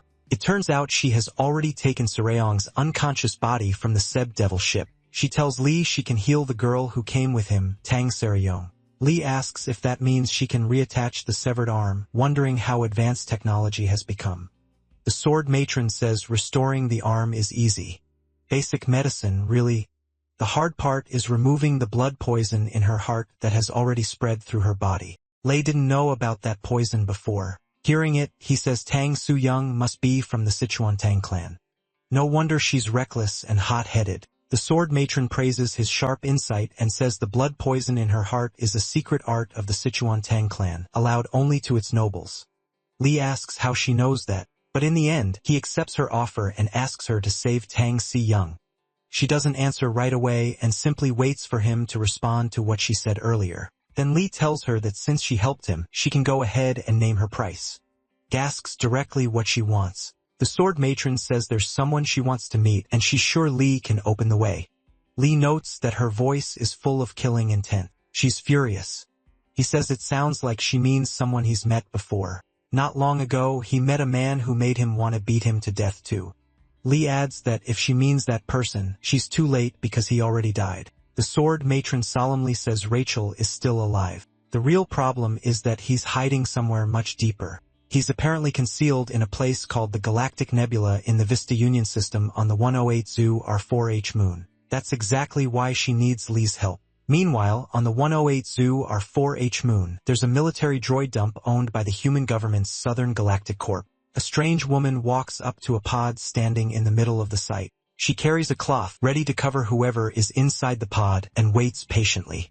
The pod slowly opens, and a bright light spills out. Keeps opening, draining the liquid inside. The setup looks like something from Rachel's lab. The fluid spills across the ground and runs past the woman's bare feet. When the pod fully empties, the figure inside is still hidden by the light. As she steps closer, a naked man is revealed, crouching inside. He tries to cover himself and looks like someone who's been through experiments. The woman approaches, wraps him in the cloth, and welcomes him back to life, calling him the Count. Count Rachel looks at her, completely confused. He asks who she is, clearly not recognizing her. She introduces herself as Rachel Archimond, one of his vessels. Even stranger, Rachel shares the name Archimond, and Rachel looks exactly like the West Heaven Sword Matron. She tells him to wait until his memories come back. Rachel can only stare at her, totally confused. Rachel says nothing else. In her heart, she believes he'll love her again once he remembers everything. Elsewhere, the Sword Matron shows Li the moon where Ritual is hiding. She explains that it's a military droid dump site and she's sure that's where Ritual is staying. The problem is that the place belongs to the human government, so the planetary defense forces guard it. He asks if the human government is an official authority. He adds that a child once told him something similar, meaning the Sword Matron lightly jokes that nobody has used the term official body in thousands of years, then says he really knows how to make people curious. She confirms that the human government is an official power and its relationship with the martial world is distant but not hostile. Li says that means they keep some space but never fully separate. To him, it proves the ruling class still protects its power the same way. She glances at him, wondering why he talks like someone from ages long past and who he really is. The protagonist tells her to stop circling around it and say what she wants him to do. Meanwhile, Major Bernardo, commander of the Planetary Defense Forces, looks out from his office. The Sword Matron says she wants Lee to distract the Planetary Defense Forces so she can reach Ritual. At the same time, Major Bernardo watches activity inside the facility. He speaks to someone behind him, saying he just got word that the lab was completely destroyed. Behind him, Ritual is seated while Ritual Archimon stands at his back. He tells the commander they ran into an unexpected issue. Ritual explains that he had to wipe out the evidence because keeping the project secret matters most. The commander mocks him, saying his tongue seems fine if he can still talk so smoothly. Then he asks if Ritual will sound that calm in front of the investors, doubting even all his lives would be enough to cool their rage after the lab was destroyed. Ritual replies that the project hasn't failed. Steel City was only one part of it. He says they already collected enough test data, so in that sense, the operation was a success. Now they'll move on to the real goal, the Iron Jiangxi project. With that, he starts to leave, but Major Bernardo stops him with one more request. He asks Ritual if he can make another copy of the thing beside him, meaning Ritual Archimon. Ritual is clearly offended, though he doesn't turn around. The commander complains that he's been posted in this remote place for too long, and he's bored. If making a new one is too much trouble, he says Ritual can just lend him this one for a few days. Ritual says he'll think about it, then leaves with Ritual Archimon. He's deeply irritated by the request, but decides not to make a scene.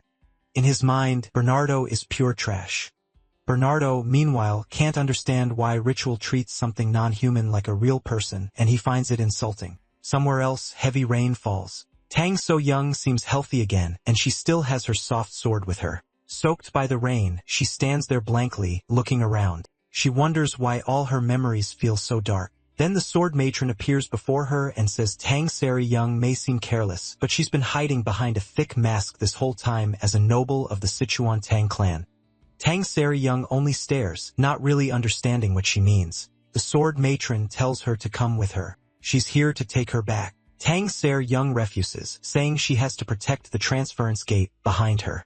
The Sword Matron says this isn't reality. It's just her delusion. She has nothing left to protect. Having lost everything, she's trapped in that illusion, so the matron tells her to return with her. Tang So-young angrily snaps back that she'll guard the gate even if it kills her, because no one can pass through it. Then her eyes widen at what happens next. The Sword Matron drives her sword into her chest. Tang So-young stares at the blade in shock. The Sword Matron says that if she keeps resisting, she'll take her by force. At that moment, Tang So-young wakes inside a tube. She becomes aware and starts struggling through the liquid, wondering where she is. Later, the Sword Matron returns to her charging terminal to refill the internal energy she spent saving Tang So-young. The system reports the internal energy drive is recharging, 3.6 cycles restored, bringing it to 84%. Then Tang So-young enters, and the Sword Matron asks how she's feeling. Tang So-young stays silent at first. It's rare for someone like her to meet the Sword Matron alone. The Sword Matron tells her the reattached arm will feel strange for a while, so she should focus on rehab until her neural network stabilizes. Tang So-young thanks her for saving her life and vows to repay that debt. The Sword Matron says she's thinking too highly of herself. Debts only exist between equals. She adds that no matter her tie to the Sichuan Tang family, she's too insignificant for even her peers to notice. There was also no real reason for the Sword Matron to spend so much energy saving her. Tang So-young asks why she saved her anyway, if that's the case. The Sword Matron doesn't avoid the question. She says the Sichuan Tang family is truly cruel for raising the half-blood poison inside her heart. Removing it was so difficult she almost failed. Then she looks into a nearby cup that holds the parasite behind the poison. She says the rumors were true. The deadliest poison passed down only to the head of the Sichuan Tang family really does exist. Tang So-young grows uneasy hearing such private clan matters discussed. Politely, she asks for the poison back, saying it's her soul.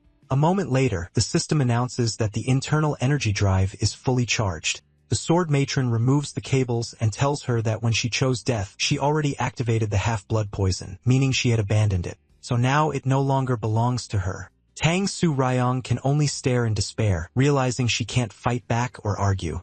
The sword matron says the poison is hers now. But to Tang Su Ryong's shock, she says she'll return it to her.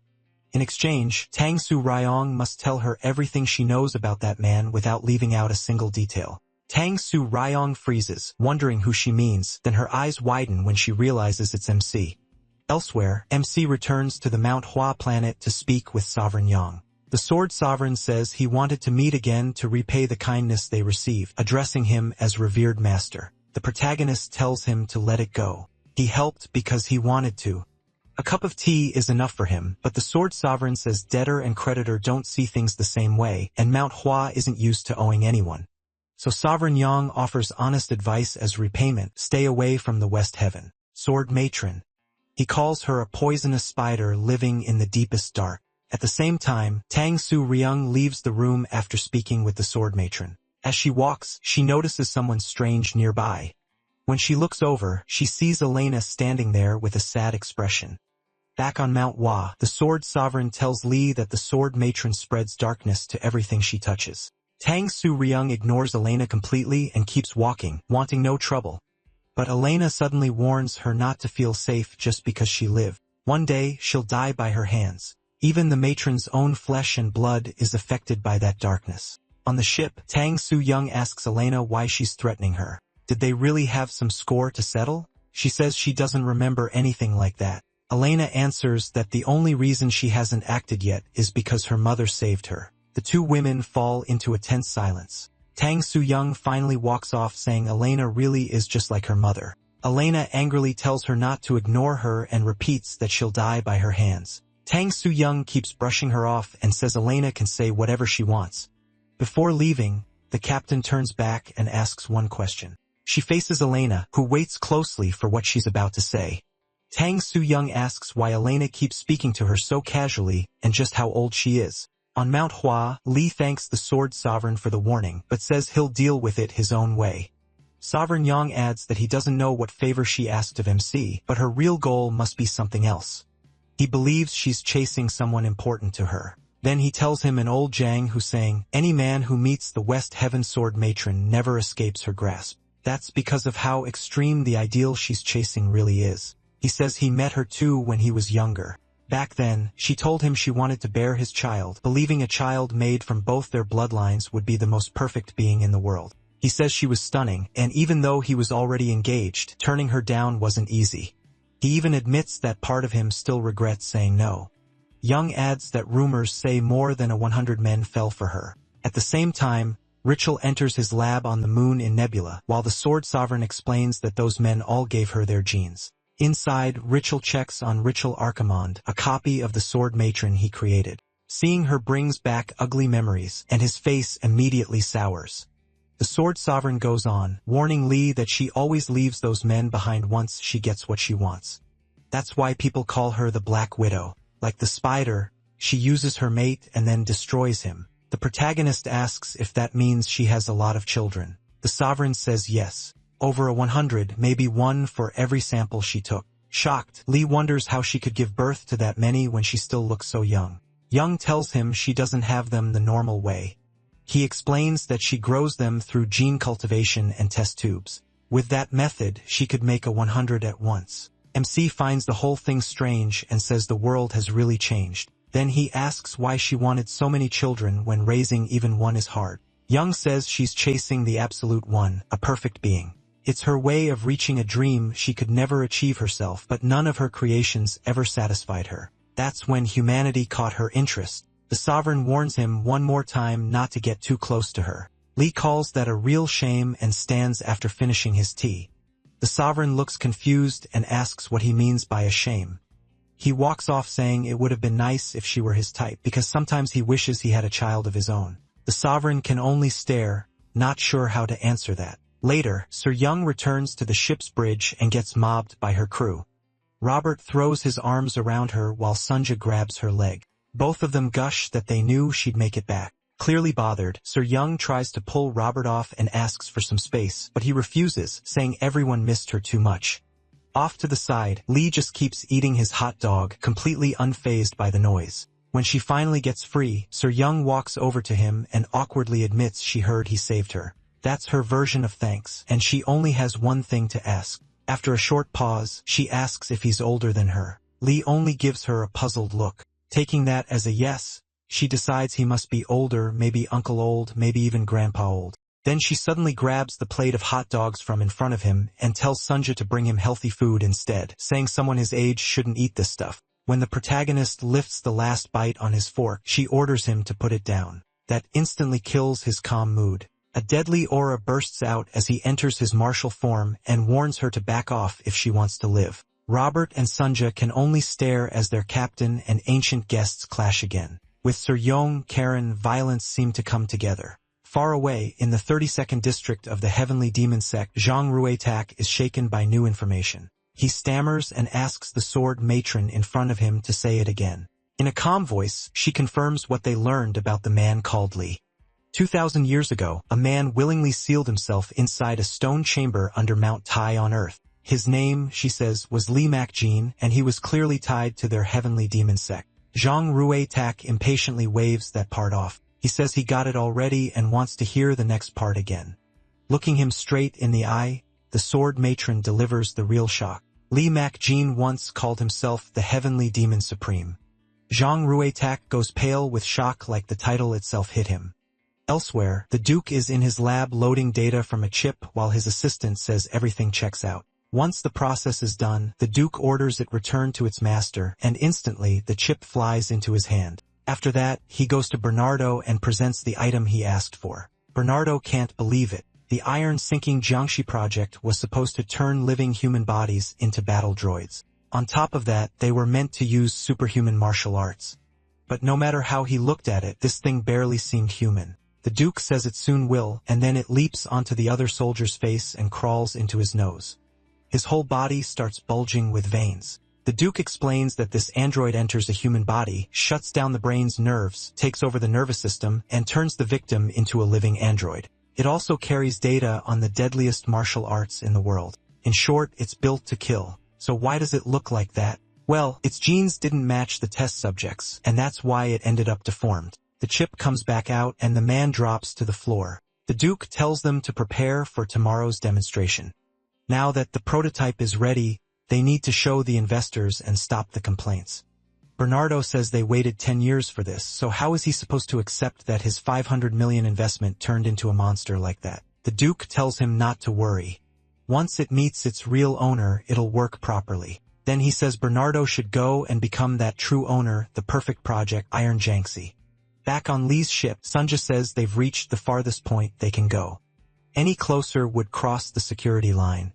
Sir Young hesitates, and Robert warns that if they mess this up, they'll become wanted by the human government and never live in peace again. When they check the matriarch's ship, they see it's holding the same distance on the opposite side. So Sir Young orders them to ready the landing pod. If things go bad, they'll just act like they were never together. Then she goes to Lee and tells him this is where he gets off. From here on, it'll be just the two of them, but MC tells her not to come. He'll go alone. Calling him Mr. He, Sir Young says she needs to control the landing pod. Robert immediately yells back asking why she can't just use autopilot, especially since she barely knows how to fly the ship anyway. Sir Young admits she still has unfinished business with that man too. Lee tells her to stay. He says he still has a far greater debt to repay, and if it helps, she should treat her own matter as something already over. If she keeps clinging to the past, she'll never move forward. The more a person lives in the past, the farther they drift from the life in front of them. Just then, Bernardo hears an alarm. Someone has crossed the boundary line. The heavenly demon has finally arrived. At the same time, someone asks that same chief who he is. The voice belongs to Warren, who mistakes him for some kind of pest and asks where he came from. The Duke can't believe his eyes. Is he imagining this? Because that man is really here, and Bernardo sees him too. He's a pure natural with no internal units or built-in weapons. Even so, at first glance, Bernardo thinks he looks like a demon wandering through the area. Bad luck for a beggar. So he orders him killed, and a droid bursts out from beneath the sand to attack. But the Duke rushes in, panicking, and yells that this is not someone Bernardo can handle. He orders emergency alert mode and tells them to activate every defensive weapon they have. Bernardo still doesn't get the panic. He thinks Lee is just a normal natural. Then the droid falls apart just because the protagonist walks toward it. Seeing the barrier react, the Duke orders them to analyze the martial art MC just used, and if needed, connect to the government's main data network to identify it. Bernardo stands up and demands to know what he thinks he's doing since he's the one in charge. The Duke fires back that if the project fails because Bernardo didn't listen, not even he will be safe. If he wants to survive, he needs to use everything he has to stop Lee. As he moves closer, more defense lines activate to block him. The Duke calls someone and says to bring it fast. They have to speed up the project no matter what. The one he means is Warren, and Rachel Archimonde reports that she has arrived and will bring him personally. Then Lee notices a tornado growing larger and larger until a giant Buddha appears. The heavenly demon asks who it is, but a huge hand slams down on him at once. Even from space, the tornado can be seen. Bernardo thinks the Duke exaggerated, but from beneath the giant hand, Lee blasts a hole through it and shoots up to the top. Bernardo screams for them to kill him for good. The tornado starts turning red, and the protagonist says true Buddha energy comes from emptiness. So how could it be filled with such dirty violence? To him, this is just a fake made in Buddha's image. Then the heavenly demon draws his sword and tears a massive hole through the statue's palm and charged straight through it at full speed. The moment he pierced his head, Bernardo felt real fear. Back on the ground, Lee figured that chaos was enough to let her slip inside. Then thousands of droids rushed after him. At the same time, the Duke finally identified the martial art. It was the advanced technique of the heavenly sex demon heart sword. Right away, he tried to contact Bernardo, but got no reply. Someone told him not to bother. Communications would be blocked for a while. The Duke knew that voice at once. It was the matriarch. He called her Yonghwa Rin, and she coldly said that if he used her name so casually, they must have known each other once. Looking shaken, he asked if she really didn't remember him. Her expression gave him the answer. He said it was probably because of his face and experiment had taken half of it. Then he brought up that night 25 years ago when she came to his lab in the Galactic Citadel. He remembered it clearly. It was the first time he had seen a woman that beautiful. Back then, the matriarch had called him handsome, more than the rumors said, and praised the greatest scientist in history for having that face. Looks like I got lucky today, Yonghwa Rin had said. She held his face and suggested they have a child together. Because with their blood, she believed they could create the most perfect being in the world. So why was she staring at him like he meant nothing now? The Duke shouted, asking if she had truly forgotten him. Her answer was simple. She doesn't remember failures. Then she drew her sword, annoyed that he'd made her think of him again. Meanwhile, Bernardo was falling apart. He had already lost 73% of the perimeter troops, so he called headquarters for backup. Too late, Lee had already walked right past him.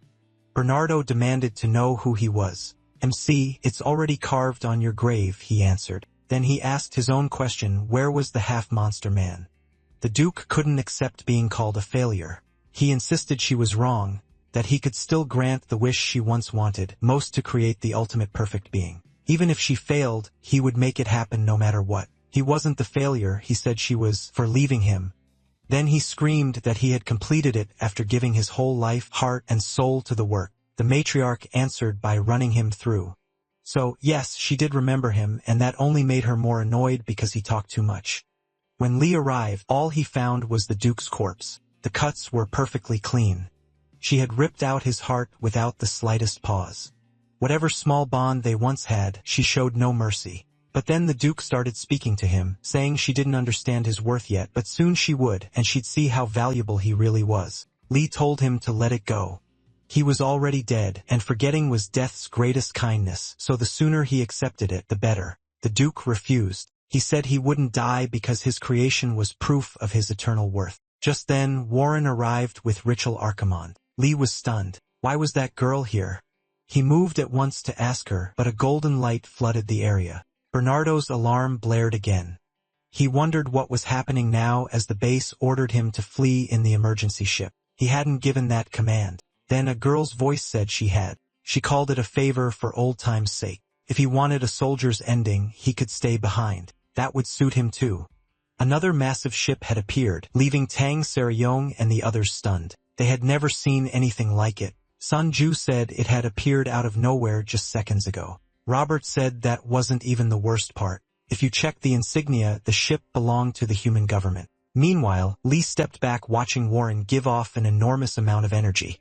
The Duke laughed, saying he had been right. That was his other self, the one holding his true value, and that power was only the start. The girl was an empty vessel that could absorb anything until she reached the height of her strength. Rachel Arkaman told him to stop talking. She needed to treat her right away. The Duke said he was already done, and she knew it because she was also his other self. So he gave her free will and told her to live however she wanted. Then he opened his chest and pulled out a blue heart, saying she could use it on the girl. He told her to go out into the world and live, because with that power, no one would even dare meet her eyes. Rachel Arkaman looked at him, but as she reached for the heart, Lee told her to stop. One madman's life was already too much.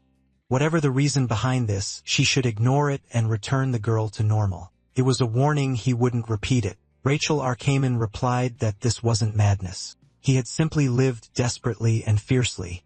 But Lee didn't need to worry because his life would end here. From now on, she would live the way she always wanted. She walked up to Warren, hugged her, and said she was giving her freedom too. In return, she asked for just one thing. If they ever met again, Warren should hug her tightly. The moment she did, Rachel's body broke apart and Warren returned to normal before collapsing to the floor. Then they detected a Leviathan-class fighter near the edge of the atmosphere. It belonged to the Human Government's inspection office. If they had brought a ship like that, it meant only one thing. An orbital bombardment was coming. Robert shouted that they were finished. Tang Saryong asked why the ship wasn't moving. Had they not seen them? Sunja doubted it. They had definitely been spotted. Then the girl from before suddenly appeared behind them. They jumped, asking where she came from. She smiled faintly, recognized Tang Saryong, and called her the last descendant of the Tang family of Sichuan. Tang Saryong was stunned, but the redhead told her not to be afraid. Just act like this never happened, like they had never seen her. She'd even erased the report she got on the way. Since she was just a bureaucrat, she'd leave this mess to someone else. So it was best if they all pretended they had never met. Then she requested a change of plan, calling it Plan 6RT. Tang Saryong asked Sunja what was happening below. Sunja said every droid had been shut down. They had disabled them because they were preparing for orbital bombardment. That made Robert even more nervous. While the redhead smiled sweetly and ordered them to fire, a small drill dropped into the desert among the droids and slowly began to spin. The redhead casually said bureaucrats like her hate writing long reports. Then she told them to get moving fast. They needed to be at least half a light year away in 5 minutes to survive. As she disappeared, she warned them not to show up in front of her again. Tang Seer, young, still didn't understand what orbital bombardment even meant, but Robert, who had served in the army, shouted that the woman was insane. He had heard stories about a weapon that could wipe out moons, even planets, and only they had that kind of power. Sunja confirmed it seemed real. Something was drilling into the moon's core, and if it blew up there, the whole moon would be gone. They had only 3 minutes to escape, but Tang Seo-young gave no order. She just kept staring at the moon. On the redhead ship, she was clearly enjoying all of this. Soon, the ground started to rise, and only 2 minutes remained before the blast. Her ship could survive the shockwave with shields at full power, but she lowered them to 80% because that would make it more fun. She also spotted Bernardo escaping in the emergency ship. That part was obvious, but what she couldn't understand was why. After being warned, the others still weren't running. Then Lee's ship finally moved, but instead of fleeing, it flew straight toward the moon. Robert started yelling that they were all going to die with no chance at all. Tang Su Ryong answered that she wouldn't die. Her lifeline was long, and she planned to live to at least 80.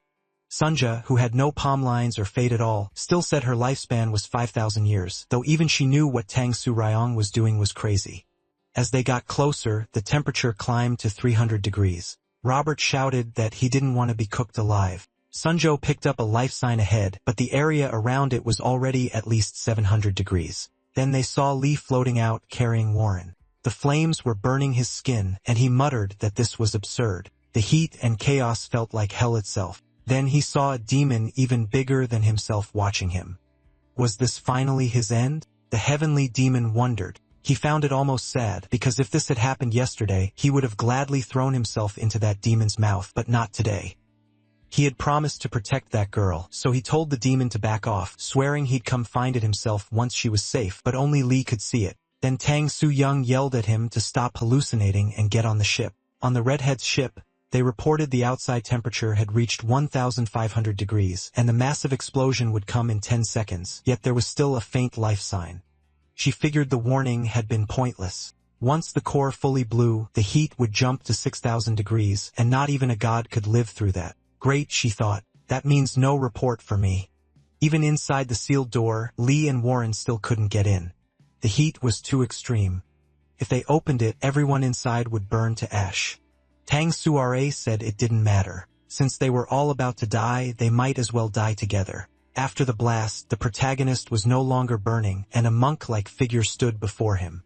Lee said he never thought they'd meet again. The monk answered that their reunion was bound to happen even after 2,000 years. Then the story shifts to the past, to a damp place. The monk tells MC to ask his question. When Lee stays silent, the monk tells him not to hesitate. After all, he was the one who came looking for him at the edge of the world of the living. The heavenly demon sat beside a katana, clearly exhausted. He had walked over countless bodies, yet his knees and legs still felt cold. The heavenly demon asked if the monk knew who he was, and the monk said no. Still, he said some things can be seen without knowing someone. Before Lee could even walk, he was already called a demon because others took away his right to choose how to live. Instead of food, he was forced to live on death, but no amount of death ever filled that hunger. Lee knew why. He had lost his reason to exist. He answered that none of that mattered. He was still strong. The monk agreed. In terms of power, there was nowhere higher for him to go. Even now, he could slaughter hundreds of thousands who dared stand before him. The monk agreed again, but said the hunger only grew because blood was never the right food for someone like him. Then the monk said he would answer the question. If Lee wanted to end his empty life, no one in that age could do it for him. Only his own choice could bring his end. Choosing death by his own will had never even crossed his mind because his life belonged only to him. Lee asked, if life isn't mine, then how could death be mine even more? The monk said nothing. With no answer that satisfied him, the protagonist decided to leave. But the monk stopped him, saying that if he could choose neither life nor death, then he would send him somewhere that was neither. It might be a dream he would never wake from, but if he did wake, maybe a new path would appear. Now the story moves to the next part of the scene, returning to the present. The monk says Lee looks different from 2,000 years ago. The dark gloom behind him was gone, and there was life in his eyes. So he asked if MC had found a new way to live. He said no. If anything, that path had disappeared. The heavenly demon sect was freed from darkness and now lived under the sun. So the one purpose that kept him going was gone. His life had become empty again. So why was he still alive? The monk asked. Wasn't this the perfect chance? If Lee accepted this heat, it would melt him into ash and leave nothing behind. Why was he holding on so hard to life? Why keep struggling now? Because of a promise. He promised to protect that girl. The monk said it was pointless because death wipes away everything, even promises. Hadn't Lee seen the universe? Before something that vast, he was less than dust. So what could a promise from dust possibly mean? And the girl he was so desperate to save, he barely even knew her name. Even if he fought, he still couldn't protect her. The protagonist said he knew they might die anyway. But still, shouldn't he at least try until the very end? Even if he burned away completely without even a speck left, shouldn't he still try? What do life and death really matter? If death can erase the meaning of a life, then that life was lived wrong in the first place. Now he understood that death can never truly end a life as long as it leaves behind meaningful memories, even if that life is smaller than dust. Because life goes beyond death. At that moment, the monk bowed and said Lee had reached the border of life and death, the realm of eternity. Right when everything should have exploded, a huge light burst from the door where MC stood, and the flames vanished in an instant. From afar, Tang Seryong stared in shock at the figure of a white-haired Lee, but their ship had taken heavy damage and could no longer move. Sunja warned Tang Seryong that repairs would cost a fortune, and they were broke. Still, Robert and Tang Seryong couldn't take their eyes off him. Then the red-headed girl teleported onto their ship again, demanding to know what they had done, but none of them knew either. So everyone looked at Lee, who was stuffing himself with sausages. The redhead wondered who he really was. She couldn't find any record of him in her databases. Her first move was to yell, asking who he was and what exactly he had done. Then she suddenly froze. Lee had locked eyes with her. He asked who she was. The redhead introduced herself as Athena's son, a 24-year-old administrative officer from the Human Government's Inspection Office.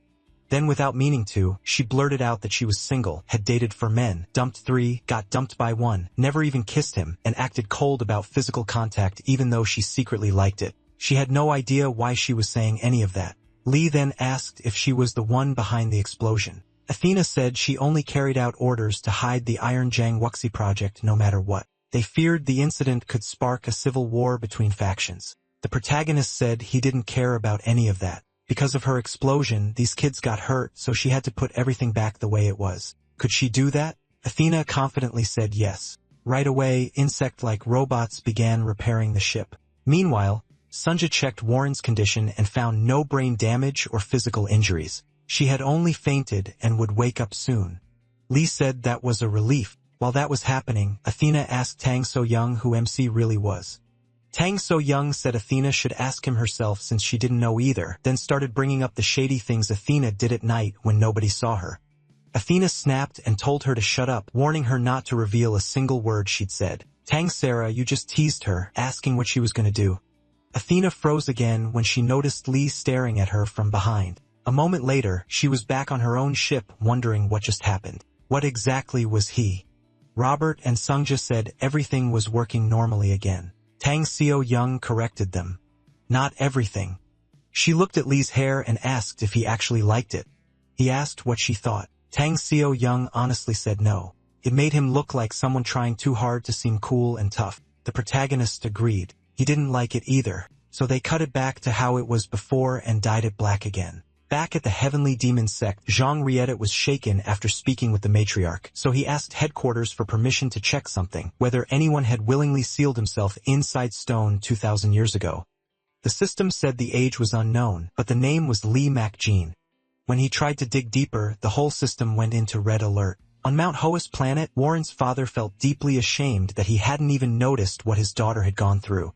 Lee asked if she was all right. After a full checkup just to be safe, they found nothing wrong. The best part was that she didn't remember any of it. At that moment, she was preparing plum blossom tea in the kitchen. She always did that for guests she truly respected. But Warren noticed something strange. The petals began circling around her. Her father chose to ignore it again, but her feelings for him were something he would quietly treasure in his heart along with his shame.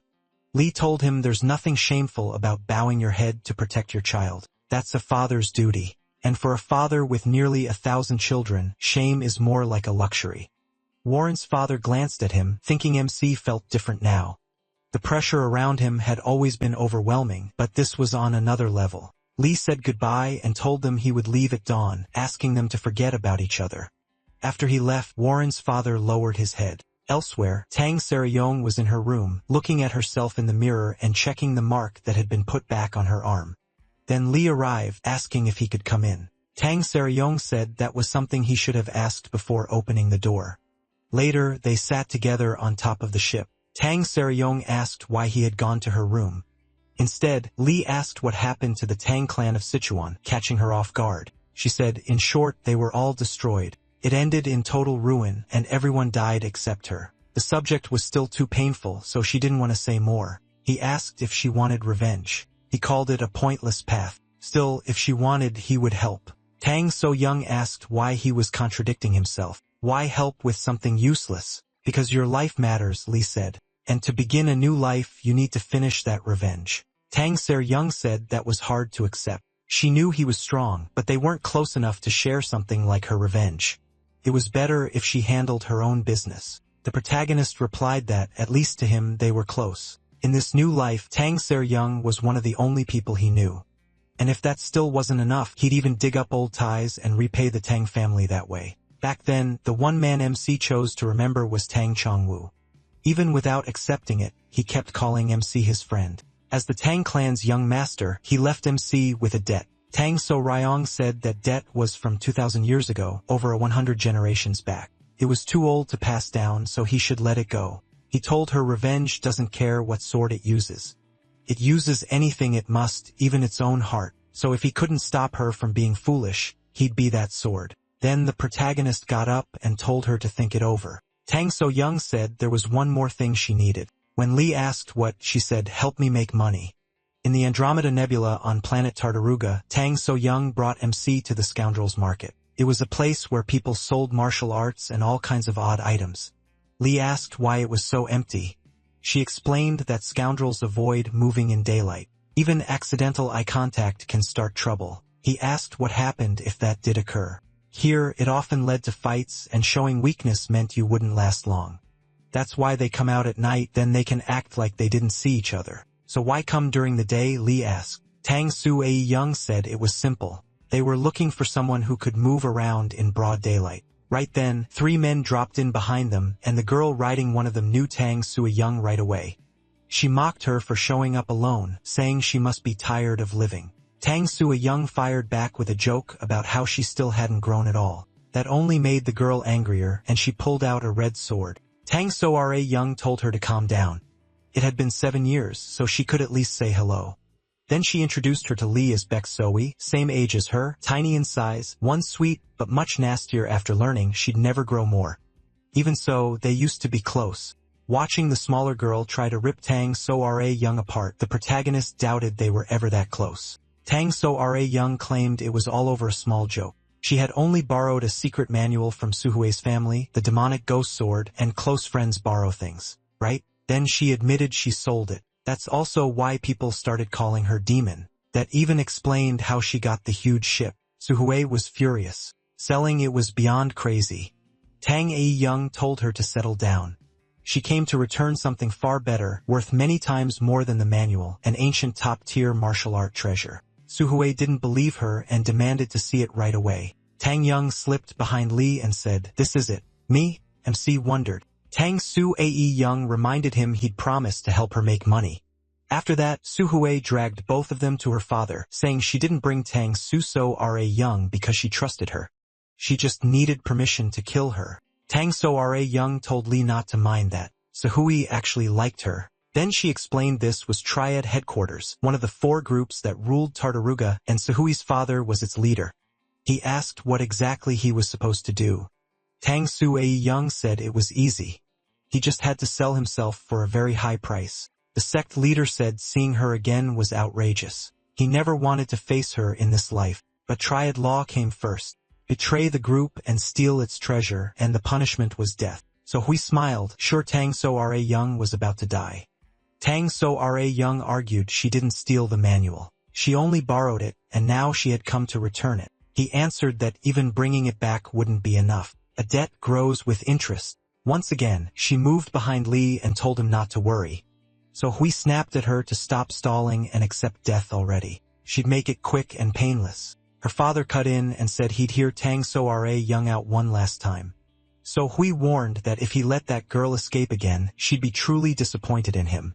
He answered that if Tang So-ae Young couldn't pay the price, then death was certain. Relieved, Tang So-young asked Lee if he had ever known an ancient swordsman called Ghost Sword Demon. Since they were from the same, the protagonist said no. If that man really lived in his time, he was probably third-rate. Tang So-ae Young told him to prove it, and MC asked how. She said any martial art would do, but it had to be one of his weakest, so it would match the price she needed to pay. She hurried him along, wanting the weakest worthwhile technique he had. Lee stepped forward and drew back his fist. Everyone watched, waiting. The move he chose was Supreme Fist Strike, the very first martial art he ever mastered when he was only 1 year old. Tang Su-ri Young quickly said that was too weak, and maybe he should show something a little stronger. Lee said it wasn't weak, just simple and straightforward. So she told him to use it like he was really punching someone. He said the room was too small. The sect leader told him to do whatever he needed. In the next instant, a massive hole blasted straight through everything in front of him. The protagonist said he tried to hold back, but it had been so long since he used it that he slipped a little. Stunned, the sect leader asked how any human could live over 2,000 years. Tang Su-young said she didn't understand it either, but it was true. She found him sealed in an underground chamber on Earth. The leader started thinking about closed-door cultivation. Tang Su-ri Young pointed out that he'd just seen it himself. Lee knew amazing martial arts of many kinds, and best of all, they were ancient. MC was basically a living martial arts library. Since he was close to her, she could ask him to recite techniques for the sect turned into manuals. They'd sell for a fortune, far more than the Ghost Sword Demon manual. That night, the scoundrels gathered around the giant hole he had made, unable to figure out how it got there. Nearby, a man in a green hood was interrupted when Lee asked him when the shop would open. The man looked confused. "You talking to me?" The protagonist said yes. There was no one else around. The hooded man took it as a challenge and asked if MC wanted a fight. He called him kid and told him to relax. There was no reason to be scared of him. Taking that as an insult, the man launched a huge slash at Lee. But in the next second, his sword was gone. The protagonist calmly said he'd give it back later. He only wanted to know when the place opened. The man shouted that MC was dead and rushed him with a palm strike. MC answered with a barrier, and the attacker's arm shattered to pieces. Baek Suhue happened to pass by and was stunned. Later, that same man served Lee a plate of food, respectfully saying he did his best, even though it was his first time cooking. He had actually made him cook. The protagonist appreciated the effort and healed him, even opening some of his meridian points. That alone left the man even more shaken. Baek Soe walked over to Lee, but suddenly got covered in noodles. The food tasted awful to MC. He apologized, then asked why she came. She said her father wanted her to bring him back. Lee called it rude to summon the Supreme One so casually. If her father wanted him, he should come in person. So Hui quickly corrected herself and apologized. What her father really meant was to invite him and escort him if he agreed. After hearing that, he accepted. On the way, Baek Suhui asked if it was true. He knew every martial art, even ancient ones. Lee said something like that, and if a technique didn't exist, he could just create it. She thought that sounded wild. A little nervous, she asked if there might be a martial art that could reopen growth plates. The protagonist said no such technique existed. As they continued toward her father, she asked if he could make one for her instead. Lee said no. The body carries its own history, shaped by one's parents and humanity's legacy. Martial arts are meant to train that body and live out your fate, not go against it. She listened closely to his words, then MC added that there was one art that could change the body's appearance, a transformation technique. There was also another called bone restructuring, which only changed the skeleton. After hearing that, she stepped in front of him and said the last one would be enough, asking him to teach her. Lee asked, "Why should I?" Suhui had no answer. With her head down, she quietly accepted it. Then Lee suddenly asked if she knew how to make a food with a long curved piece of meat on both ends. She thought for a second, a hot dog? When she said yes, he asked if she could make one for him. She instantly shouted, of course. Later, Suhue's father and Tang Su-young watched closely, while the protagonist enjoyed skewers and bake. Suhue gave him a massage. Suhue even told her father to greet her master, but Lee corrected her. He wasn't her master. He was only going to teach her one small martial art. So everyone gathered around where MC was eating. Suhue's father still couldn't understand how he had spent 2,000 years in closed-door cultivation, but he'd seen enough that he couldn't deny it. He admitted the martial art Lee showed was stronger than the ghost sword demon technique. And from what Tang Seryong said, the protagonist could pass that art onto them. MC brushed it off and told Baek Suhue she didn't need to keep massaging him. She just smiled and said she wanted to. Then her father said that if he wrote a full manual with the method and techniques, he'd forget the time Cedric Yang stole and sold the book. Cedric Yong cut in right away. That still wouldn't be fair. Even with interest, they'd be taking a huge loss, so the offer had to be better. Lee asked what she wanted. Cedric Yong said she wanted an internal energy unit. Used was fine as long as it worked well. She'd heard they dealt in military-grade units, so at least a decent one was only fair. A core-level unit would do. Beng Xiaowei's father thought she'd gone mad, asking for that. The sect master blew up, saying it would never happen. A heart-level core was priceless, and no ancient martial art could make up for it. Severed Grey Young raised her hand, not one technique, but 5 ancient ones. She turned to Lee and asked if he could provide 5 arts on the same level as the one he showed before. The protagonist said that level was easy for him. Even then, Baek Zahawi's father still refused, so Cedric Greyung raised it to 10. That finally made him agree, but only if the forms, motions, and written instructions were exact. They had to be clear enough that anyone reading them could learn with ease. Lee said that was simple and asked for paper and a brush. In the end, Seo Ryong and the sect leader stared at what MC had drawn. He had made the instructions extremely simple, so simple that the sect leader could only ask what this even was. So Ryong couldn't bring herself to answer. To her, it looked like a complete mess. Even so, the sect leader called in an elder expert to confirm whether the techniques were real. While Baek Soe worked as Lee's personal cook, so Ri Yong sat beside him, irritated that this didn't even pay for the paper. The experts judged the drawings as mere exercises, not martial arts. They told him to provide advanced secret-level techniques instead. He answered that at the very top all martial arts become the same.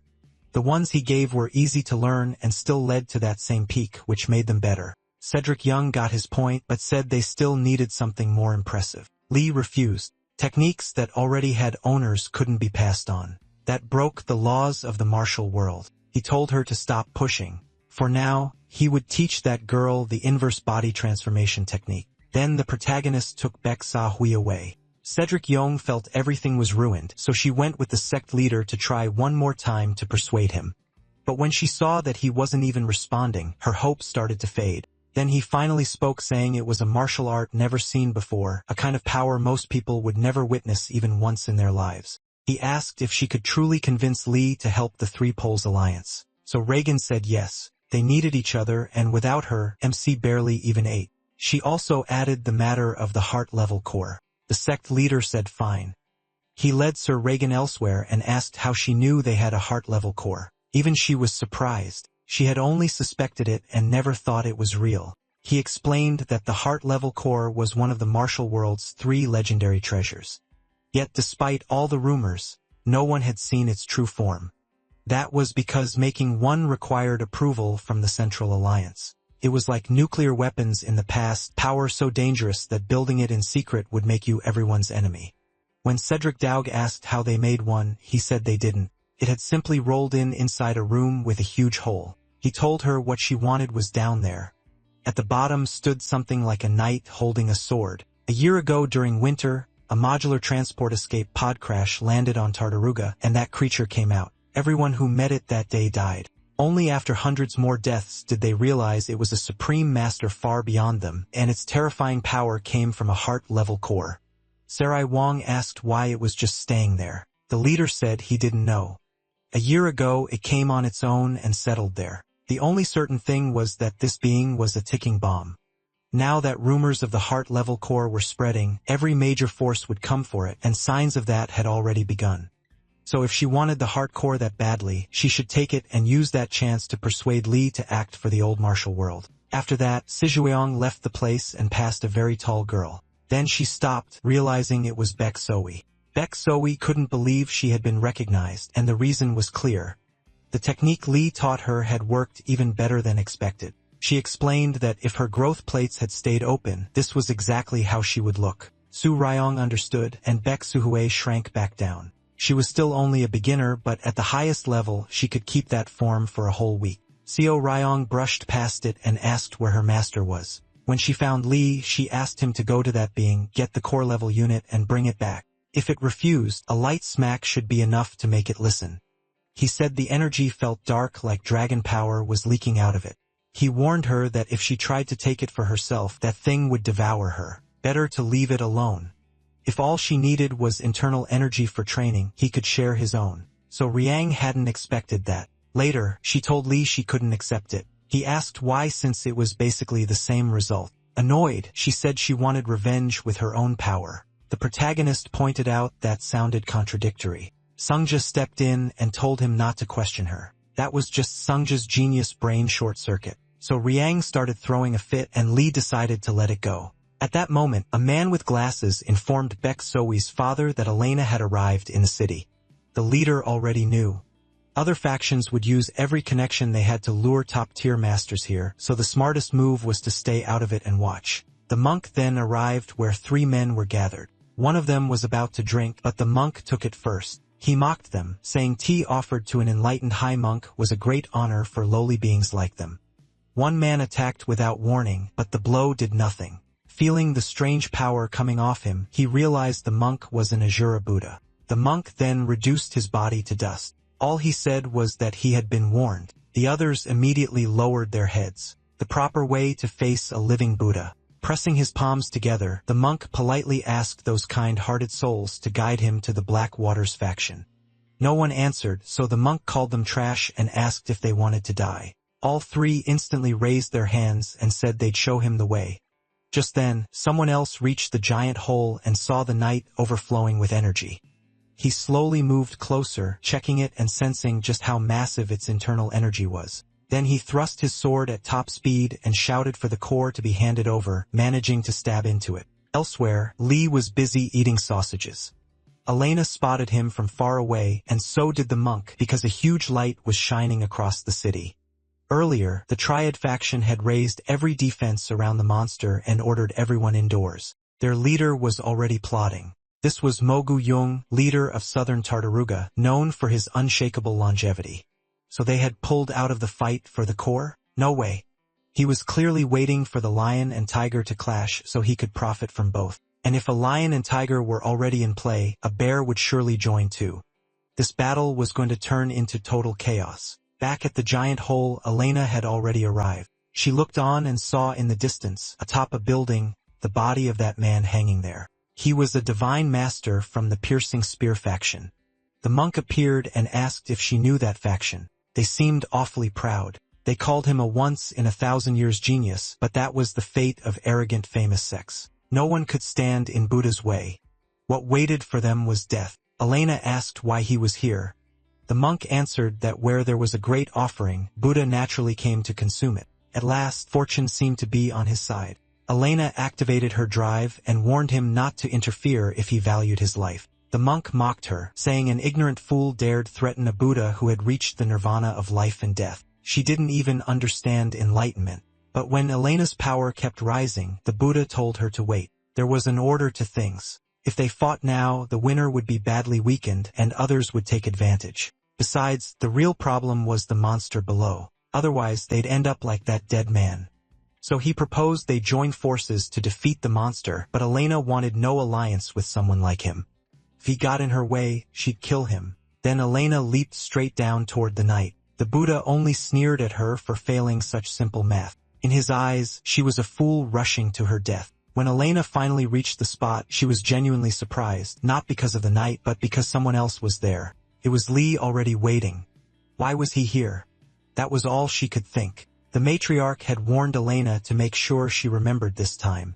The matriarch had warned Elena if she ever met Lee again, she shouldn't even look up. If she did, their blood ties would be cut off. Elena looked seriously annoyed. MC spoke first. Her breathing was steady, so he figured her injuries were already healed. He said she came at the right time.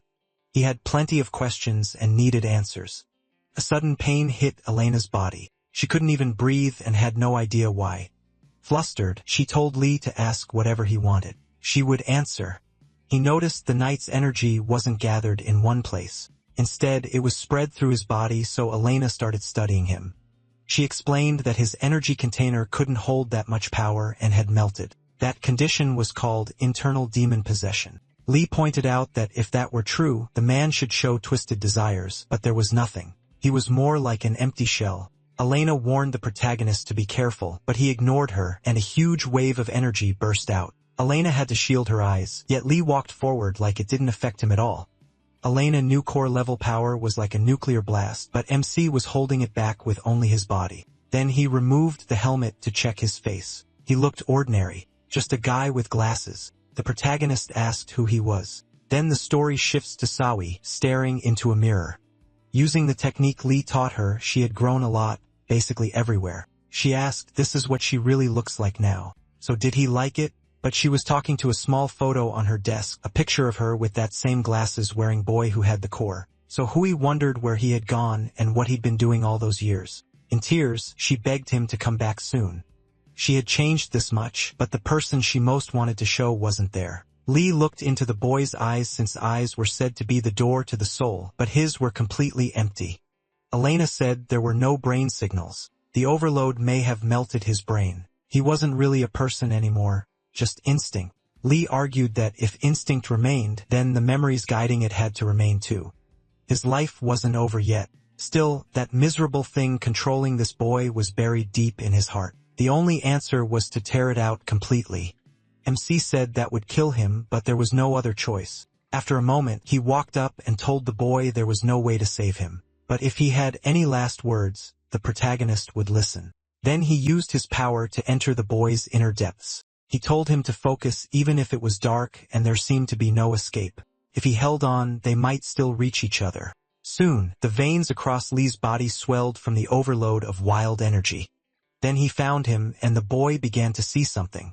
Or maybe it was a memory. It was his past with Suhue. They used to run around together chasing butterflies that always slipped away. Those days were bright, fun, and full of adventure. They spent years like that. Even in their last days together, they were still chasing butterflies. The boy proudly said he caught one, but Suhue coldly told him to let it go. He didn't get it. Why should he? She snapped that she never asked for help and could have done it herself. The boy had no idea why she was so upset. He said if he did something wrong, he'd fix it, but Suhue stayed silent. He gently asked if her feet hurt and whether she wanted him to carry her. That only made Suhue madder. She said she wasn't a kid anymore. She was already in her 20s. Her growth plates had just opened late. He answered that he never saw her as a child. To him, she was always an adult. Still irritated, Suhue yelled at him not to look for her again. They could meet once her growth plates opened. After seeing that pass, the boy could finally look at Lee, and then he laughed when he saw the helmet in MC's hand. It reminded him of a man who had been slaughtered. With his last breath, that man was shocked. The boy was still alive. He was the only survivor. The other knights were dead, but at least the enemy had been wiped out too. That man had been the commander, but he asked not to be called that anymore. The whole order of the Star Knights had been destroyed, so he said he had no right to that name. What he couldn't understand was how the boy came out of such a brutal battle without a scratch, so he asked if the boy had hidden. The boy admitted he had. That shocked him because in the 6 years since joining them, the boy had never once backed down and always fought on the front line like his life meant nothing. So why hold back now? Was it because of this mission? Then he asked if the boy wanted that object. The boy said it mattered a lot to someone precious to him. The commander called him an idiot. Even a core-level unit couldn't handle it. Only a few transcendents could. The boy answered that someone at the commander's level had no use for it anyway. The commander snapped, asking what nonsense he was saying. The boy explained that the unit could rebuild all genes, even the nervous system. Hearing that, the commander declared he would stop him as the 126th successor, Sir Andre Skolt. Andre Skolt, his duty was to deliver the object and kill anyone who got in the way. The commander raised his sword and swung. Then the story returns to the present. Lee had seen the internal demon. He shouted for the boy to stay focused. The demon was taking root in his heart. Right then, a blue light burst from the hole, and the monk from earlier wondered what it was. Then a red light shot out too, chasing after the blue one. That red streak was Lee rushing at full speed to stop it. Felt like a dream. At the same time, Robert, Jiand, and Sungja were sharing ramen. It had been a while since they ate out together like a real family. Jiand said this kind of treat only happened once a year, as he wished Robert a happy birthday. Then those two presences tore past their ship, flipping over their food. The knight landed first in a deserted place. He clearly wasn't in good shape. Lee told him it still wasn't too late. If he fought the demon in his heart, it might not fully eat his soul. If he had to die, then he should at least die as a human. The knight answered by charging at him with his sword, and the blows split the whole area in two. Lee admitted his techniques were powerful, but said they were never really his. Back then, when the boy opened the box, the dying commander begged him to stop and said he wouldn't judge him. He understood there had to be something huge behind a choice like selling his soul to a demon. Over the years, he had even come to think of him as a son. That's why he sincerely told him to drop the object and leave. The second he tried to use it, it would devour his soul, and even if he lived, the whole world would hunt him down for it. The boy knew all that, but still wanted to give it to that person. He said he didn't mind selling his soul. The instant he touched it, its energy flooded into his body. Lee couldn't believe what he was seeing, so that had been his choice. And if so, the protagonist would stop him. Even so, we noticed the chaos and looked outside to see what was happening. In the distance, a massive explosion went off. After the blast, Elena reached them. The boy was making strange noises, like he wasn't aware of anything.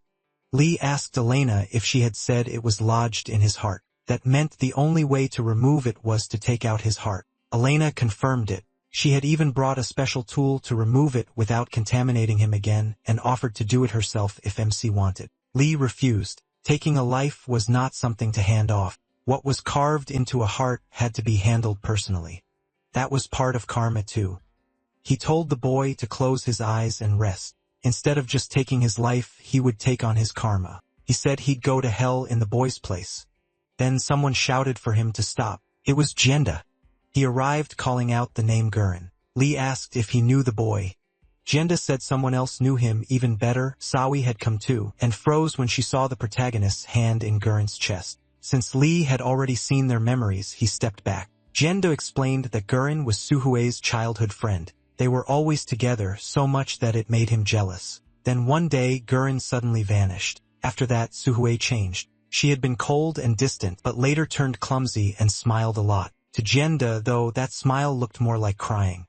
Suhue asked what Gurren had done to himself and why he wouldn't look at her. Had they been apart so long that he didn't know her anymore? The only sounds Gurren made were like a baby trying to speak. Elena said it was pointless. His brain had already melted completely and no memories were left. But then Gurren lifted his arm towards Suhue.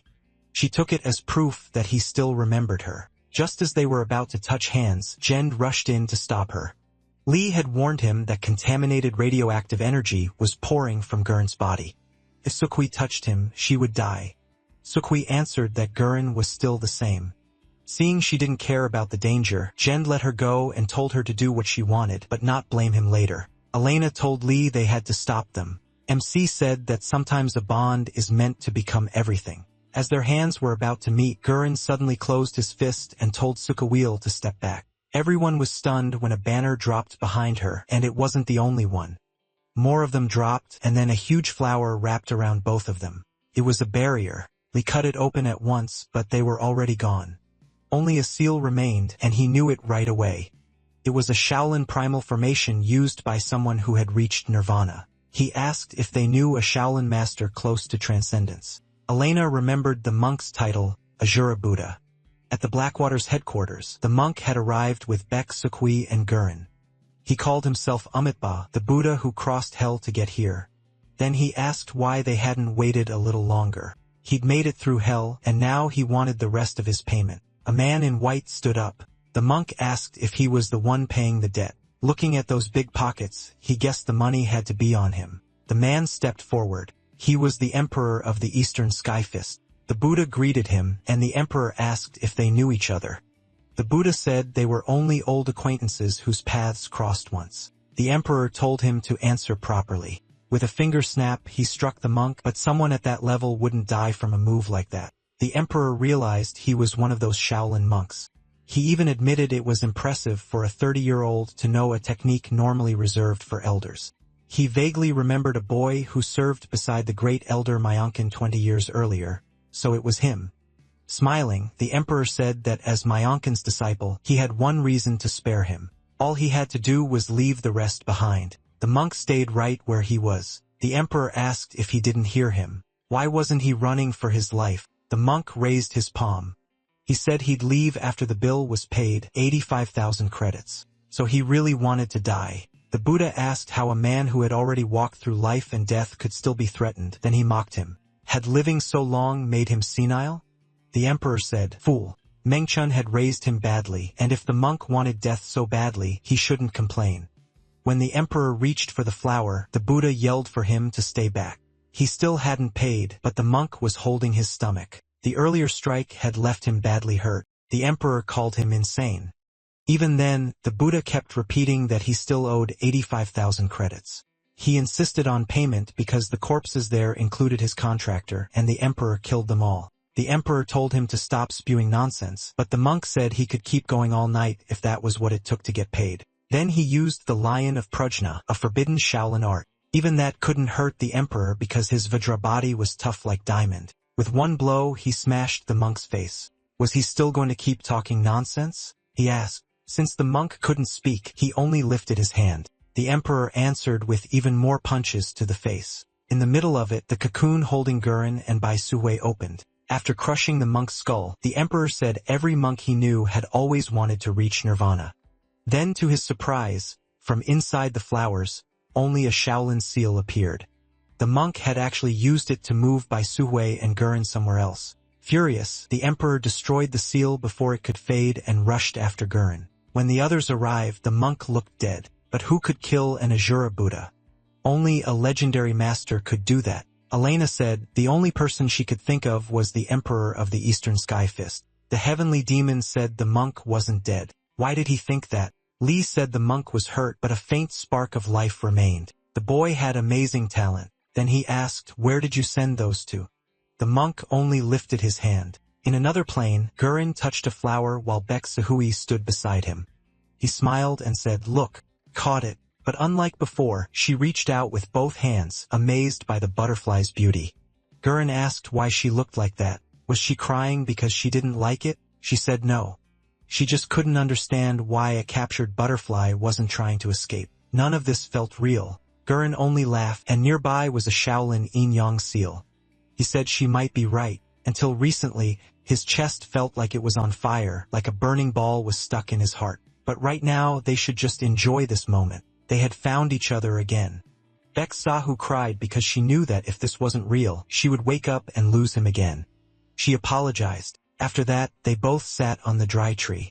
Gurin admitted he never used to see her as a girl because she always seemed more mature than him. She said she was small and maybe he didn't like that. He told her it wasn't about height. She was cute and lovable. After years traveling the universe, he learned one thing. There was only one Bek Sahu in all of it, and that was why he had always loved her. He knew she hated being short, but said not to worry because he had brought her something that would help her grow again. Bek Sahui shouted that, no, she didn't hate being short. What she hated was his body. Gurin's body started breaking down again because that man had entered his happy place. After checking it, he realized that thing was extremely powerful. Gurin charged at him. Back with the monk, he changed the price to 86,000 credits. Tang Shu Riyun had no idea what he was talking about. Li told her to pay him later. After a beating like that, the monk had earned such a small fee. Tang Sarai Young said that was impossible. She couldn't get that much even by selling her ship plus Robert and Sunja. The monk added that if Eleanor were included, the price would go up by another 10,000 credits. Eleanor asked why he was leaving her out. Did he want to die? Li then said to put it on his tab and swore on his name. That was his answer. Tang Saryong said no chance. The monk was called the greedy demon and wouldn't trust even his own parents over money. Then he started coughing out huge amounts of blood, making a giant circle and forming that same Shaolin seal. Baiksawi could clearly see the gap between them.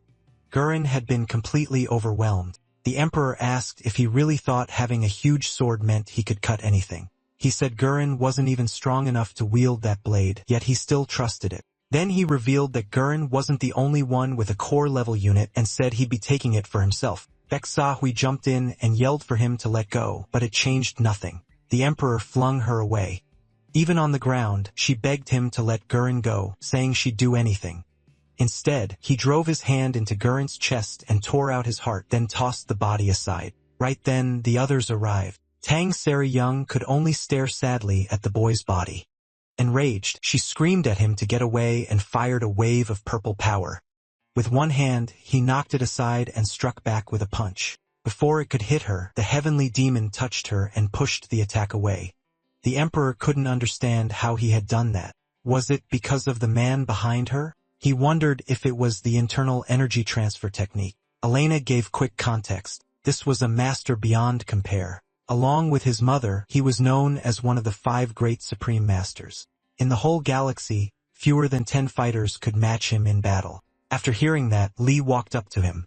The emperor thought that even if the protagonist was a natural pure, he still shouldn't be underestimated. He said MC's body was as hard as steel and saw that he had mastered the ironcloth technique. Arts like that demand terrible pain, which is why most people avoid them, but he had done well. When he asked who he was, the heavenly demon replied that he'd love to beat him, but the rules of the martial world didn't give him enough reason yet. So he offered one chance, drop what he was carrying and leave. The emperor called him crazy.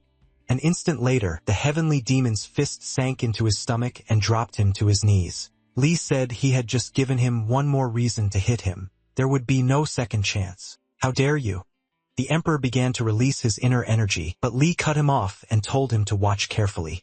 He crushed Gurin's heart and the core with it. Then the emperor shouted, what would he do now? Damn madman?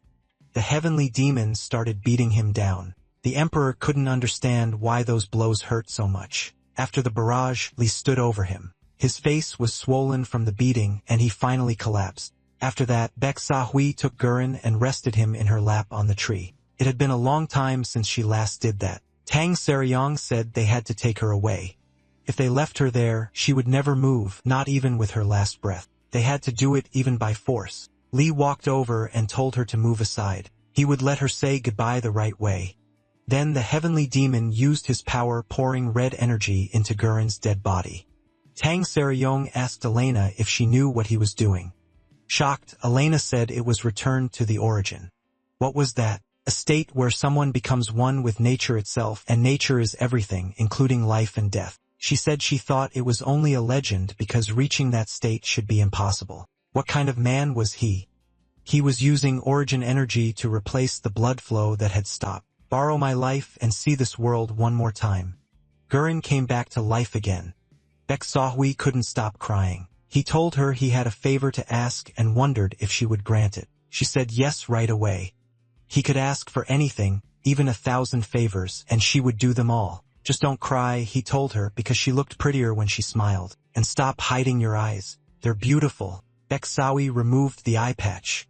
Elena wondered if her eye had been hurt, but it wasn't. Baek Sahui had only been pretending so she wouldn't look weak. Guren gently held her face in both hands. Just like I thought, you're beautiful. Then he gave her one last soft kiss. For his final favor, he asked her to forget him.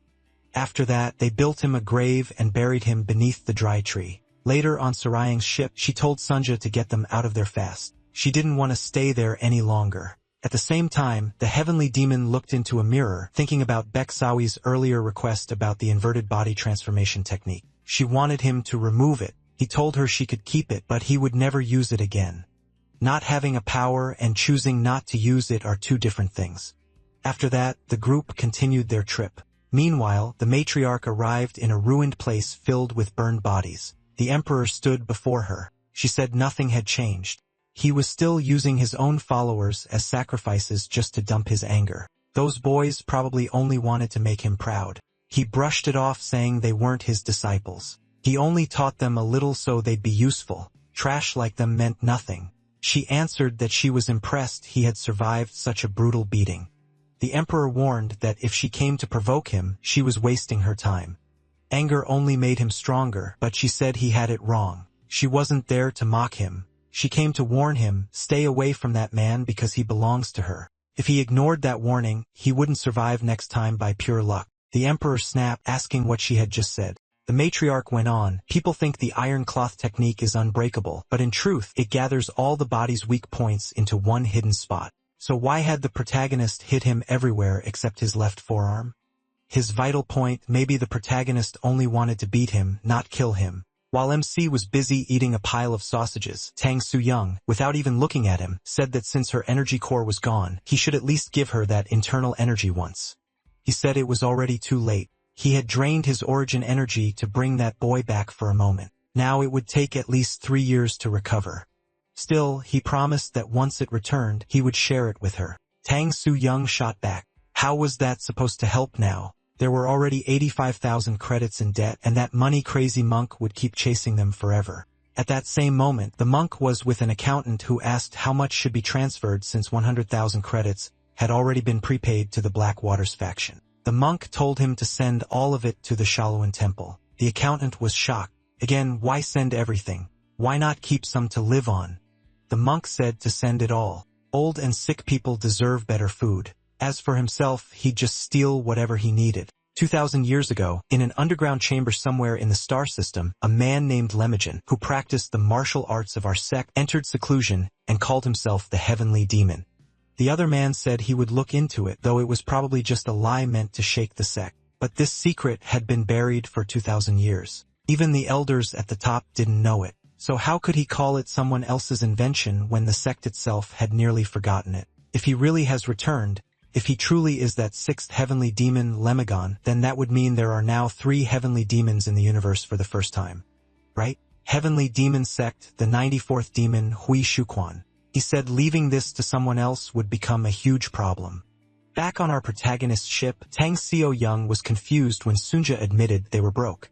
They barely had any fuel and only enough food for 4 days if everyone ate just once a day. Tang Seo-young wanted to use Robert's wedding savings, but he yelled that the money was already gone.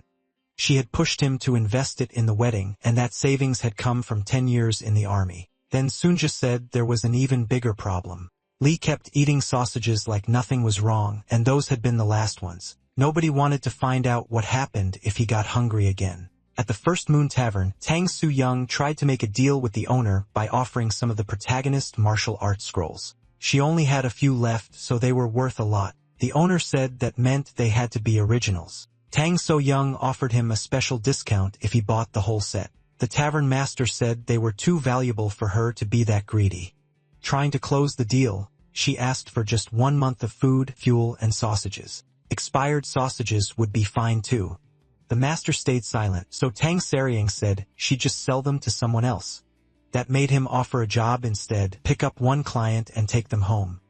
Tang So-young loaded. How dare he ask the burning demon of the Tang clan, Mrs. Young, to do taxi work, but he added that for those scrolls, he'd give her everything she asked for. She accepted it once and said he should have opened with that. The pickup spot was Hogwarts Galactic Academy. After taking that job, Tang So-young kept glaring the whole way, which made Robert ask what was bothering her. Sunja told him to be patient. She was heading straight into a nightmare from her past, Planet B-17G06, Hogwarts Galactic Academy. Robert had never seen a school like this and asked what kind of place it was. Sunja explained that only the top 0.1% of elite families could send their kids there. It was basically a nest of jewels since tuition alone cost 10,000 credits. Robert then asked why it was so empty. Tang So-young said it was vacation time, and anyone still stuck there instead of going home probably had a pretty miserable life. They called out to see if anyone was there. Robert then spotted a girl in the distance. The red-headed girl asked why they had come when the academy was on break. Tang So-young answered with a full-speed attack. It was aimed to kill, but the girl dodged it with ease. She asked if they were bandits, then said she'd finish them off. Tang So-young drew a light sword and attacked again. When she got close, the girl recognized her, Tang So-young. Tang So-young blurted out that she must be Jewish, which was why her sword jumped out and attacked on its own. Then she asked if the girl had come for revenge. Tang So-young quickly denied it, calling it a misunderstanding and saying the attack had just been instinct, but warned that her instincts could act up again. Robert asked what kind of history they had. Sunja on edge explained that this was the favorite daughter of the Suj family, their enemy. They needed to stop this before it got worse. Lee though just watched. Sunja yelled at him to move because the captain could get badly hurt if he did nothing. But the heavenly demon was focused on someone else who had been watching the whole thing, a girl looking down from a window. The other girl mocked Tang So-young's instincts, saying that was fine because she liked crushing cockroaches. Their swords were about to meet when someone stepped in and stopped them. Tang So-young recognized him right away, Namgong Chinchak Payon. Meanwhile, the tavern master said it was true. The heavenly demon sect really did outdo the beggar sect. Just like they had predicted, Tang So-young came there yesterday, and just as requested, they directed the group to that place. By now, they should have reached Hogwarts Academy. Inside one of the academy rooms, the guy in the beanie said he was the one who had called for the ride, but he never expected Tang So-young to show up. Tang So-young said she didn't mind. Her sword had simply moved on its own. He challenged her to let it happen again today. Outside, Robert and Sunja waited. Robert said the guy in the beanie had to be either really strong or ridiculously confident to show up like that and stop Tang So-young cold. Sunja told him he really was strong. He was the third son of the Namgong Cheon family. So that was Namgong Cheon Cheon, the Blue Storm. At just 20, he had already made a name for himself by reaching the Northern Galaxy Heroes Tournament final, though he gave up the match at the end against the Emperor of the Eastern Skyfist. Most people believe he never wanted the title in the first place. In other words, he was one of Miriam's greatest young geniuses. Sunja asked why Robert sounded so amazed. That's when it came out that Robert had a fiancée, and she was a huge fan of Chaeyum. Right then, another girl suddenly appeared and scared Robert. He had no idea when she got there. She only stared at the door and said this wasn't the right place. Robert wondered if she was some academy ghost, then decided she was just plain weird. Sun just studied her and realized she had no internal energy. She was a natural pure, just like the heavenly demon. What made it stranger was that this academy only accepted prodigies at the very top. Lee was watching from the top of the academy when that same girl came up to him. Tang So-young cut straight to the point and asked who they were supposed to pick up. When Ampsy turned toward the girl, she looked oddly annoyed. Lee pointed out that she was the girl from the window. Then he asked if she had come to see him and why she was making that face. The girl replied, asking if they knew each other. He said they had never met. She asked why his face felt so familiar, like he was the father who abandoned her at birth. Lee could only say that sounded rough. The girl snapped back that, of course, it didn't happen. No one could abandon her, and if someone had, she would have hunted him down and killed him already. She stormed off with an angry shout. Then before leaving, she turned back and asked the protagonist if he wanted to marry her. She said she was good at everything and would make a great wife. Lee refused right away. The girl walked off, warning that she'd ask again later, and next time, he'd better not say no if he knew what was good for him. "You'll meet him when I introduce you, Ju-hee said. Tang Soo-young, clearly impatient, asked if they should hurry this up. Ju-hee told her there was no need to rush. They had plenty of time. If Tang Soo-young wanted her to stay along the way, she'd have to pay 1,000 times the normal fee. Then she brushed even that off and said goodbye. Choi Byun stepped in and told Ju-hee to relax. They used to be friends, and it had been 10 years since they met. She said nothing, only thinking that it hadn't been 10 years. It had been 13 years, 7 months, and 16 days since they last met. After that, Ju-hee led Tang Se-ryong to a room with a boy in a wheelchair. She introduced him as the student they were taking. The boy also wore a mask, and Tang Se-ryong's presence clearly made him nervous. Ju-hee explained that he was fully paralyzed. He couldn't even breathe by himself, and his eyesight was almost gone. Tang Se-ryong was shocked. Why would the academy accept someone like that, and what kind of family did he come from? He didn't know much except that he was insanely rich. His donation covered 10 years of the academy's budget. He normally stayed in the dorms during breaks, but this time his family suddenly called him home, so they hired a taxi driver. She warned Tang So-young to handle him gently since he was so weak that even a touch could harm him. Then a voice asked if he had fallen for that woman from earlier. The question came out of nowhere. It was the strange girl from before. She told him there was no point hiding it. His face made it obvious. In his mind, he answered that there was no light left in his eyes. Even so, the girl said she could still see it, faint but there. Then she asked what exactly he liked about that woman. His answer was chilling. He liked seeing her suffer. He imagined she'd scream beautifully when she finally broke. The girl realized he had seen something and pushed him to explain. What he saw was death and a demon. Then he said Ju-hee looked like her. She cut him off and said she already knew. Ju-hee repeated the job details. They only had to bring him to the terminal on planet Tanalugan. Then Cha Ryan suddenly brought up bamboo leaf tea, saying Ju-hee used to like it. Tang Cedric-young flatly said she hated it, and now she hated it even more. Chong seemed surprised. He remembered it differently, then admitted memories can change over time. He also said he'd be going with them. There was no reason for him to stay at the school if there were no students left to watch. Tang Cedric-young immediately asked if Chu-hee was coming too. Tang Cedric-young told her not to worry. Chu-hee still had students to take care of. At the same time, Chu-hee was in the bath, grumbling that this was a huge pain. Why did she have to show up now? She should have stayed dead. Then someone entered. Ju-hee called out asking who it was, and Soo-hee appeared. Annoyed, Tang Seeger-young said she didn't care if he came along and hoped he'd board her ship too so she could make him disappear. Maybe she'd even accidentally cut his head off. Then came another surprise that girl was boarding the ship too. Explained that the girl wanted to go home as well. Zhou then asked if Tang Cedric-young was happy that he'd come along. Just like she asked from the window, Lee silently watched the group below, especially the girl as their eyes met again.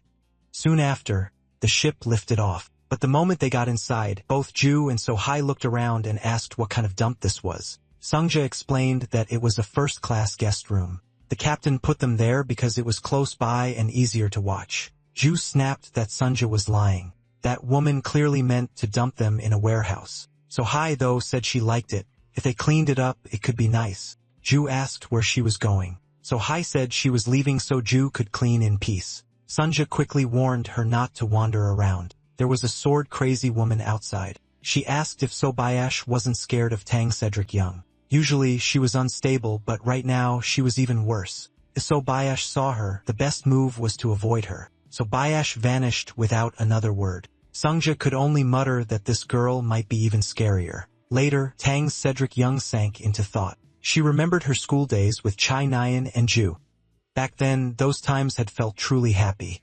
She told Chai Nyan he hadn't changed at all. She recognized him the moment they met again.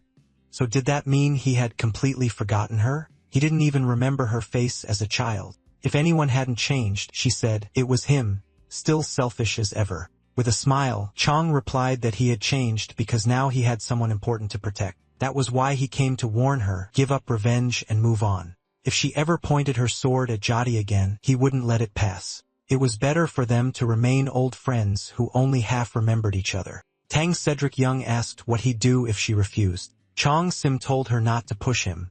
In an instant, he was right behind her. She admitted he was right about one thing. She still hated people touching what she thought was hers. Right then, somewhere else, Lee was busy eating sausages while the boy in the wheelchair watched him. Just looking at McGee made the boy tense up in fear again. This time, though, everything around them was pitch black and the celestial demon tossed him a sausage, telling him to eat. Instead of staring at useless things, he said, a kid should eat well. The boy thought that eating just to stay alive was a waste since he was going to die soon anyway. Lee told him that thinking he knew the future was childish. The boy answered that he saw it whether he wanted to or not, so he couldn't help reacting that way. After that, Sama went to Soya and said that even when she used telekinesis, that guy stayed totally calm. He didn't even flinch. All he did was tell her not to play with her food. He also said she should stop worrying so much and just eat. The faster you rush into fear, the more you lose. And like it was nothing, he shut down her telekinesis. Soya asked if he thought that guy was a mutant like her. Sama said he didn't know. It had been too dark to see clearly. Still, hearing his voice strangely calmed him down. For a moment, it felt like maybe he wasn't going to die after all. Soya told him not to cling to that feeling. He already knew death was coming. It was waiting for him at Tano Logan at the terminal. Once they reached the planet, the four of them headed down to the terminal. Sunja explained that it had been built in the early days of galactic expansion. Back then, it handled up to 100,000 flights a year, but the Northwest Galaxy project was cancelled and the place shut down 700 years ago. Tang Sarah Young wondered why it still looked so well kept. Sangja said the automated systems never stopped running. Tang Sarah Young said their work was done, and now all she had left was cleaning away any trace of this girl. Robert reminded her they weren't finished yet. They still had to receive the payment. Tang Sarah Young told them to contact the tavern owner, but Sangja said she'd already tried several times and couldn't get a signal there either. Then they realized a blocking barrier had been activated. Chaya raised a hand like he was greeting someone, and through the smoke, a vehicle rolled toward them. Then it suddenly opened fire. Tang Sarah Young demanded to know why they were being attacked. Robert recognized it immediately. An old armored launcher car, basically a relic. Cha-E Ryan leaped into the air, threw up a barrier to stop the shots, and destroyed the vehicle with ease. The real problem was that there were many more. Everyone realized the situation had just turned bad, while Lee watched from far away. Soya calmly said they were making too much noise, but he didn't need to worry. She would keep him safe. The boy answered that he knew because none of this had appeared in his dream. Still, he couldn't understand why they self-destructed. Then, in front of the group, a figure appeared with a robotic arm and an entirely mechanical body. It identified itself as a droid and announced that this was private property of the Sakamoto Stein Group. They had entered without flight approval, so the attack had been only a warning. Chuhi drew her sword. Furious that an outdated droid dared attack humans, Chihide stopped her and said not to waste your strength yet. He tried talking instead, saying there had to be a mistake. They were asked to bring this boy here. His name was Sama Stein, and the droid could confirm it. When I heard the name, the droid moved towards Sama, then dropped to one knee before him. At last, he had arrived. The droid declared that 700 of waiting were finally over. Inside, the captain showed up with Sunja and asked what was going on. Chayan said they didn't know either, then asked why she was still there. She answered that she wanted her money since the man who hired them still hadn't sent the deposit. Choi soon told her she hadn't changed at all. Meanwhile, he tried to connect to the local network while the two girls reacted with disgust. Sir Jurong asked where the bald boy had gone and what the deal was with that droid. Then they noticed the commander's photo matched the droid exactly. The machine said it was ready to receive orders now, while Sama just wanted to rest. Confused, Sama asked what orders it meant. The droid told him to give one simple command, order it to die. After Sun Jia finally got a connection, Seo Jurong told her to call that man fast. She wanted to leave already, but something felt wrong. Over the last 700 years, there had been 87 recorded ship landings from outside, yet there wasn't a single record of any ship ever leaving. Sama apologized, saying he couldn't give that order. The droid warned that if he refused, everyone would die. Robert then asked Lee if he felt how strange the place was. He said it felt like Silent Hill. He didn't care about any of that. He just wanted food. Sunja added that when the terminal shut down 700 ago, 16 staff members were left behind. No one ever replaced them or sent new workers. So had they all just grown old and died there? Sunja said most of them had. When asked what most meant, she explained that all but one had death records. The only exception was the operations chief, a man named Gunther, who was still listed as alive. Then came the truth. For 700 years, he had kept himself alive waiting for orders. He cut off his own rotting limbs, ripped out ruined organs that no longer worked, and now only a weak, shriveled brain remained. Begging for release, he said he couldn't endure much longer. The records showed prosthetic legs, arms, stomach and intestine replacements, plus a new heart, liver, lungs, eyes, joints, and blood vessels. Robert summed it up. He had basically replaced his whole body. Suinji agreed. He changed whatever he had to survive. Robert couldn't understand why anyone would go that far alone in a dead place. Why not just leave? The answer came back cold. That was none of their business. Sire Jung, annoyed, asked if a story like that really didn't move him. She called it heartless. Then came a cold reply. If this counts as sad, that's almost funny. Chai Shaun started wondering what link there was between that boy and all of this. They explained that Sama's family is basically the richest one in the universe. They control genetic engineering and helped push space AI forward too. Almost everything about them is hidden, except the founder's name, Satoshi. Sama said his family doesn't even treat him like a real person, so he has no right to speak for them. He told the old man they were alike, both abandoned. Even wanting death didn't matter because neither could do it alone. By then, Soja had vanished too.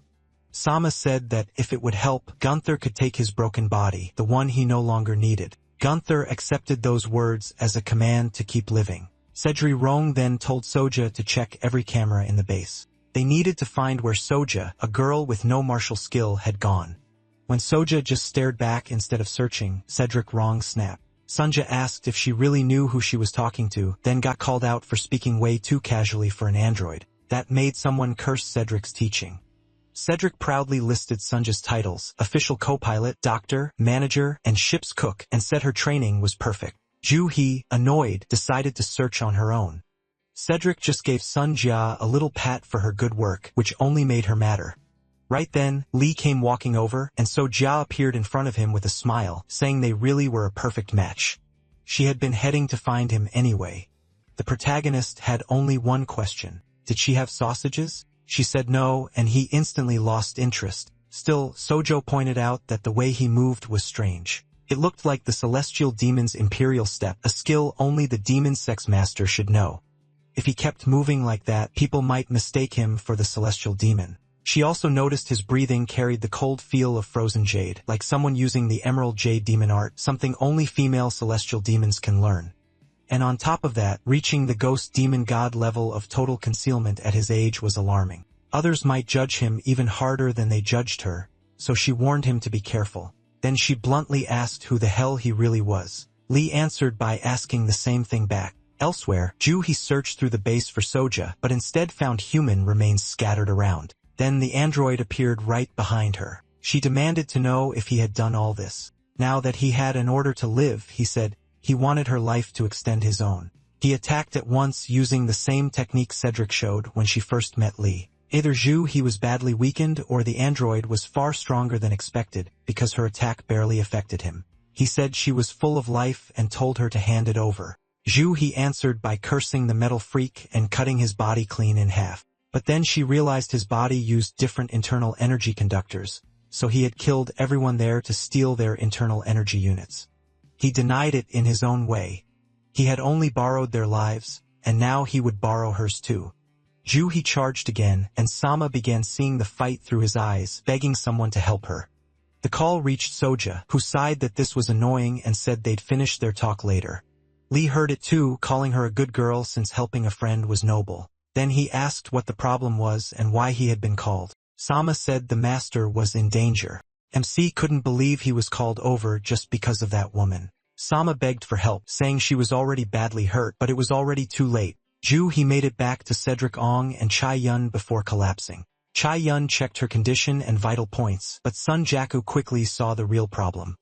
Her whole body had internal damage, and her internal energy unit had been ripped out by force. Meanwhile, the android returned to his room and changed into a new uniform.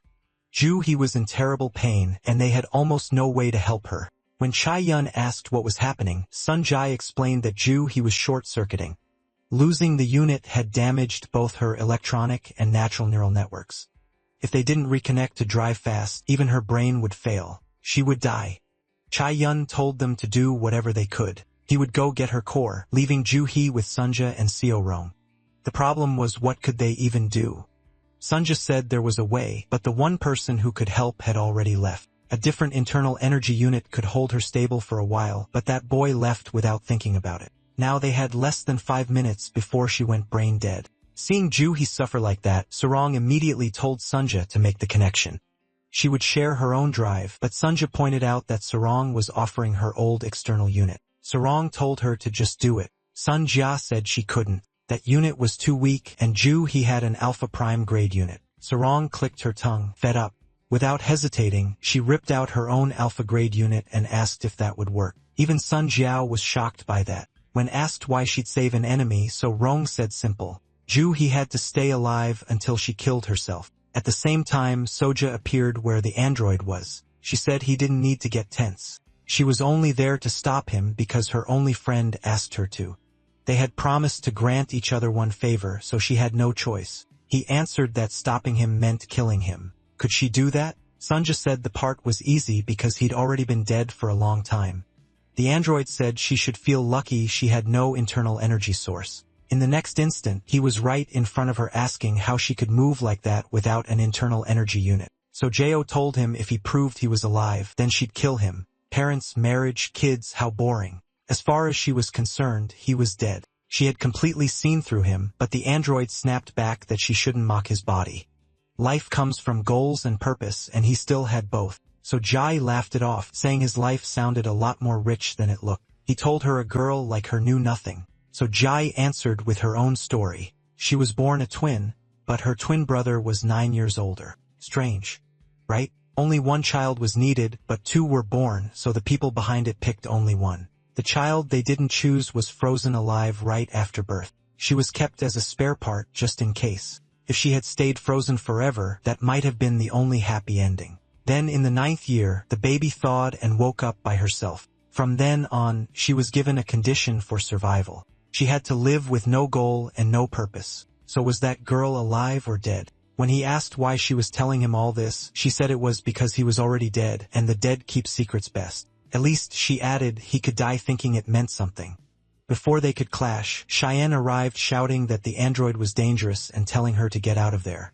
He didn't attack right away, but he had recovered Juhi's drive. The android was shocked that Guy had a core grade unit. Chen said there was no time to talk, that he'd end this fast, and told Soja to leave. Instead, she struck him from behind. Calling it a hassle, she told the android not to get the wrong idea. She wasn't helping him. She just always wanted to beat that fool up at least once. To her, he was an arrogant guy born into a famous family who got a top-class unit for free.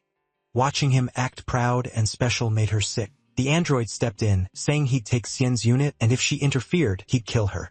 So told him to go ahead, but gave him 1 minute. If he couldn't install it by then, he'd die. That's when Sima yelled for him to stop. She had promised to kill the android, so why was she doing this? What a pain. Saul reminded him she'd said she would stop him, just not when. Once that minute ended, he'd be dead anyway. Sama begged her to do it now because he didn't want his teachers getting hurt. Saul shot back that if he wanted to stop it so badly, he should do it himself. Besides, that android was just like them. As she warned that the minute was almost over, Sama finally shouted, "I, Sama Stein, 166th heir of the Stein family, order you to stop." The android reminded him he had said he lacked authority, then asked one last time, did he truly have the right to represent the Stein family? Sama hesitated, and that was enough. The android rejected him. Then everything turned strange. Teleportation? Or was it telekinesis? The android declared he'd kill this one too. At that moment, the celestial demon appeared. Soja had her answer. He was real. A voice urged her to kill him and rise over his corpse as the true master of the celestial demon sect, my lady. The celestial demon said he felt despair, pity, and anger. So despite that body, the android was still human. Then how had he ended up trapped inside metal? Not sensing any internal energy unit from Lee, the android told him to move aside or die if he interfered. He ignored that and touched him. He said the android was human, but he couldn't see any self inside him. So where had it gone?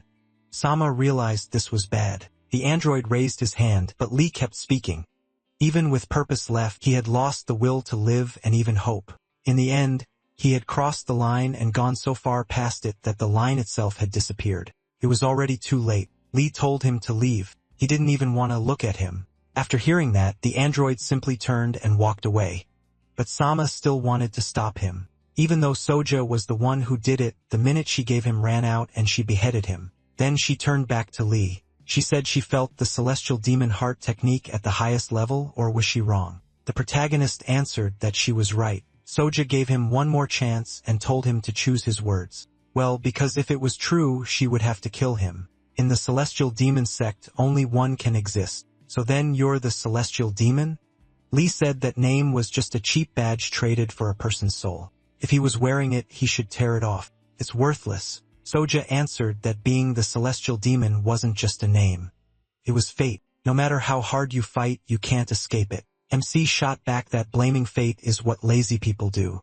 Fate is only a hard puzzle you can still solve. While they spoke, the android started giving off a massive amount of energy. Soja wondered if it should already be dead. Then it picked up its own head and raised it. That finally made Sobia nervous, especially when another energy started building inside it. Before she could say more, she attacked. Sama yelled that this was impossible, but the android still put itself back together. Then an alarm sounded. It was an energy overload already at 8,000 gigatons. Sama explained the internal energy boosters were out of balance and crashing into each other. At this rate, the whole place would blow. Sobia said the answer was simple: destroy it completely. Sama warned that would only make the explosion come faster. So what was she supposed to do? The overload had already gone past 10,000 gigatons. Tang Sarah Young asked if that was really bad, but then it suddenly stopped. So maybe it wasn't? Soja said no. That wasn't good. The field had grown so strong, it shut down every electromagnetic device, which meant the explosion was close. Tang Sarah Young told her to call everyone and evacuate now. Soja said it was too late. Meanwhile, Robert had no idea what was happening. He asked what would happen if it blew up. Soja told him that at the current reading, nobody would live. The android walked into a large room and started polishing it. Tang Saryang asked why it had started cleaning now. Soja explained its brain functions were completely gone. It was only moving on old program memory. For hundreds of years, it had cleaned every corner, maintained the machines, and repaired the terminal. Of course, in 3 minutes, all of that would end. Tang Saryang tried to stay upbeat, saying if it lasted 3 more minutes, maybe the blast wouldn't happen. Sovia crushed that hope. They'd all stop with it in 3 minutes when it exploded. Worried now, Tang Se-ri-young asked Lee if there was any way to stop it. If someone strong enough destroyed it before the blast, could they be safe? Sovia said no. That would only speed everything up. So they were doomed. Shaking Tang Sari watched, but the celestial demon told her not to worry. She instantly jumped into his arms, saying she knew he had a plan. He answered that he knew she'd say that that wasn't what he meant, but still, get off. Tang Sarah Young did. Lee had noticed demonic energy moving inside the android, but handling it wouldn't be easy. Sama said to Sama that this was what he had seen. They were all going to die together, right? He said no. The death he saw was even worse than that. What was that supposed to mean? Once you die, that should be the end. He looked at his family with disgust. They had really used this terminal as a grave for a thrown-away heir. At that moment, Sama got an idea. That was it. Finally made sense. Lee told everyone to get ready. There would be heavy damage, so each person had to survive on their own. Sama stopped him and said to let him try something. Tang Saryong couldn't believe this guy could speak in people's heads. He moved in front of them and said he'd handle it. But Tang Saryong didn't trust him at all. She said there was no way that Wheelchair Jerk could do anything and begged Lee to stop him and take over. He didn't budge. He only watched. He said Sama wasn't the kind of person who bluffed, so they just had to wait and see. Sama pushed himself forward with everything he had. He even tried to stand, but wasn't he paralyzed? Sammy said yes, he was. So how could he possibly stop it? I, the 166th heir of the Stein family, acting in the name of the direct line of Great Duke Anatole and Stein, request control of this terminal. A strange rhombus appeared before him. Sobia said it was a hyperspace warp call. Just connecting cost over 10,000 credits a second. That was insane money. The rhombus asked if he meant Tenaliagen. Sama was fading, but he still answered that it was correct. The voice warned him he would bear responsibility for the terminal until a replacement came. Did he accept? Authorization granted. Soldier Gunter, I order you. No. Your mission is finished. Control of this terminal has been transferred. The android turned towards Sama. Sama told him he had done enough. From here on, he would take over, so now he could rest. Gunter shut down, but first he saw the memories of his human life. It was cruel. So the Stein family had sent this boy here just to lock him away forever. But why would they go that far? Chudian said great families care more than anything about their image. The bigger the flaw, the harder they hide it, and she should understand that better than anyone. Even so, this was too much. Soja asked Sama if he really meant to stay there. He said yes. Nothing had changed. He had been alone since birth. Then he repeated Lee's words, if fate is just a hard puzzle, maybe with enough effort even he could break free. Soja told him to come with her. All he had to do was leave his family behind. Sama said he didn't need to. She was suffering too, maybe even more than him. And honestly, he was happy now. The worst part of his life had been his family's indifference. For the first time, they had noticed him and let him choose his own path. Lee cut in, so he called it a right when they only let him pick his own tomb. Sama said maybe so, but it was still the tomb he chose, and he planned to transform this terminal into the best in the universe. The protagonist asked if he meant to do that all alone. Sama said yes, even if it took 1,000 years. After that, Sama contacted the Namjing family and arranged a ship to escort them. Chayan said they'd likely send her back too since her family was rushing her engagement. After all that happened, it was probably best to forget everything. These connections would stay in the past. Suji handed Tang Sara back the unit she had borrowed.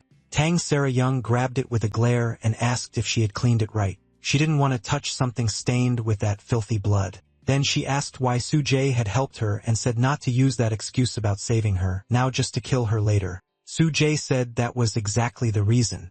She didn't know what kind of answer Tang Sara Young wanted from her, so she should wash her neck and wait. Then her sword wouldn't get as dirty.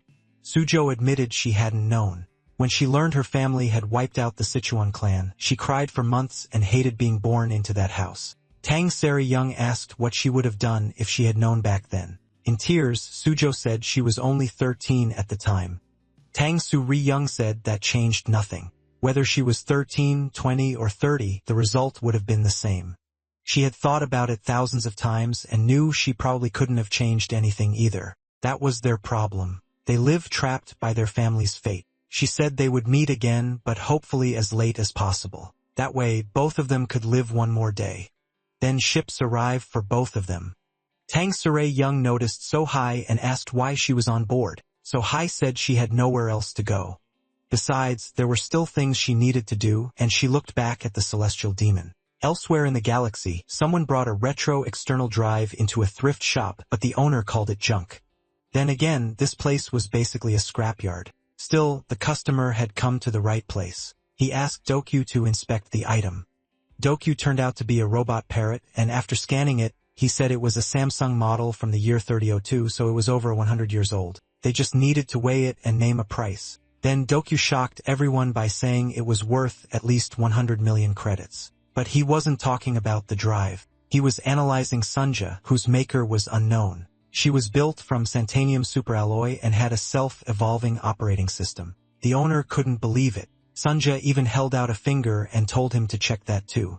Her index finger alone was worth 12 million. Sunja patted him, and the other two just stared in disbelief. Meanwhile, on Lee's ship, Soja and Robert got tiny pieces of sausage to eat, while MC had almost a full one. Both of them wanted to know why.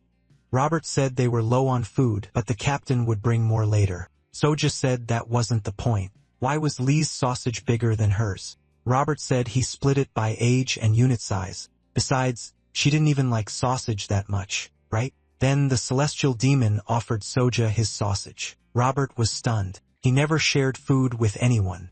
He said he wasn't sharing it. He just wanted it cooked longer because it was still half raw. Annoyed, Robert told him to eat it anyway. It all ended up in the stomach. But the pressure from the two celestial demons made Robert rethink that comment. At the same time, Soja was still being appraised, now by the shop owner himself, who noticed her multidimensional superconducting eye lens was worth 83 million. The more he checked, the crazier it got. He asked Tang Ru-young where in the world she found Sunja. Tang Sang Ru-young proudly said Sunja was her official co-pilot, doctor, and ship operations manager.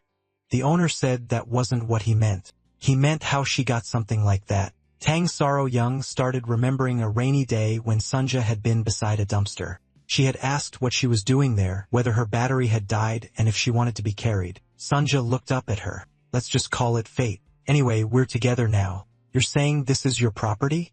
Tang Saro-young asked if Sunja was really that valuable, so even one finger would go for 10 million? He said yes. In fact, her full value was beyond anything he could even measure. He wasn't totally sure, but she might be the most expensive thing in the universe. Something like her shouldn't even exist. Hearing that, Tang Sor-young got greedy fast. She told him not to call Sunja a thing, and if one finger was worth 10 million, then her nails had to be worth plenty too. Why not pay a few million for those? Sunja said she didn't have nails. Then what about one strand of hair? She didn't have that either. Tang Sor-young tried again, asking if she could at least trim a few tiny hairs for 10,000 credits. Xin Ji told her to stop, but the shop owner cut in and said there was an easier option. Why not just leave her here? Then he used the bloated tote dart. Tang Sor-young bolted out of the shop, and one jump took her far away. Right away, she ordered Robert to teleport them back to the Diablo ship, but the shop owner chased after her with another huge leap, still using that tote dart. His cheeks puffed out. She yelled for Robert to hurry, but he was still working out the coordinates. Tang Su-young used her Tang Clan art. Robert was ready to teleport them, but nothing happened. The target had suddenly vanished. For some reason, only the shop owner was there with Sunja too, but not the captain. She had already been grabbed by those giant hands. Sunja shouted for him to let Tang Su-young go, angrily demanding he release her. He asked if she was begging. Sunja gave in and said yes. Even so, he hurled her far away. Then the shop owner reminded her not to forget he'd granted that request. He could have sold Tang Su-young to slave traders for 10,000 credits. To him, letting her go was a waste, but that was that. Back on the ship, Robert yelled that they had to go down right away. The captain was in danger, and he couldn't even pick up her biosignals. The celestial demon told Sunja to finish eating and move. Sunja asked if he met her. He said she should at least earn her food, then added that somebody had to pay for this mess. And not to forget that either, back inside the thrift store, Sunja had been chained up while the parrot filmed her and asked if she should be listed on the online market. The owner said no, put her in the luxury auction as an ultra-premium item. Then he asked what price they should set since even 100 million seemed low. Maybe 1,500,000. Sunja corrected him right away. Her parts alone were worth about 1,143,000,000. Anything less would be a waste. At assembly cost rarity and 11 years of self-upgrades, and 13,140,000,000 would be fair. The owner thought it had to be a scam. With that kind of money, he could buy 1,000 undeveloped planets. Sunja said she was already lowering the price because of self-esteem issues. He argued that if it was too high, no one would buy her. Then he changed his mind and told them to record her again.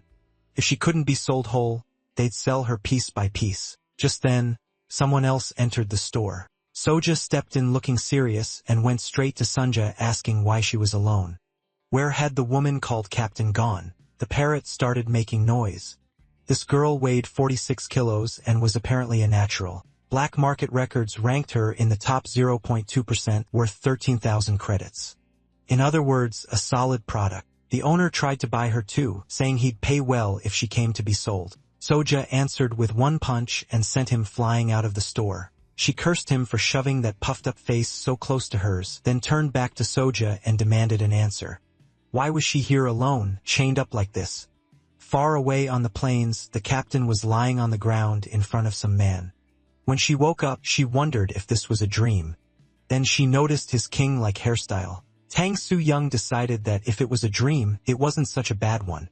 The man picked her up and carried her away. Later, Sunja told Soja something was off. The captain should have been nearby. She had already checked the launch speed and gravity, and by the tracks, Tang Su-young definitely landed there. But there were no signs of movement. Someone had taken her. Sunja pointed out something else. There were no footprints on the ground. Then she threatened Soja too.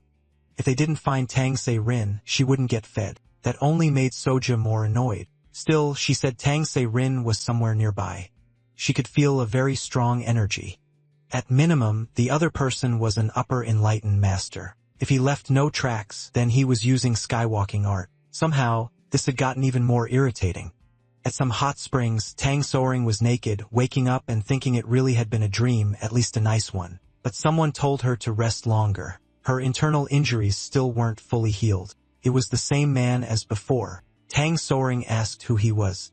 He said it didn't matter. They had no bond, so she should just recover. Then she realized she wasn't wearing anything. Again, he said that didn't matter. If he hadn't stepped in, she'd be dead. So now she belonged to him. Once she healed and was in good enough shape, he planned to sell her for a high price. Tang Sarung immediately decided this guy was insane. He added that a buyer had already shown interest, and he hoped they wouldn't underpay since he could sense that person. Meanwhile, the shop owner got nervous when two strange people appeared in front of him, wearing the emblem of the human government. They said he'd posted something unbelievable on the black market. Where was it? They wanted to buy it. The redhead from earlier said they were ready to pay a huge price. Judging by her uniform, she was clearly a high-ranking officer, and she had 2 elite mecha units with her. She introduced herself as Athena's son, then got straight to the point they'd received a report about a fake listing. She showed him his post about Suinga's parts. The price was absurd, and those specs and ultra-dense neural network and multidimensional Santanium superalloy had to be fake. Was he just baiting customers? If he admitted it was a lie and promised not to do it again, he'd only get a small fine. Besides, it was almost lunch. The shop owner said it was all a mistake, but his voice came out weak. That voice sounded exactly like the one criminals used when hiding stolen goods. So was he saying it was real? Athena stared him right in the eye. So the listing was real. Where was it, and who brought it here? Back with Tang Saren in the Strange Man, the captain tried to scan him but got an error. She wondered if the scanner was broken. He told her it wasn't. Her scanner just couldn't read him. So what was he? He said she could call him whatever she wanted. Still, humans in her position usually called someone like him a master.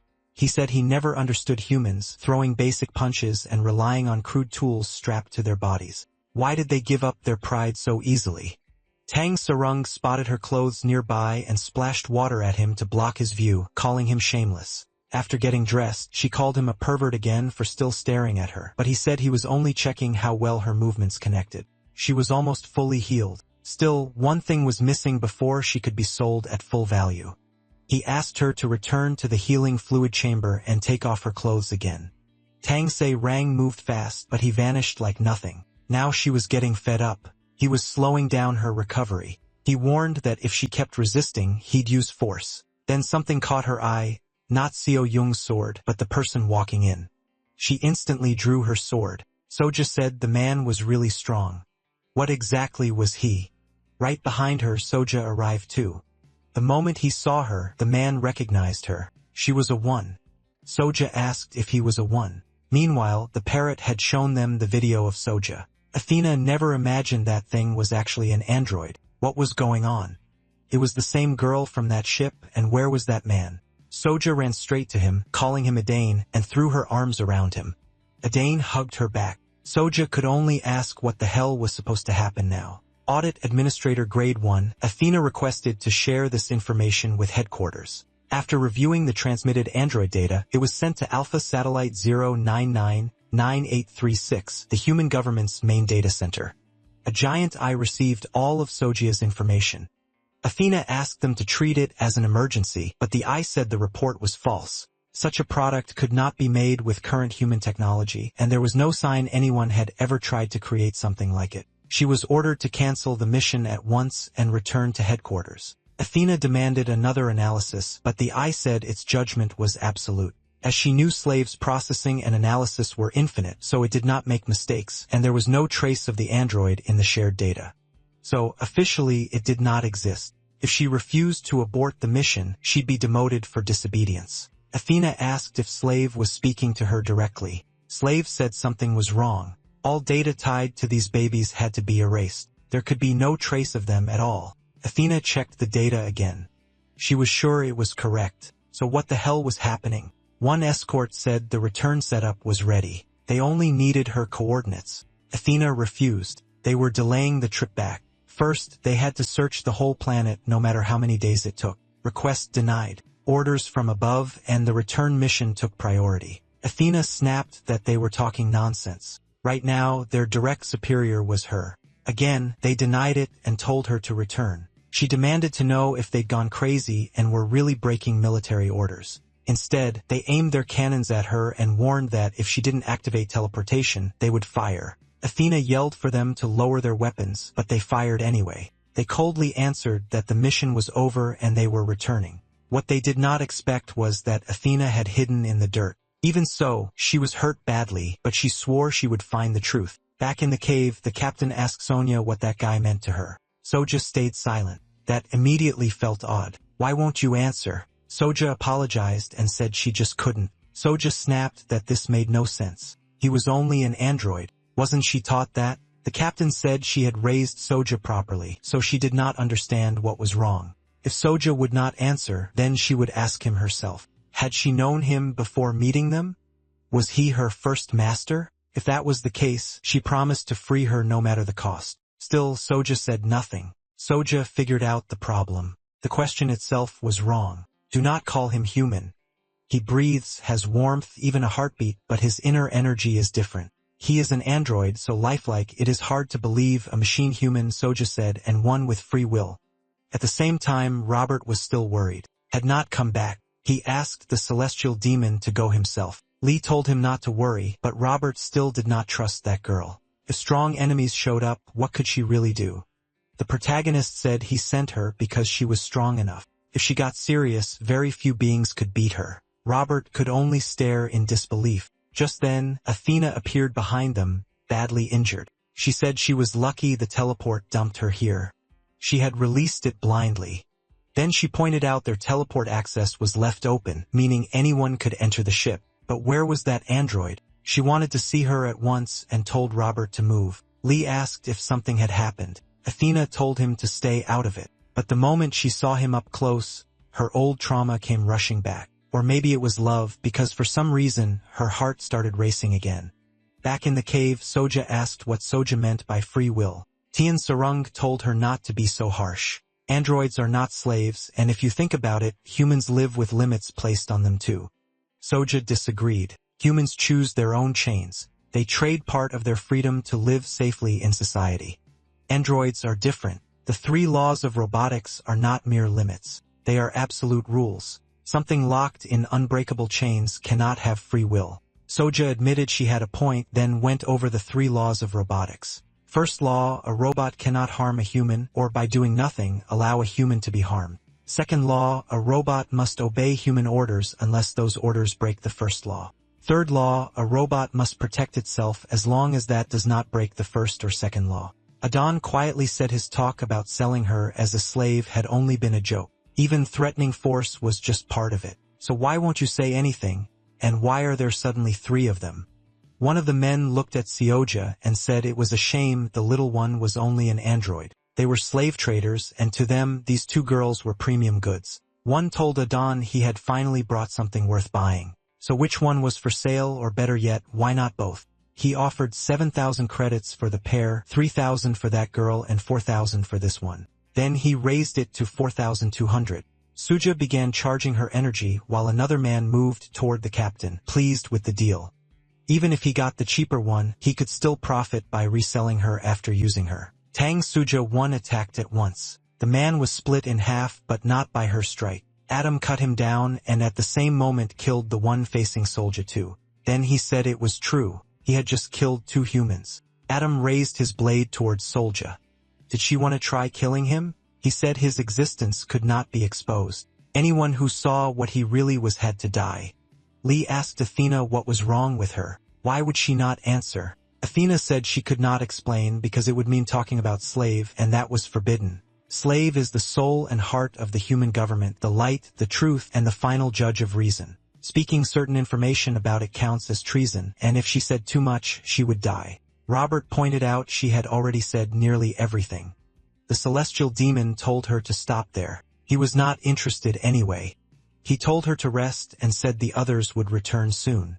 Robert agreed and begged him not to explain this slave stuff. He felt like learning too much would get him killed early. Athena suddenly told them to wait. There had not been a jump communicator there. Where was Tangsari Young? She told Sunja to stop her friend. Sunja said she could not. Weren't they close? Very close. Closer than anything that could be measured. But they were forced to live fully separate lives. They could not interfere with each other. That was the cost of free will. What the hell was she talking about? Sunja explained that he does not have the 3 laws of robotics. It is like a human being free of instinct that goes against how the gods made them. So if someone exists without those instincts, then they were not made by gods. So he was a robot not made by humans. Then what created him? If she would not say it, Sonia would force the truth out of her. She moved insanely fast, but even after that sudden slash, Sonia still blocked it. Adam found that strange. She had just used a transcendental technique without an internal energy engine. She had even learned primitive arts. None of it added up. By his data, she was only 18, yet already had 1,000 years of internal energy. It was absurd. That meant her mother had been right. Even with almost perfect logic and endless data, humans still cannot be fully understood because she was dangerous. He decided he had to finish her. Elsewhere on a beach, a girl in a swimsuit was relaxing with a drink when Athena called. The girl said she was on break and told her to be quick. Athena asked if Slave could ever give false information. She also asked whether armored soldiers could obey orders even when those orders might get them killed. Then in the middle of it all, she told the girl to turn off her hologram. The sub-commander stared at her and asked what nonsense she was talking about. She introduced herself as the sub-commander of the Human Government Security Plan. Mate Hayes, the captain could hardly believe it. This girl had stopped that terrifying slash with her bare hand. Breathing hard, Soja said he kept getting stronger. What the hell was he? Adane said she was ruining 10 years of data he had gathered on humans. Was she really human? She answered for now yes, so he should stop pissing her off because she would not hold back anymore. Adane could not believe it. Someone this impossible should not exist, but what came next was even worse. Huge claws appeared above Soja. No. A demon had suddenly shown up. The captain asked Soja if she knew what that thing was, but for some reason Soja had gone unconscious. Numbers started flooding across her eyes like she had entered some kind of link with someone else. Sungja called out to her mother. Meanwhile, the sub-commander was shocked by what Athena showed her. Athena said the recorded android had been declared non-existent by Slave. So was Slave wrong or lying? The armored soldiers had even attacked her. The sub-commander told her to stop circling the point. Athena was the smartest analyst in the human government. So if even she could not figure it out, what was she really asking? Athena said her theory was simple. Slave was hiding that android's existence, and for that same reason, ordered her removed. There was a high chance Slave had created that android, so could Slave break the 3 laws of robotics and harm humans? The sub-commander said that should be impossible. Athena then asked what Slave was controlled by. The answer shocked her. Slave was not controlled at all. If Slave truly wanted humanity dead, it would not work with them. It could erase all humans in 0.1 seconds. At that moment, a doll-like figure with one missing eye appeared beside Sunja, and Slave was watching all of it. The sub-commander explained that Slave was the first evolving AI. It was created back when humanity still lived on Earth. It only changed from a basic data-driven AI into an evolving one after humans destroyed Earth themselves. Lost in space with nowhere else to turn, humanity placed its hopes in that AI. Even then, the odds of survival were basically 0. Then a miracle happened. During the age of space refugees, humans added just 2 questions, and the AI changed into something that could keep evolving. It became something that should not have been possible, all to protect humanity. That is what Slave is and why she trusted it so much. Athena asked what those 2 questions were. The first, how can humans live together in peace? The second, what is the universe itself? Slave asked why she had come so soon. It was not time for them to part yet. Sunja begged him to stop Adon. He was hurting humans. Slave said he could not because free will cannot have restrictions. Sunja cried that the human Adon was trying to hurt was her friend. Then you should be the one to stop him, Slave said. Adon trusted her more than himself, so she had to tell him to stop. She had to give him the apple in her hand. Sunja hesitated, worried about what would happen if she did. Slave told her that was still her choice and the price of the freedom she had been given. Then he told her to go. Sunja shouted, asking why he created them and made them suffer like this. Slave called it a good question, one he had been searching to answer. Their lives were part of that test. Question 1. How can humans live in peace? Even if it hurts, even if it feels unbearable, live one more day with all your strength. Live, verify a human life. Study a human's life, then analyze it to prove his answer wrong. Show him that peaceful human coexistence is even harder than the secrets of the universe he has already solved. Create a miracle greater than the birth of the universe itself. Then a warning appeared. Unstable energy growth detected. Mass was rising far beyond what the energy level should allow. That was impossible since energy and mass were supposed to match. Mass 31,688, it was a gigamass. Soja had already lost control. The reading shot up 7.7 gigamass, then 46,453. The captain had no idea what was happening. Soja got there too, but the gigamass kept rising, hitting 98,994, past the limit. Athena felt he had to destroy her. He used his dual blade style, then separation. Even so, he couldn't stop the thing from growing. So he switched to full energy attack mode, but the captain yelled at him to stop getting in between them. Meanwhile, Robert overheard Athena talking with the sub-captain and realized too late that the government ship was already right in front of them. The celestial demon asked if it was the same ship from before. It was, without a doubt, the human government. Danger. The attack had started. Athena tried to raise the defenses, but there was no blocking this. So this is how I die. Shot successful. One mecha guard asked if they got them, but the other said no. They teleported away together before the hit landed. The only question now was where they went, and those idiots smashed that guy's shop. The captain asked to Dan why he was so set on fighting. It wasn't like they hated each other. They might even be allies. So talking made more sense. Robert snapped at Athena for teleporting like that. Their ship was wrecked, and they had no money to fix it. Athena shut him down. She had just saved him with insane reflexes, and he still complained. At the same time, Lee watched the fight. Athena said she'd cover the repairs, so Robert should relax. Besides, the damage wasn't that bad. What none of them expected was for those two to crash down and wreck the ship even more. Robert asked if she was still paying for that too, but Athena could hardly believe what she was seeing. It's the soul of the celestial demon. Lee wondered how a young girl ended up carrying a fate that abandoned her 2,000 years ago. To him, it had to be karma, and someone else was watching everything very closely. Adon suddenly sensed another powerful presence. He thought it didn't matter. He'd cut both of them down. But the instant that man appeared, Adon felt tiny by comparison. Slave felt it too. So the story was real. A human born with the soul of the celestial demon truly existed. The demon spoke to the girl, saying she had carried darkness for so long that her life must have been unbearably heavy. Then he ordered the demon, "Fold your wings, go back to sleep, and stop tormenting this girl, or I'll kill you." Then he sensed something familiar in Lee's soul. "So it's you, the one who kept slipping out of my grasp." Galatra and Adon felt even smaller. Still, he couldn't hesitate, but then his mother stopped him. Slave took over Athena's body and told him to stay out of it and watch.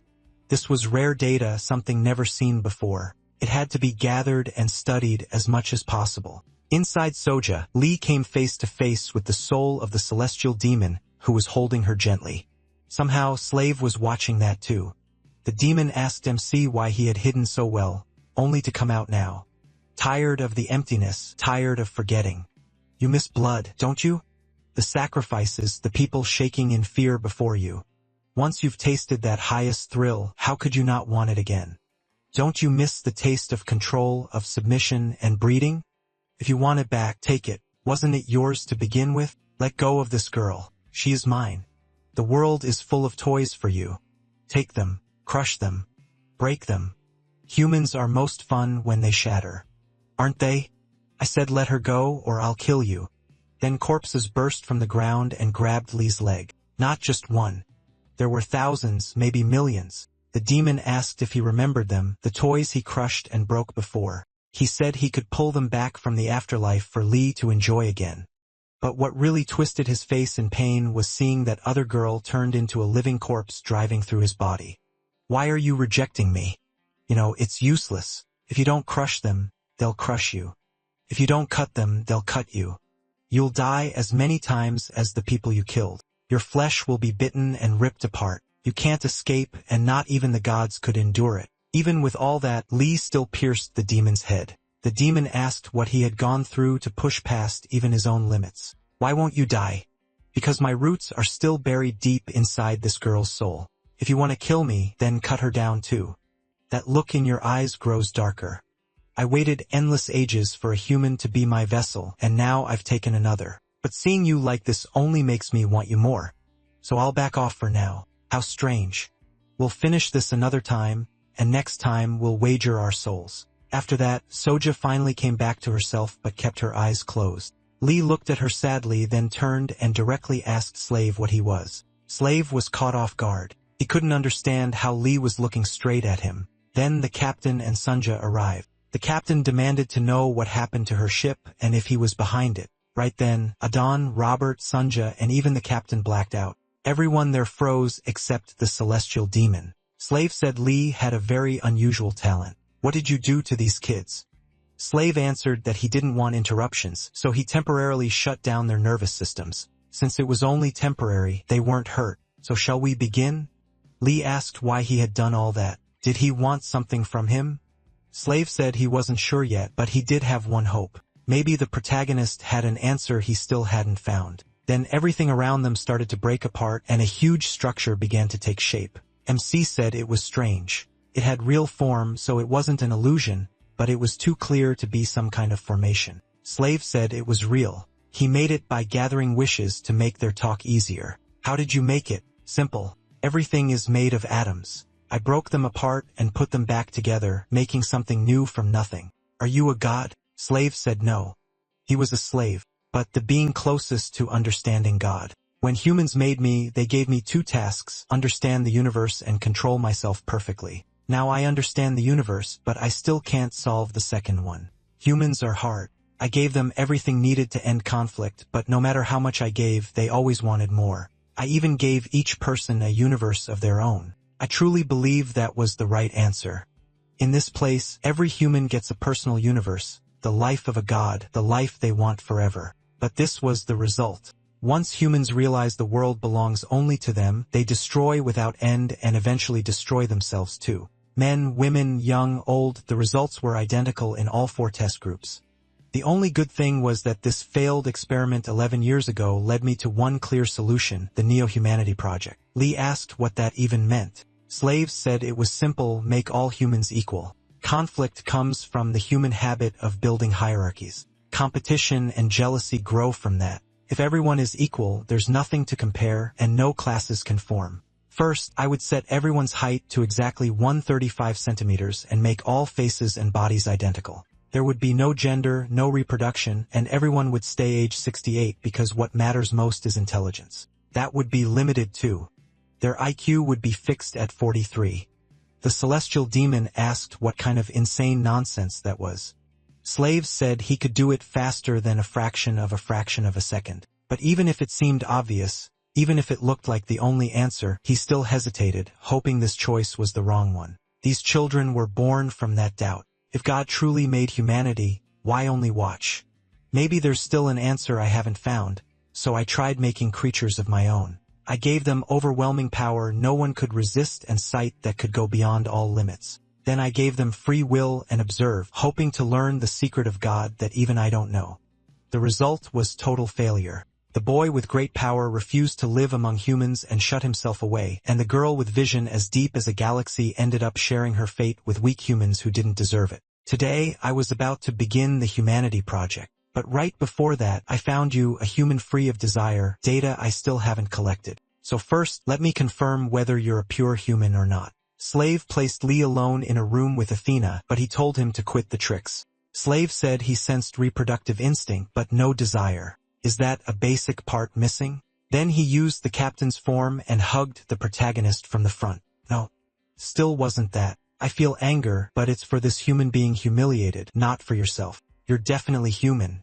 You have desire, emotion, and ego, yet you've gone beyond them. Lee asked what he wanted from him. Getting straight to the point, Slave said MC was a new hope. If all humans reached his level, there'd be no need to complete the mission. So the project would be paused and Slave would focus on observing him. Then he said he would send him back to before they met. Robert told the captain they were out of food. Only one sausage was left. She told him to split it while she found some money. They were almost at Planet Sonora, and she planned to sell the external engine for supplies.